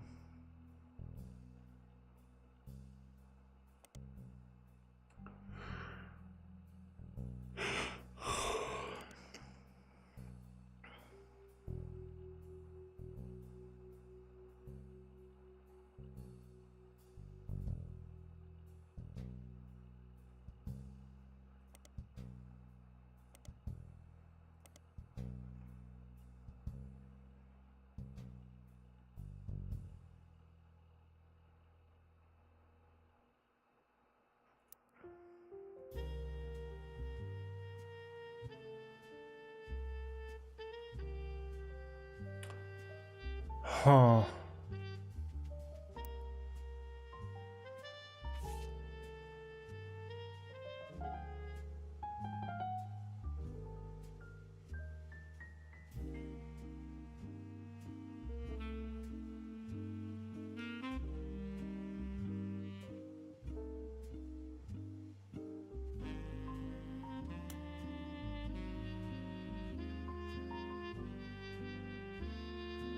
Anonymom was the second high-profile case after Felix Fellows of the potential new Roottrees been added to the Clancy Trust. Instead of claiming herself a Roottrees, however, she claimed to have slept with Guy Hudson, and her daughter was a Roottrees. The accusation came during the height of Roottrees mania. Began with a brief TV interview. She appeared in the shadows as a disguised voice, promoting an article about herself in the News Time. The TV interview in the article said she referred to her daughter as Jane Doe Roottrees. The name Anonymom was not self-inflicted. It seemed to sprung up organically because nobody knew how else to refer to her. The day after News Time, Sam Madsen publicly supported Anonymom due to some parts of the story she found particularly credible.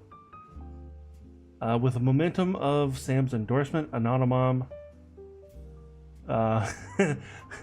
Anonymom do do do do do Anonymom do do do do Anonymom do do do do do do do do do do do do do do do. With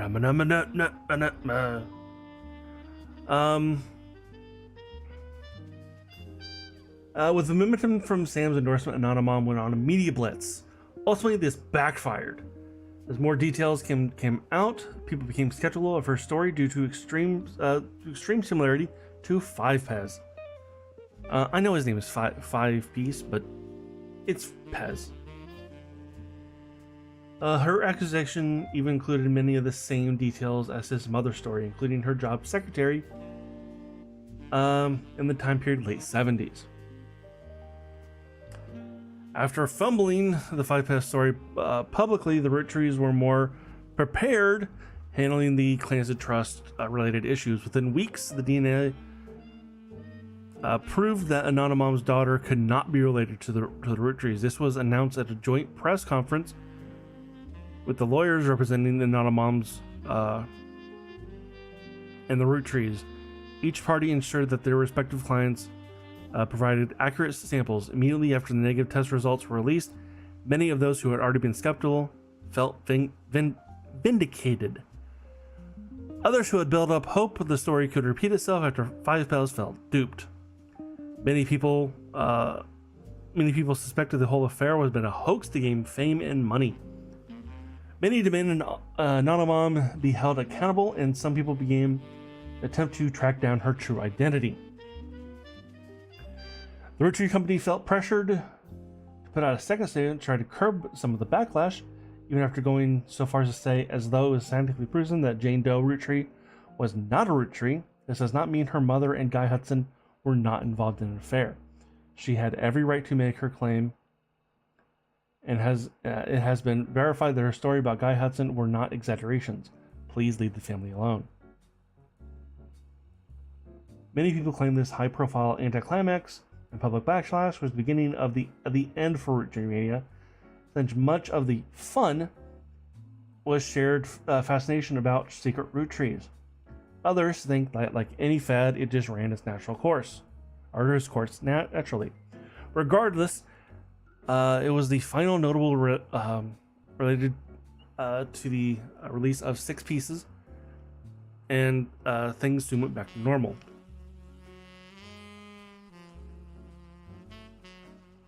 Jane Doe Roottree has already been eliminated as a new possible Roottree by the company's lawyers, who are the ones verifying your work. Anonymous affair does not appear on your updated tree. Okay.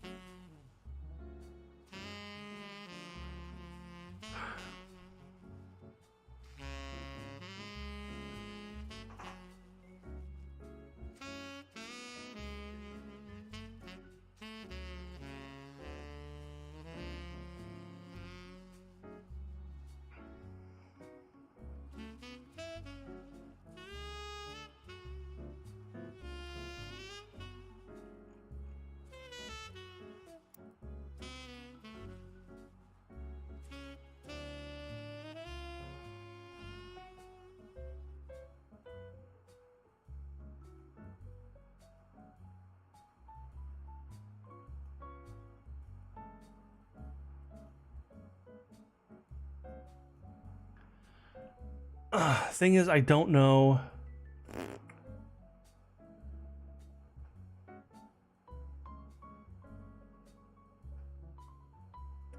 where Christine Garland falls into this. She is one of these.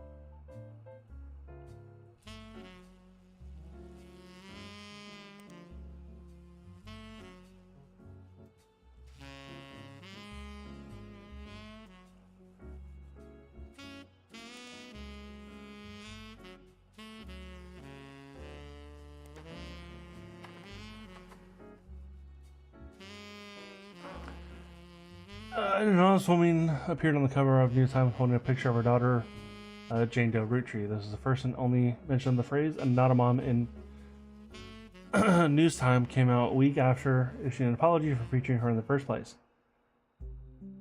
The summary is initial cover-up. The summary of the initial cover article has been added to your evidence.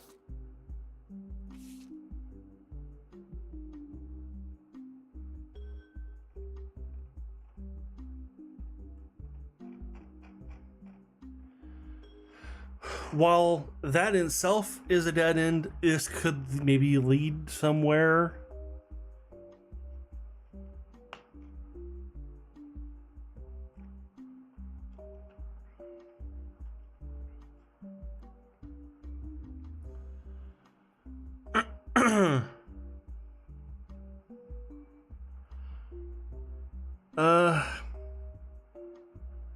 An anonymous woman appeared on the cover of News Time shortly after Five Pez was confirmed to be the member of the Roottrees family.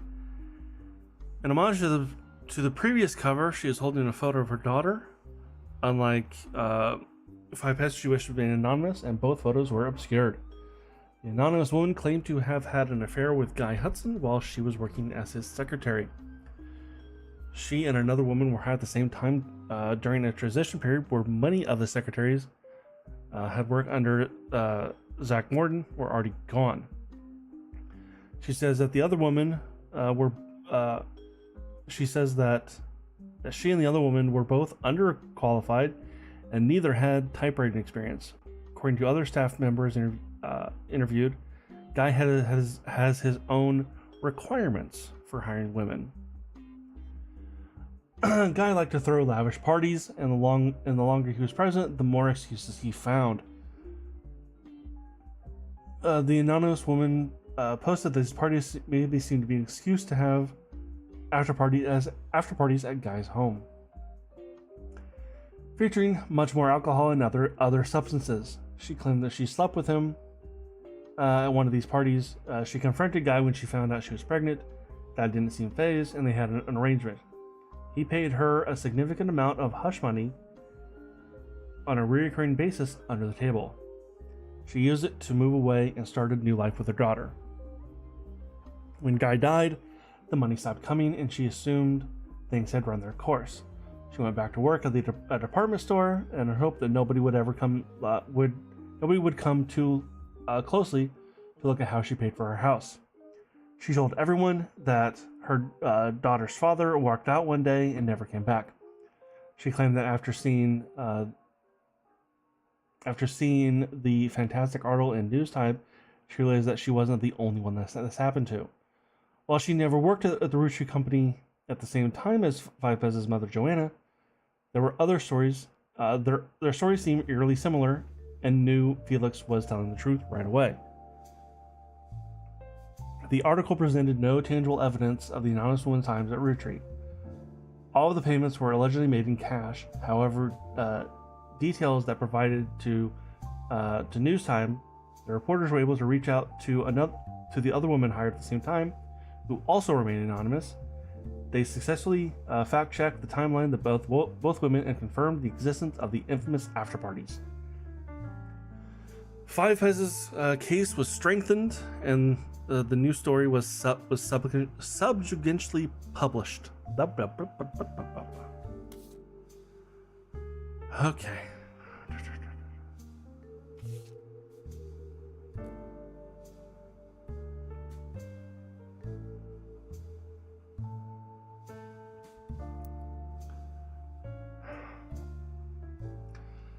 Thing is, I cannot find a timeline for any of Guy's affairs.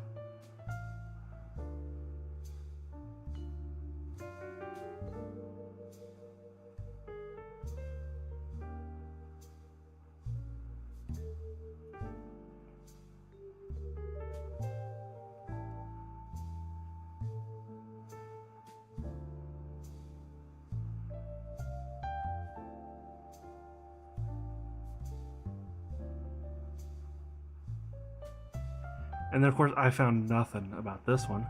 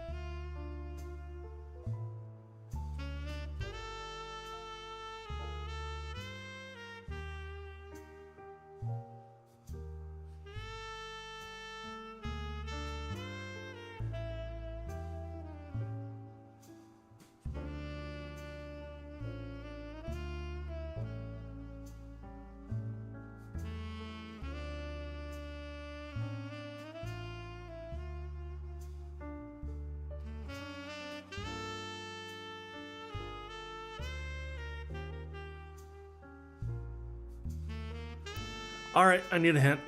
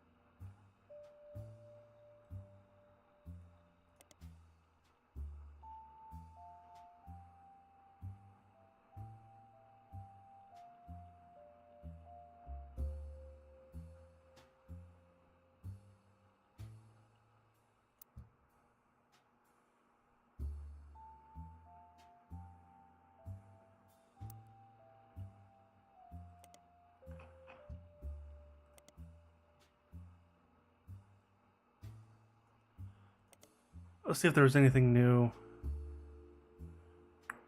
with Life Between Wars. Oops.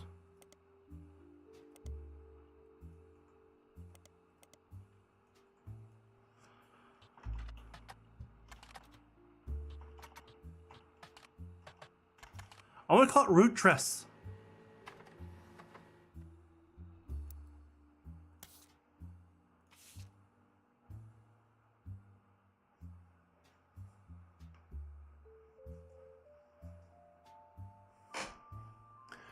Okay, here's a new entry that we didn't have before. Entry titled "Cruelty" from Lauren Roottrees' diary, written from 1936. Focuses on the relationship between her mother and father. Well, hold on, 1936. No.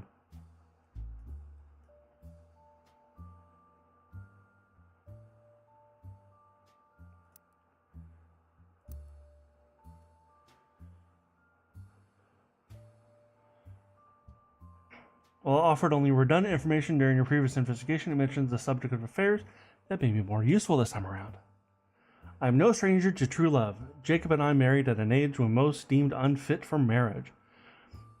But he was also enlisting at an age when most deemed unfit for war.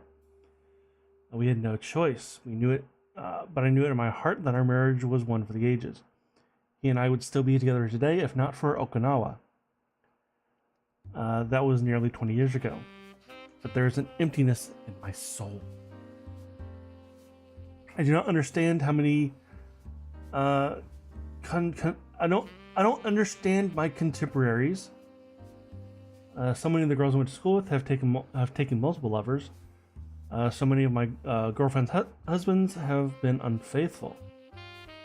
I'm able to remain true to the ghost of a man, with no chance of physical reciprocation, no potential for a long conversation. How could it be so hard to love someone? How can it be so hard to love someone you can reach out and touch? Someone you can joke with. I've not had to deal with such madness at home. My parents are a perfect match, in the worst way.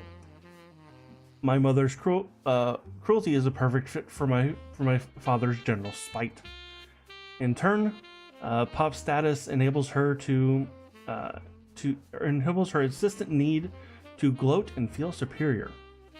I have grown up with their cruelty and disdain for others my entire life. Even my entire family remains unsparred.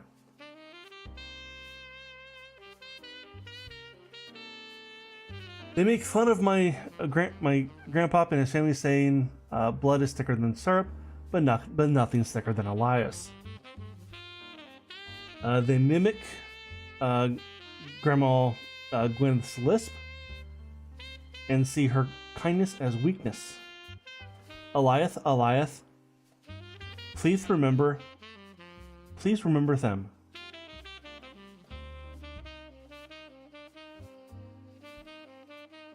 Not even our family's maladies and maladies.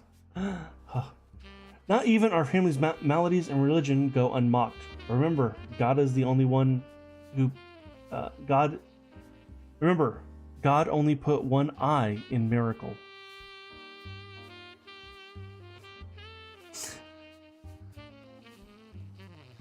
Alright, that one sounds kind of funny. That one's kind of funny. I can say without a doubt in my mind that my parents have never had eyes for anyone outside their marriage. They're too self-centered to look astray.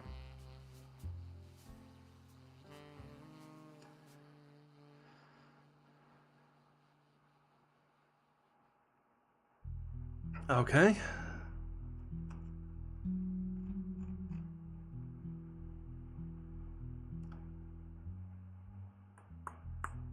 So,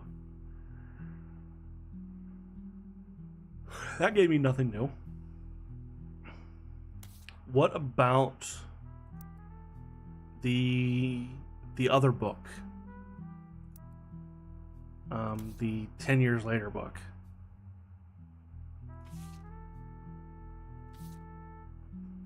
This one.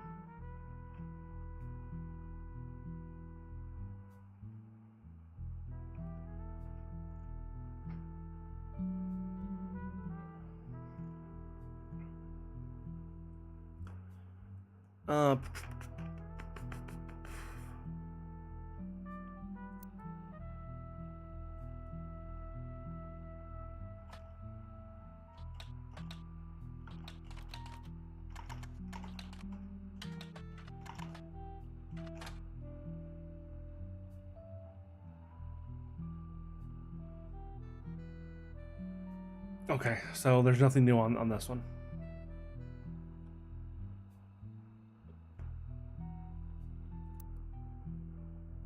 Because her diary was so useful last time.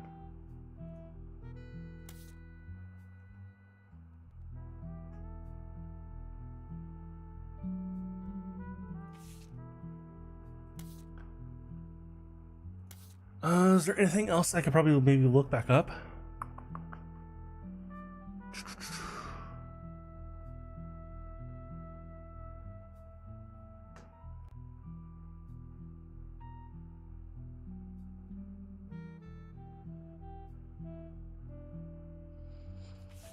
Maybe this?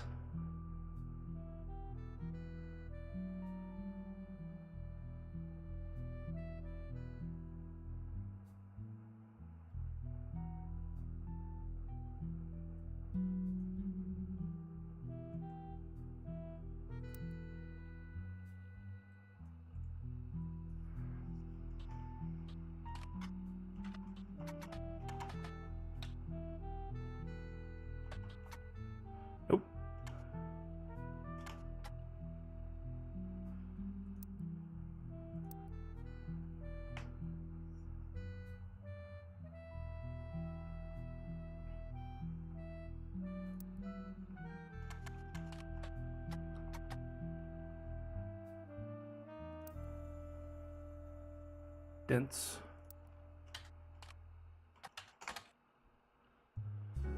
Okay, nothing new from that one.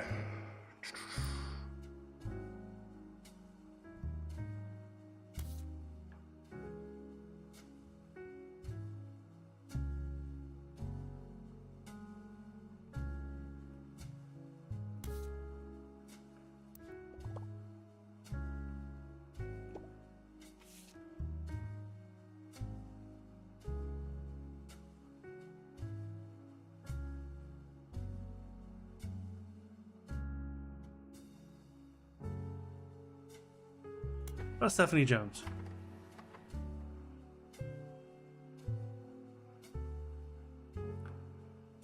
Oh, yeah, that's a good update.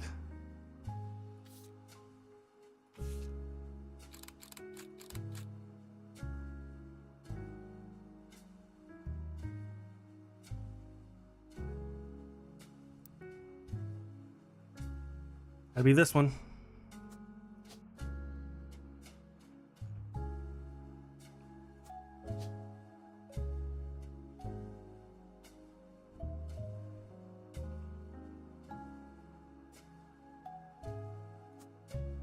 Definitely Landon, right?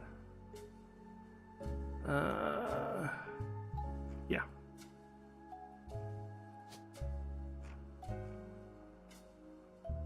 Politics. Baby. Occupation, baby.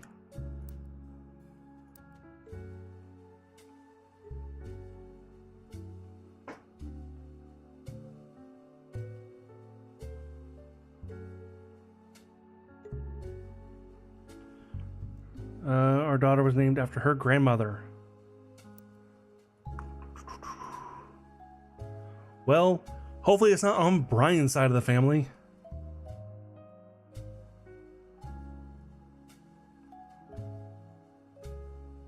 Caroline.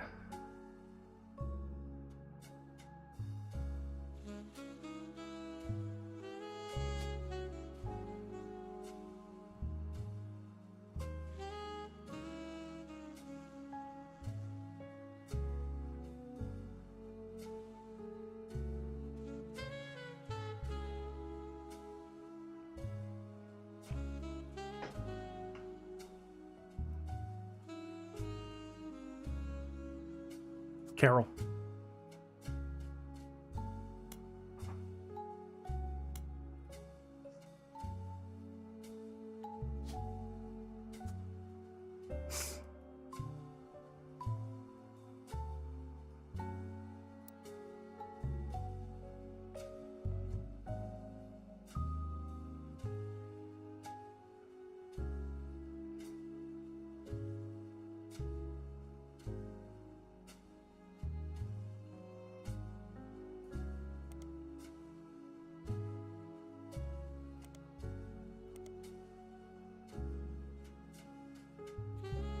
Oops.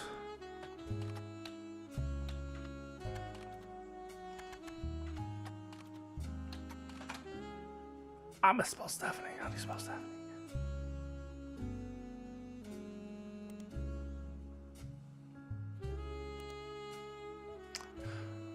Okay, nothing.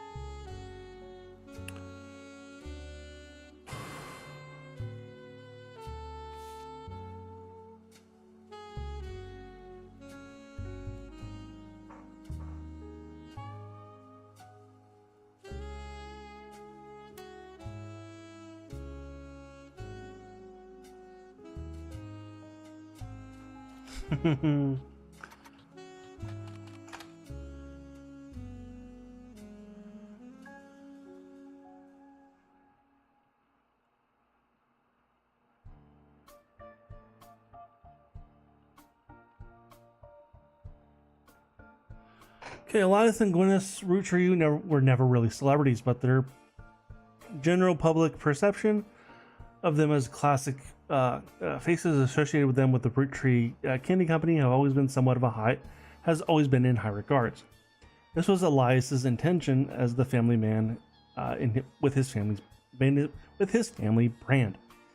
Since Six Pieces, the Candy Company has placed much less of an emphasis on Elias as an historical brand connected figure, but there has been also those who have argued that it was his right to decide how to split his inheritance and that he did nothing wrong. This has led to some heated television exchange and countless op-eds. The first Anderson maple tree farm only used to be a popular tourist attraction during the summer months when it had special tours. However, since the explosion of off-season business, has some religious and political groups decided to visit and show support for Elias and Gwyneth's traditional values and financial rights. This rise in support was in turn followed by pickets from gay rights activists when some particularly inflammatory organizations made their pilgrimage. Amongst all this conflict, the farm has been shut down seemingly indefinitely. The website says check back later, but no date listed.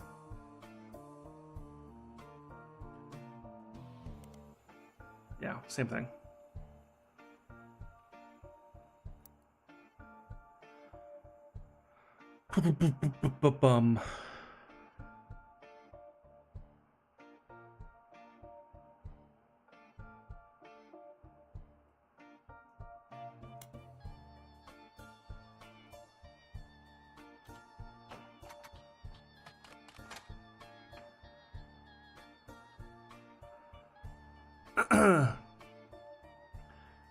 The website you used to initially place Raina, Rose, and Riley is still up, though instead of a cherry pink background with purple text, it is now more traditional black text on a white background. The young webmaster has turned the site into a memorial for the sisters and their father, and it seems she did end up getting her ears pierced like Rose after all. Regardless, there is no relevant information, just a picture of the girls with a sad MIDI piano playing in the background. From other higher profile sites, you find that a charity has been set up in the girl's name, the Roottrees Sisters Fashion Scholarship.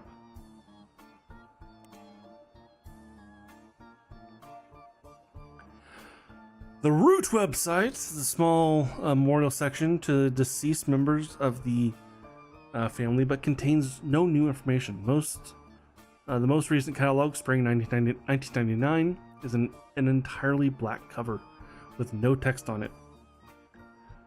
On the leadership page, you learn that Root is currently managed by a designer who was apparently Brenda White's second in command. You don't recognize the name. She seems unrelated to your search.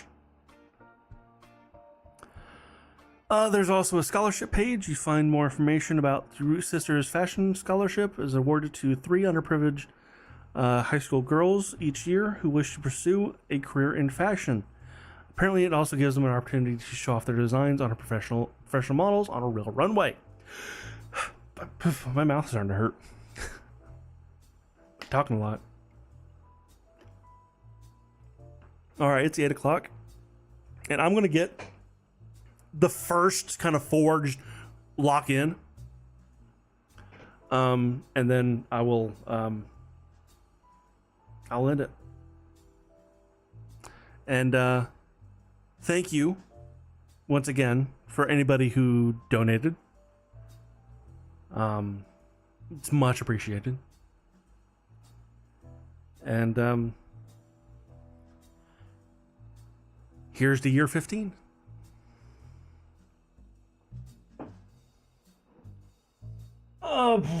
According to the site, the fund was created directly from the shares that would have been contributed to their inheritance of the Roottrees sisters if they were still alive. Like other aspects of the Clancy Trust, it is managed by the Ruby Legal Enterprises. Okay. Let's check out Root. Yeah, same thing.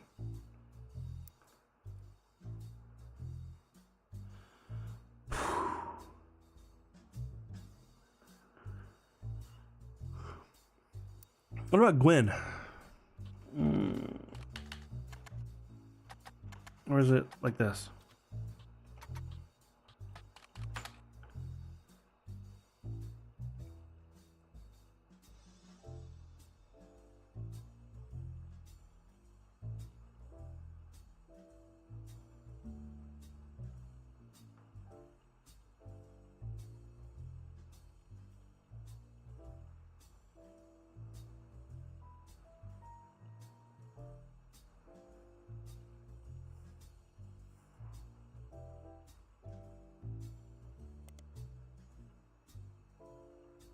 What about her husband?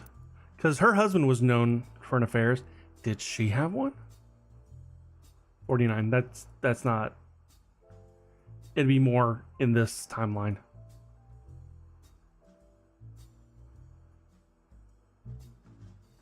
No, 49. That'd be one of these. Actually, no. It could be one of these. Because 49. That'd be.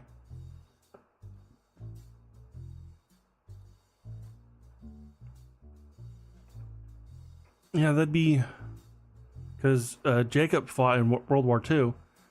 Jacob fought and died in World War II. So yeah, this could be one of these. One of the next generation.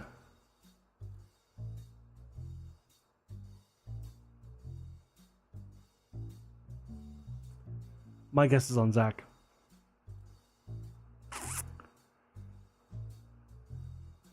He was president.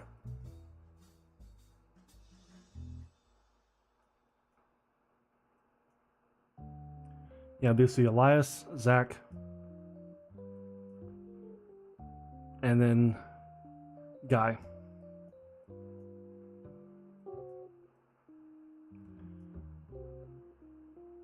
Which means that Ernie Jr. was the one to break the trend of having an affair.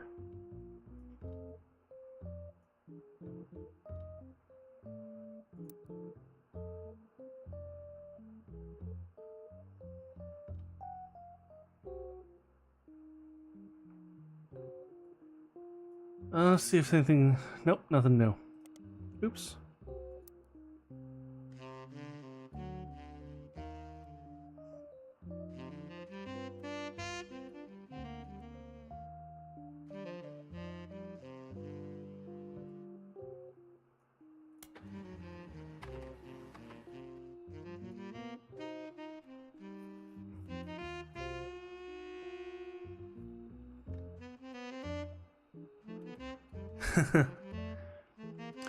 Chris Rafferty's prodigy site seems to have been discovered by the masses. Gone are the art pictures of his cousins. Instead, it's a list of questions that people keep emailing him. The most relevant ones are the following: Are you the son of Clark Rafferty? Yes, but I didn't grow up with him. I remember him from when I was a little kid, but I moved away with my mom when I was young. We left Pennsylvania and moved back home to Virginia. We lived there with my stepdad Pete. My dad and I spoke a few times when I found his number on a check he sent us in the mail when I was 15. He was happy to hear from me, and now he calls me once a month and came to visit me at college. He tells me things. He tells me about things I don't remember, like Guy Hudson and Ernie Matson. My dad and I get along, but obviously aren't very close. Did you ever meet the Roottrees? I used to know the Roottrees, but never the sisters. I was in the office sometimes when I was a kid. I definitely met Guy Hudson before he died. But I don't remember. My memory is weird, and it's hard to know what I actually remember and what I only think I do because I have pictures. For example, I have a photo from when I was 5 in the office with my dad and Guy there. I made myself sick by eating chocolate, and some woman who I didn't know cleaned my face. I don't know if my memories of that are from the picture or not. The photo has been added to your evidence. I bet you the woman he doesn't know is one of the secretaries.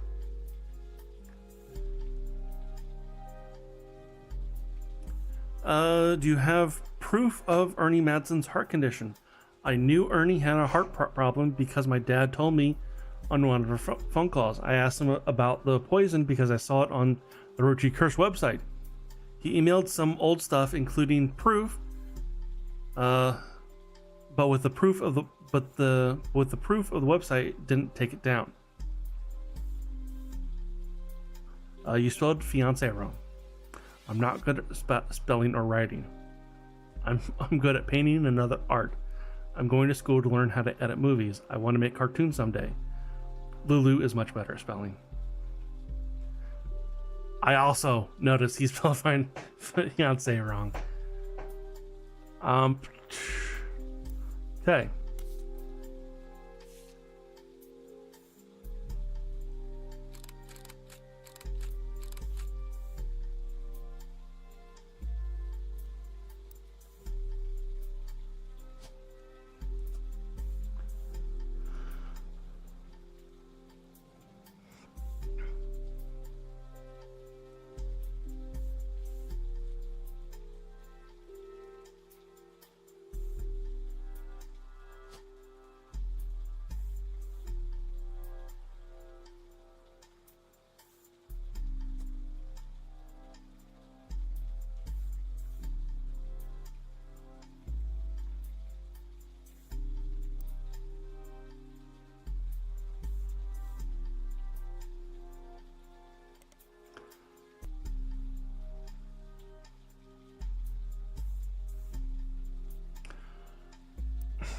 The problem is, like, the problem is I don't know when this affair was, so I can't place a timeline with it.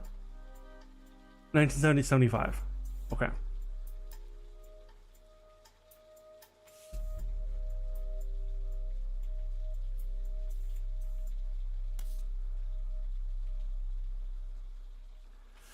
Okay.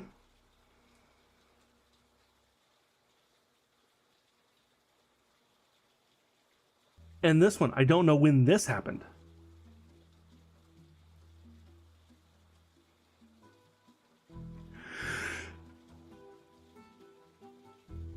So I can't place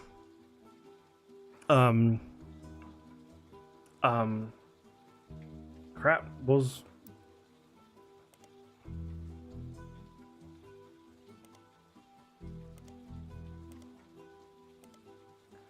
Christina Garland. I can't place her.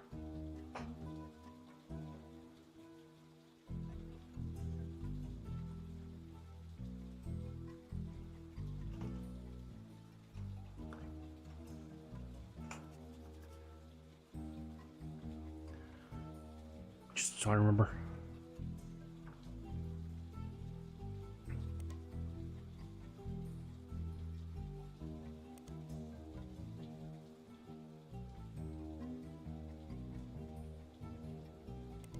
Ah.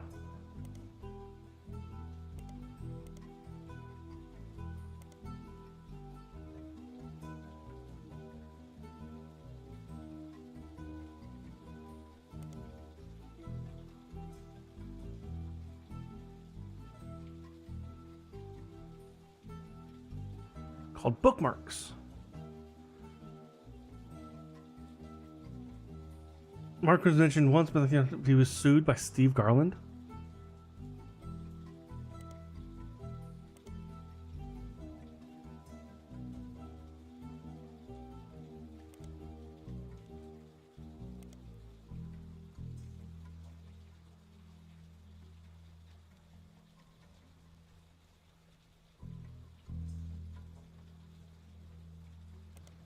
Wait, this one I want to find out.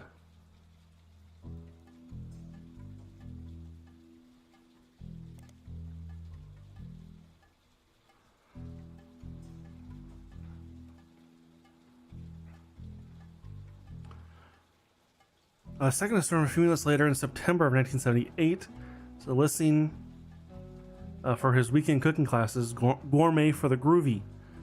The blurb mentioned he's been giving lessons from his home kitchen for the last month, so he can keep an eye on his son. The third was from 1991. It was titled "Local Author Sued by Former Butler County Resident." It seems a local author by the name of Mark Zimmer was sued by Garland after Zimmer promoting his book Kitchen Tales on television. His recipe book was particularly plagiarized from the recipes that Steve Garland would give his students during his cooking lessons before he moved. The article mentioned, although the recipes are hard to copyright, Garland accompanies each recipe with a short fiction about how he learned it. These usually doubled as a way to remember certain ingredients. Garland's bean salad, for example, involved making a trade with a gnome for some magic beans. Apparently, these stories were found word for word in Zimmer's cookbook, in addition to additional stories that followed the same format.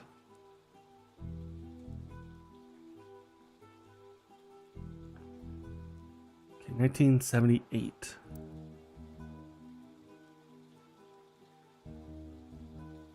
This could easily be this one.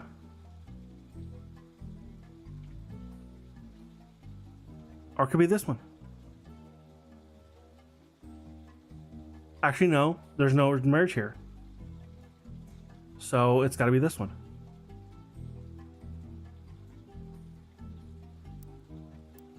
I'm going to look up Kitchen Tales.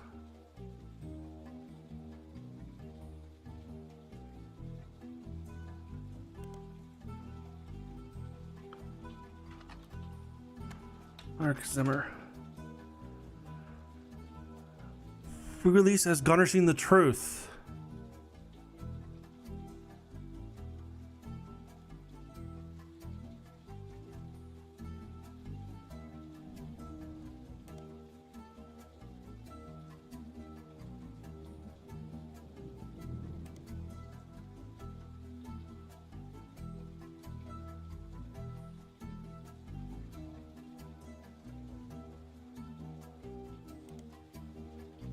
What?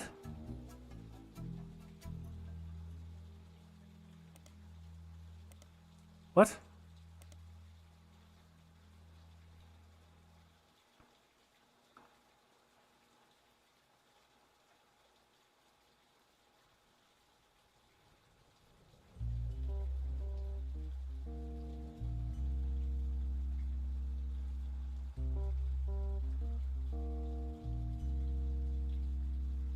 It's right here. Oh, maybe.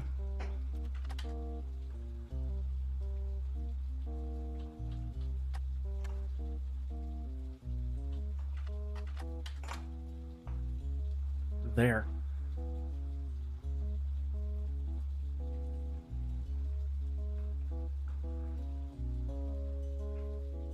The illustration of this book is a series of acknowledgments from Steve. First is Christine, thank you for everything, for your support. You're the world to me. You are the apple of my pie. The second is to James and Robert. You are becoming amazing men. You are incredible chefs. I guess I'm a good teacher. The final is to Mark Zimmer. You proved my storytelling approach to recipes could be popular. Without you, this book couldn't exist.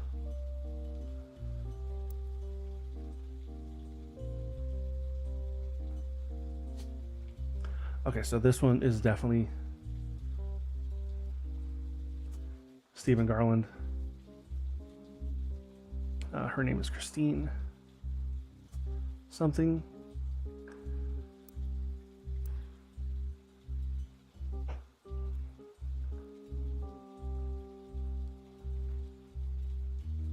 And James and Robert.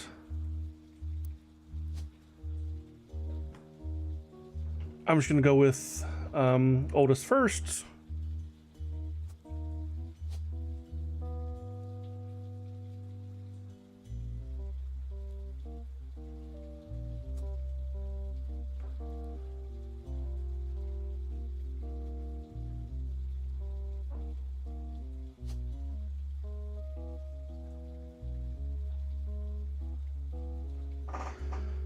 She was a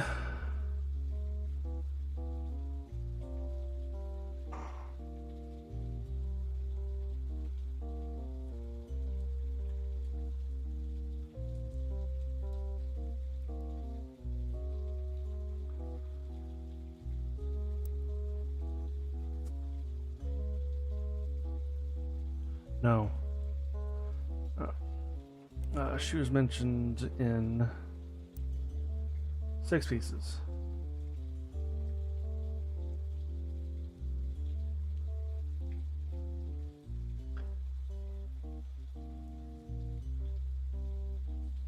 Oh, secretary. Okay.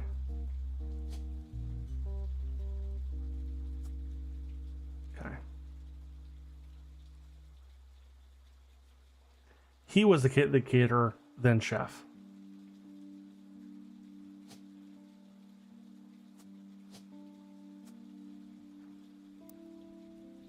Uh,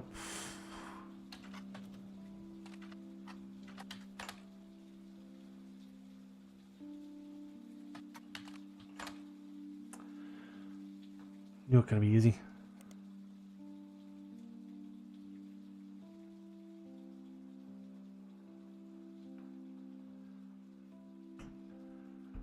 There's also a forward by Mark Zimmer. First met Steve in 1978 when he taught cooking classes. The next time I saw him was over a decade later when he was suing me for stealing his recipes. Yes, really. Are you wondering what I'm doing with this introduction? Well, it turns out Steve and I had more in common than we thought. Instead of settling in court, we settled it at McCarran's Brew House over a game of darts. They said they gave us the first drink of the night for free for an entire year for mentioning them. By the end of the game, he and I agreed that we both rather make a ton of money rather than spend a ton of money on lawyers. It's pretty rare to meet your best friend so late in life. Thank you, Mimi. Thank you very much for the $25.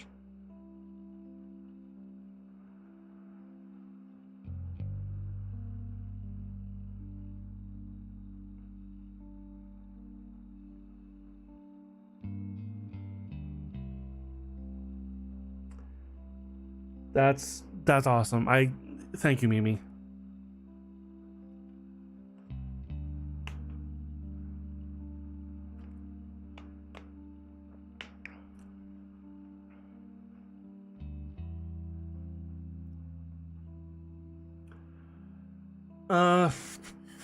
It's pretty rare to meet your best friend so late in life. Someone decided to retire, move to Boston just to hang out. So if you're browsing this book in a bookstore, please buy our book. We need more money when the free beer runs out, and the bookstore could probably use the sale. Okay.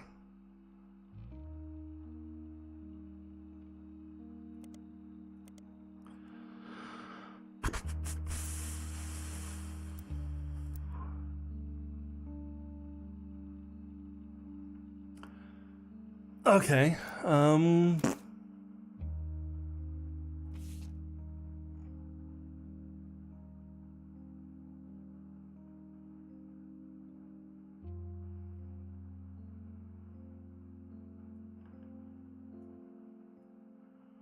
Let's see if I can actually find her now.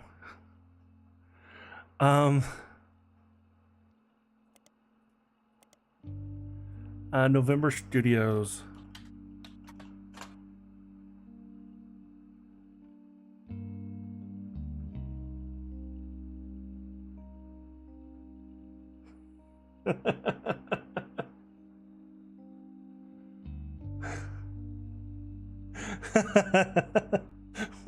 What is with this site and the game draft? You visit November Site Studio for old time's sake, and what's this? The website now lists the hours of November Studio. They're open at 1 p.m. on most weekdays, but are closed on Wednesdays. This changes everything. You will admit that this incredibly vital information wasn't available months ago, when it truly mattered.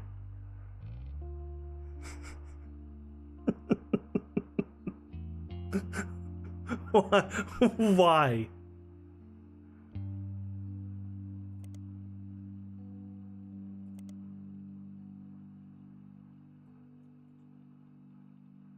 Fuck it. Nothing. You put nothing here either.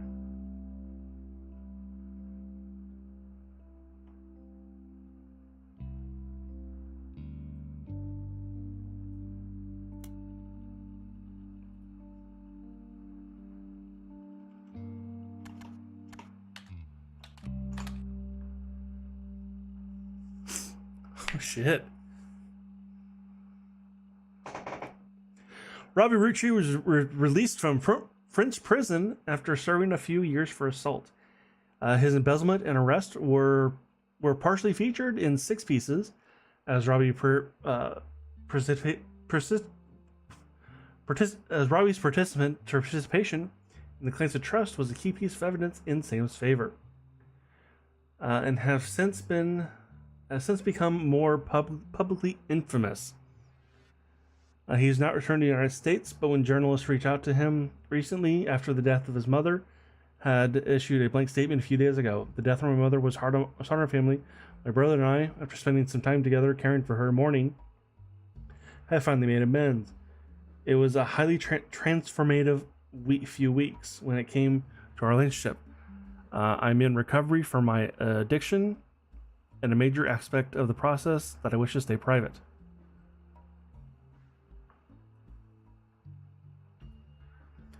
Did I look up Ron? Yes, I did.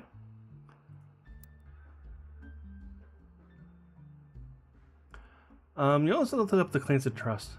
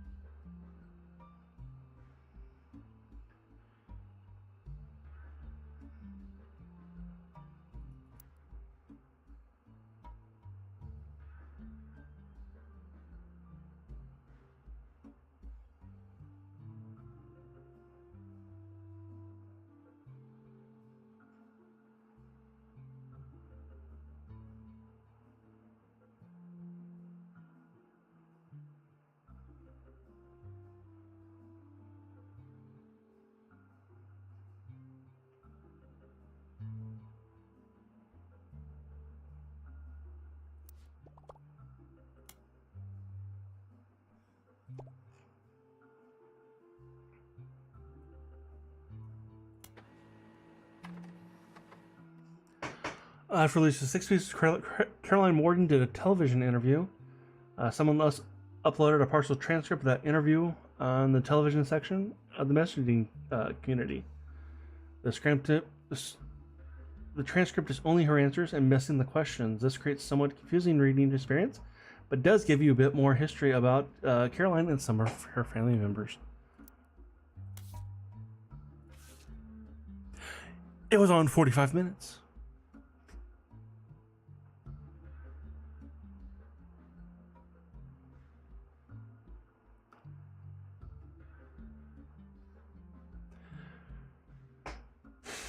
Thank you for having me. I've never really fit into the family, so it didn't surprise me. She could have put me in as if she wanted to talk about the time during my activism days when I almost got arrested for stealing the spark plugs out of her tractor. But I don't really think that fits her narrative. Yes and no. They never tried to kick me out, nor send me to live on a farm, if that's what you mean.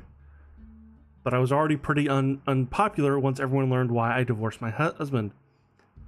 Few people paid any attention. She's my wife, not not legally, but we've been together for half our lives. Call it what it is.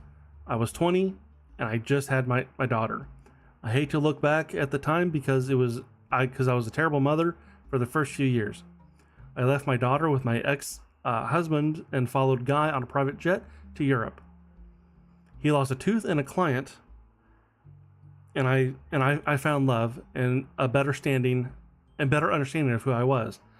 Still, in our family's eyes, his trip was somehow more acceptable. Explain that.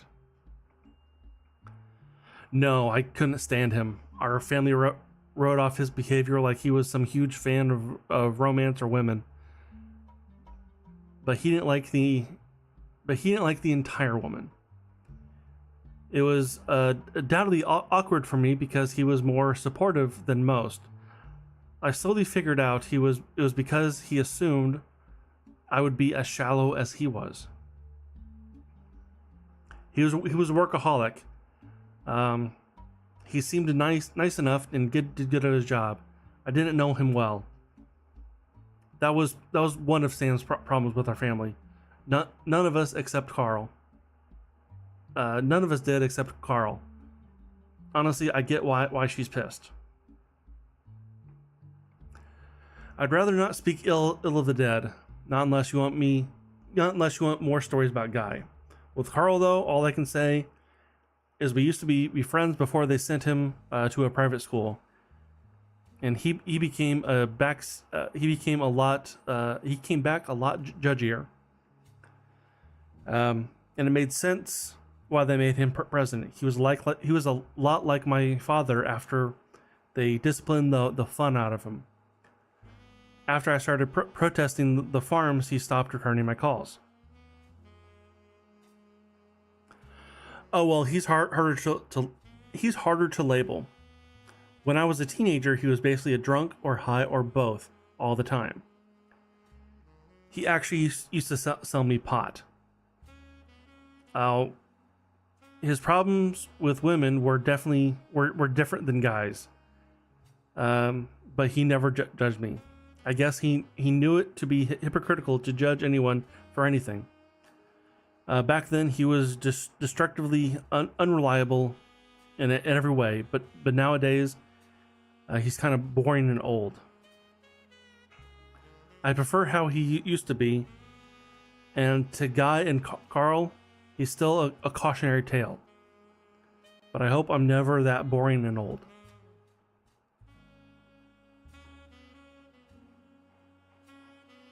Talking about Zach? Is that what that was?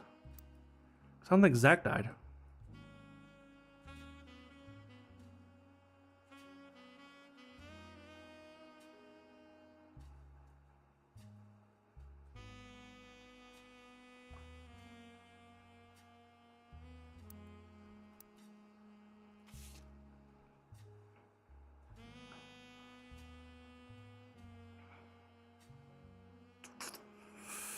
I don't think there's anything that can go on with this.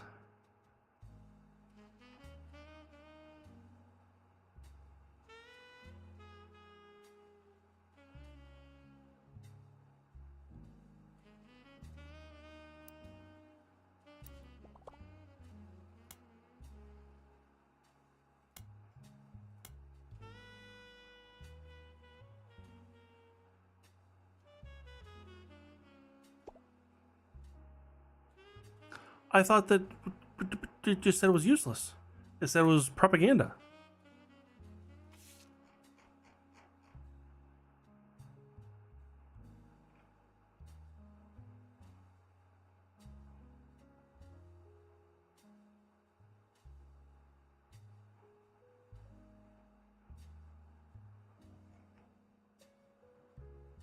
Yeah. Family Man.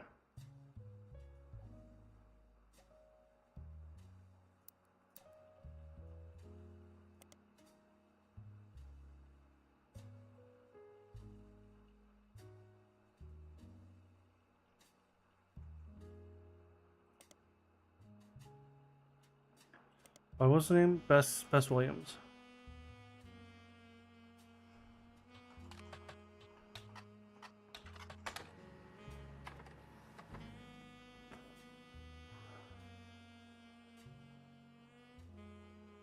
It's blatant corporate propaganda.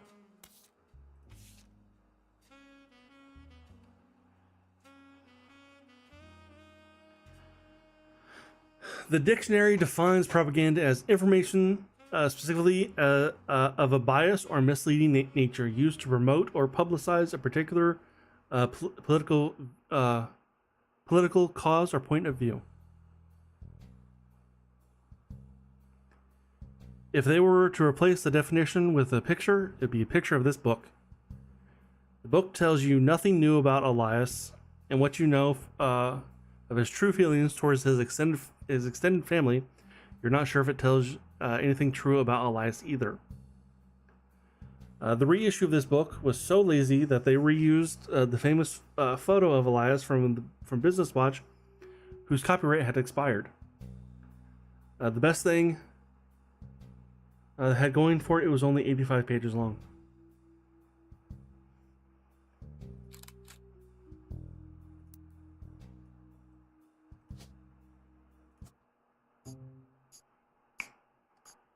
Boom.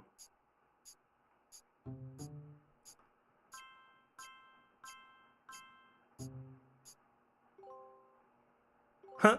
Those were the easy ones.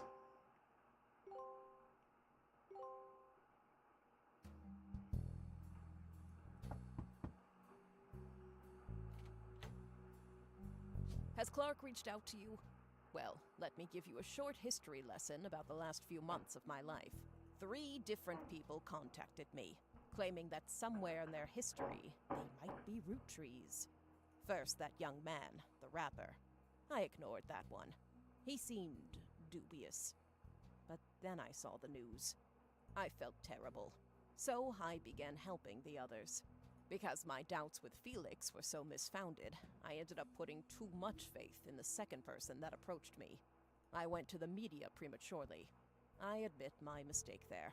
But the third person who contacted me also had a credible case. Before I could help, the company got to them somehow. The fact that the family silenced them doesn't seem to fill me with hope when it comes to Clark's intentions. But you're making progress based on the leads he gave you. It's really hard for me to get a read on him. I'll let you handle it. I've sent you the case I've been working on, and some company records I managed to track down. The records are quite dense, but hopefully they're useful. Good luck.